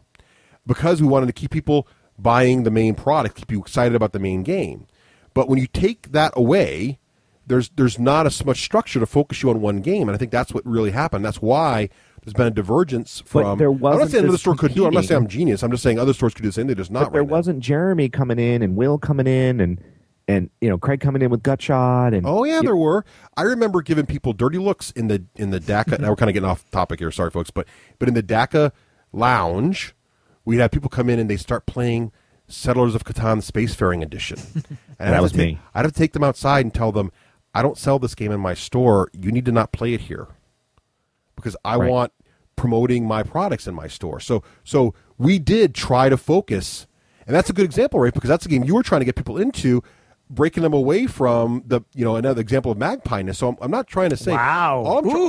Booyah! All I'm trying to say is that gamers like to experiment with other stuff, and that's awesome. That's what makes us great. And my position on that has changed since I used to run the store, and I think it was one of the mistakes our store made was that we tried to focus so much on one game because we were trying to do something that gamers don't generally like to do, which is only focus on one thing. We like to spread out. We like to do multiple stuff. So all I'm saying, and is the reason I'm disagreeing with you so strongly, is I don't think that the reason, if there was only one game on the planet or only 10 games on the planet, the gamers would be more focused. I think it's the nature of us to flit around. If there was only one board game, we'd stop playing board games and play video games because we want to play something else, or we'd play more role-playing games because we want to play more of those. It's just we get bored easily, and like you're the classic example, right? If you're constantly talking about the shiny thing that distracts you over in the corner, you know? That's what I'm admitting. It's like Greg's gamer OCD, as I think there's too many choices for gamers now. To inadvertently support Russ's opinion again, even when we were all doing 40K, Dave and I started creating the skirmish games that everybody played then. Right, with a totally different rule set. Exactly. Because why? There wasn't enough other games to choose. If there had been Malifaux back then, you would have been like, well, let's go try Malifaux. Yeah. So I don't think, I don't think you can have too much good stuff. Now, it's more challenging for the company makers. But that's what I'm saying. Yes. And I also think that I can get anybody on that. Like, if there's a game I want to play, I'm going to be able to set up a night where, like, Gutshot guys, and everybody's like, yay, Gutshot! Mm-hmm. What you can't do anymore is a campaign. And we used to, or a league. And I had a problem with that, too, with Battlelore. Yeah, or Descent, actually. And even Descent, I have a hard, and that's why I'm... Or D&D 4 broke up, too. Yeah, you think... And Dark Heresy. And that's our group, though. There are certainly people out there that play long, happy campaigns, so that's just more... Right, and they're more focused. I do think that our group is more unfocused than Well, I don't know about average because I don't. We have know a about large the group too, though. We have a very large. I think if it was you and 3 friends. I mean, we have other friends though, like Ragnar, who plays D&D very regularly every 2 weeks. Yeah, that's very true. So it depends on your lifestyle and what you like to do. And we have other people like Rafe who've been playing the same MMO for over a year. Well, that's not true because he went. No, but I mean, at one time he had 4 MMOs. If going. you took those hours of MMO out of your life and injected a role playing game at a table, it could just easily be a role playing. That's game. true. So I think too, like to maybe end it on a global scale, though. I am concerned that the companies are going to flood the market. I think we'll just have to wait and see. We'll have to wait and see. Yep. That could be the thing we examine at the end of 2010. That's right. That's right. Is the market flooded? It'll be how did the gaming industry completely collapse in 2010 They should have listened. They should have listened to Hollywood. Right. Make not. less stuff. I'll buy more. Okay. No, I think it'll be interesting to see what happens in 2010 because it is going to be what's the encore going to be. Right. We are in the halcyon days right now. We are. Can they go up higher or are they going to peak? Right. So what's going to happen next year? That's a good question. Is it all about expansions? Right. No, Maybe I think they're going to keep cranking them out, and they're going to keep cranking out expansions. Man, you are just and that's going to last anti-expansion one more year, tonight. and then it's going to hit a critical mass. Really? Oh, that'll be 2012 when the world's supposed to end. So right. It's going to end anyway in 2012, so it doesn't matter. Yeah. Is that when that movie is? That's when the Mayans. That's when the Mayans say it's that going to Mayan end. Right? calendar stopped. Okay. I have a theory on that. The Mayans stopped making calendars because they were all killed. And they happened to be working on the 2012 one when the conquistadors showed up. And their life ended a lot earlier than 2012 too. So there you have it. Ooh, that'd make a good game. A Mayan calendar making game. And I think we're done. This is the guy who says the market's flooded, but they should make more games about calendars. I didn't say they should make it. I said it will be. Okay, made. wow, we were done a minute and a half ago. All right, we're out. So that's 2009, folks.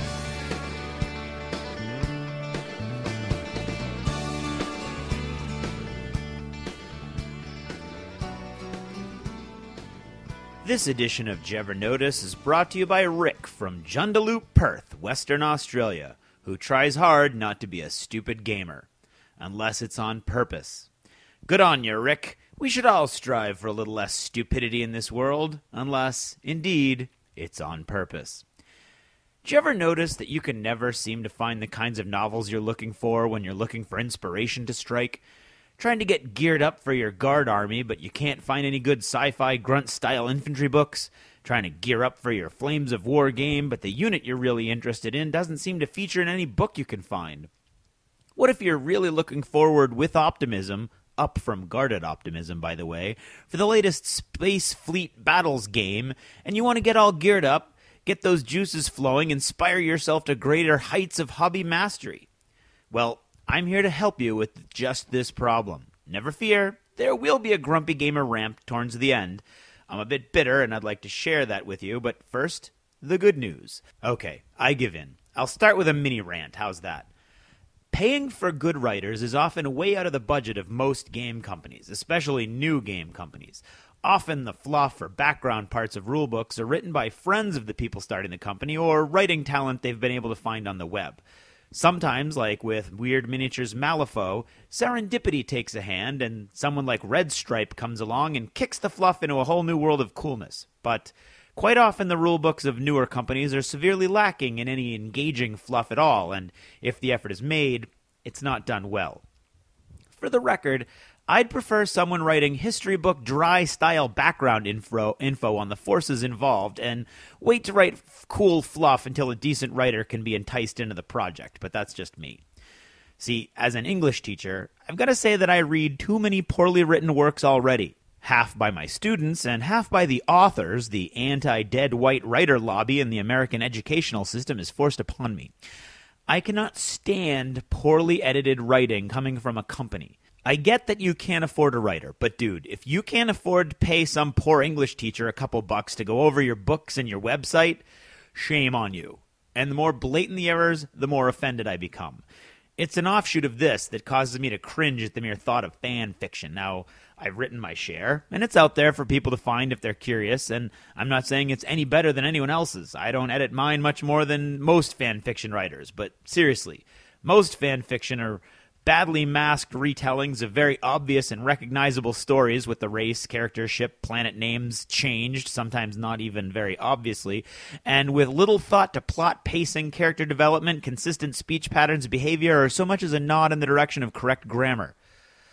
Okay, I've got to stop with the little rant, and on to the more helpful portion of today's edition. So, you're eager for the new spaceship battle game, you want to read some rousing good books featuring big space battles, and you're not having any luck. Well, here you go. Firstly, the wellspring of almost every fleet battle-oriented book, or series of books, in modern Western literature, despite the distinct lack of a single laser gun, missile, rocket, or spacesuit, has got to be C.S. Forrester's Horatio Hornblower series. If you include the short stories, there are 13 distinct story arcs here that follow the life of Midshipman Horatio Hornblower, serving in the Royal Navy during and after the Napoleonic Wars, all the way to the end of his career. There's not a misstep or a bad book in the bunch. Never does Forrester, writing in the middle parts of the 20th century, devolve into the masturbatory, meandering, unedited blather that has cursed many of the modern writers that have followed in his footsteps. Now, despite the lack of any sort of science fiction here, believe me, you will be rewarded by reading these books. The battle scenes are amazing and intense, the entire series is very well paced, and you become brutally attached to many of the main characters as they race through actual historical events, often meeting real-life figures in unforgettable scenes. But if you want to go straight into the sci-fi, well, then there's only one place that I can think for you to start, the Honor Harrington series by David Weber.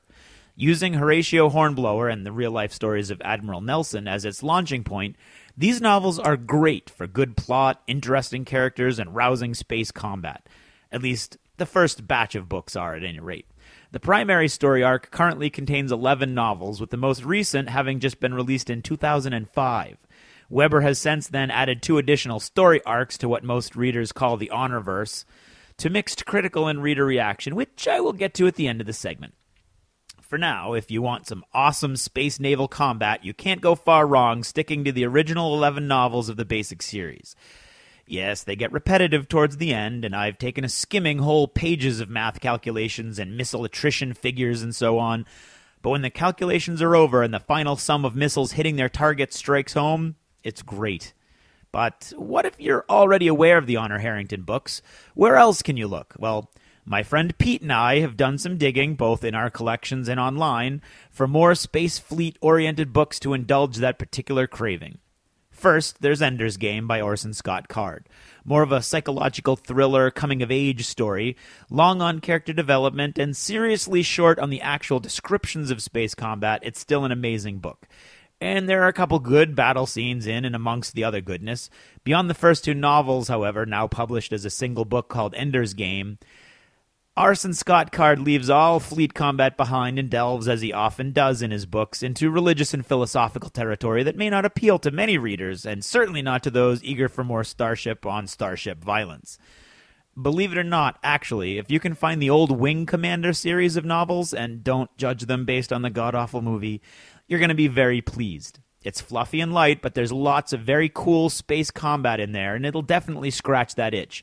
Several of them were written by William Forstchen, often with collaborators such as Christopher Stasheff, Mercedes Lackey, and Andrew Keith. Avoid the last couple, however, as they leave the primary story arcs behind and are based on the aforementioned movie. It's always a bad sign when what was supposed to be a trilogy is never finished. Looking for more fleet combat goodness, you can't go too far wrong with the Star Wars Heir to Empire trilogy by Timothy Zahn. All about a mothballed fleet of top-secret Star Wars Star Destroyers set after Return of the Jedi. There are several excellent battles and the introduction of many characters that went on to fame of their own within the expanded Star Wars universe. Pete believes there are books featuring the Star Trek Dominion Wars out there somewhere, but I couldn't find them with a quick search, and I don't really like Star Trek, so if you're inclined in that direction, you can look for those yourself. For those of you who enjoy Battlefleet Gothic or stories based in the Warhammer 40,000 universe, the Gordon Rennie novels Execution Hour and Shadow Point are both excellent from a fleet combat point of view. And from here, we start wandering a little bit afield.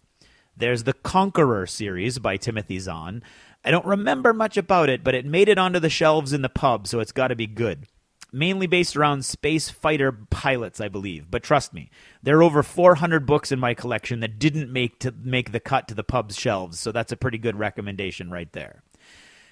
We can go to David Drake did a series way back when, envisioned as a quadrilogy, I think I just made that up, where a different guest author would be featured in each novel with him. The Crisis of Empire series. Great books. The first 3 are fabulous. Not all of them feature a lot of starship battles prominently, basically because it's about the collapse of an entire interstellar empire from different points of view, but still great books. The last book, An Awful Abortion by Chelsea Quinn Yarbrough, that has the distinction of being, in my opinion, the worst book of any type I've ever read, using the term book loosely as it contained fewer words than many of my short stories, written in huge print with massive gaps embedded throughout to make it look like it was a normal-sized novel. It also has the distinction of being the worst letdown ever, considering how good the other 3 books were, and the only book in a series that is separated in my collection, as I could not in good conscience sully the built-in bookshelves of McNerdigan's Pub with its trashiness. Okay, mini rant all over for there. Kevin J. Anderson's inaugural foray into science fiction, The Saga of Seven Sons, is indeed 7 books long and rambles in places, loses its thread a couple times, and contains way more characters than, strictly speaking, probably necessary. Also, the space combat is actually relatively non-standard, as many of the alien races are actually elemental in nature, so lots of the battles are between globes of fire and giant water bobs and gaseous creatures and giant war globes and, I kid you not, giant spacefaring trees that shoot thorns and jets of animated water.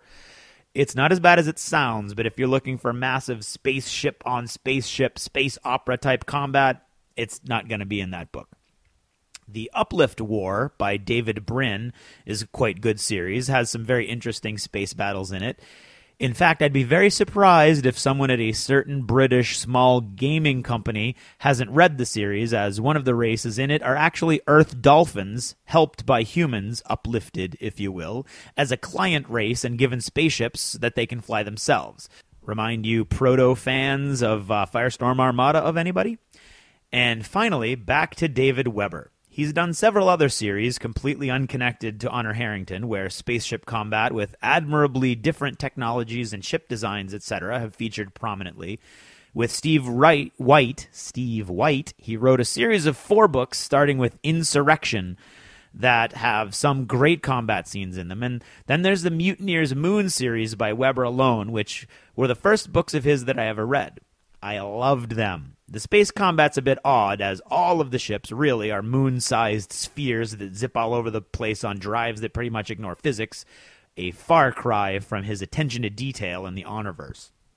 And this brings us to my final rant. More of an observation, really, but it'll end up as a rant, I'm sure. The natural career arc of many recent science fiction writers, I've noticed, seems to be this. Early books are very tightly plotted and constructed, well edited, most likely probably by the authors themselves as they try to attract and impress publishers and agents. The books are relatively short, often contain few subplots and no real extraneous characters. Then they get a little more popular. The editorial controls are loosened somewhat, and you get some cool subplots, more interesting characters, and longer books. Until finally, they're too big for editors to control. You get entire novels of nothing but subplot. They wander far afield from their areas of strength and include so many characters, often appearing with different names depending on which other characters are referring to them, that you can't keep track of them all. This, I'm afraid, is where David Weber is heading today. The offshoot series that he's currently all but abandoned the main storyline for have become borderline ridiculous espionage corporate plot thrillers where for every page of space combat you get, you have to suffer through scores of pages of board meetings, staff meetings, formal dinners, and casual conversations between characters where you learn about all these wildly implausible little subplots, intrigues that could never have come to fruition in anything resembling a real world, and too many characters for you to keep track of, never mind care about. It's enough to make you angry, really, and worry for the other series you love to read. How long before the cast of characters grows into a monster with a mind of its own, if it has a mind at all? Anyway, stick with the early books there, and you'll do fine. If you have any books you'd like to suggest we add to the list, or questions or comments you'd like to add to the conversation about these books, please go to our Facebook page. God, that sticks in my craw just to say it. And check for a discussion there. And if you don't find one, go ahead and start one. I know there's a conversation going on right now about good modern combat rule sets that was started in the previous episode, so go there if you're interested in that also. Well, that's it for now. Until next time, thanks for listening, and good night.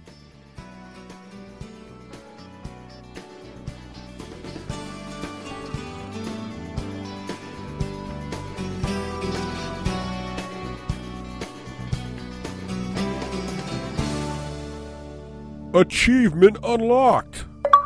You've made it to the end of another D6 Generation episode, the podcast whose humor has universally been acclaimed as not too horrible.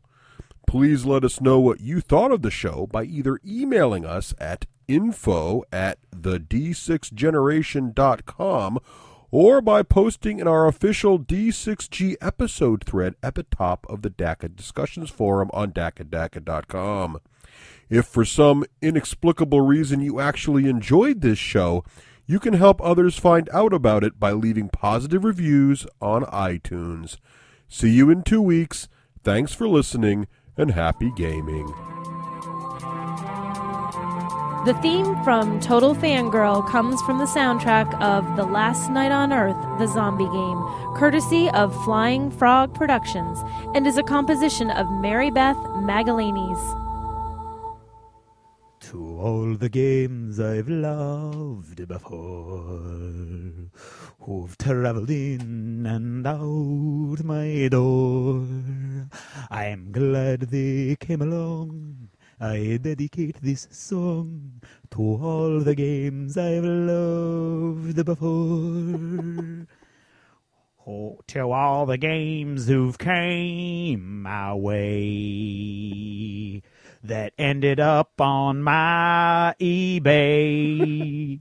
I'm glad you came along. I dedicate this song to all the games who've came my way. That's all I got so far. Nice. All right, I've got one, but I don't have anything but the chorus. You ready? Go for it. All right. Wait, there's no snare in my head drum. I mean, there's no snare in my headset. Where's my snare? Okay, here we go. I'm sorry, board games. I didn't mean to forget you. I really meant to give you a try, but tonight I'm cleaning out my closet. I have no idea what that's from. I don't either. But it's pretty funny. It's Eminem cleaning out my closet. I see.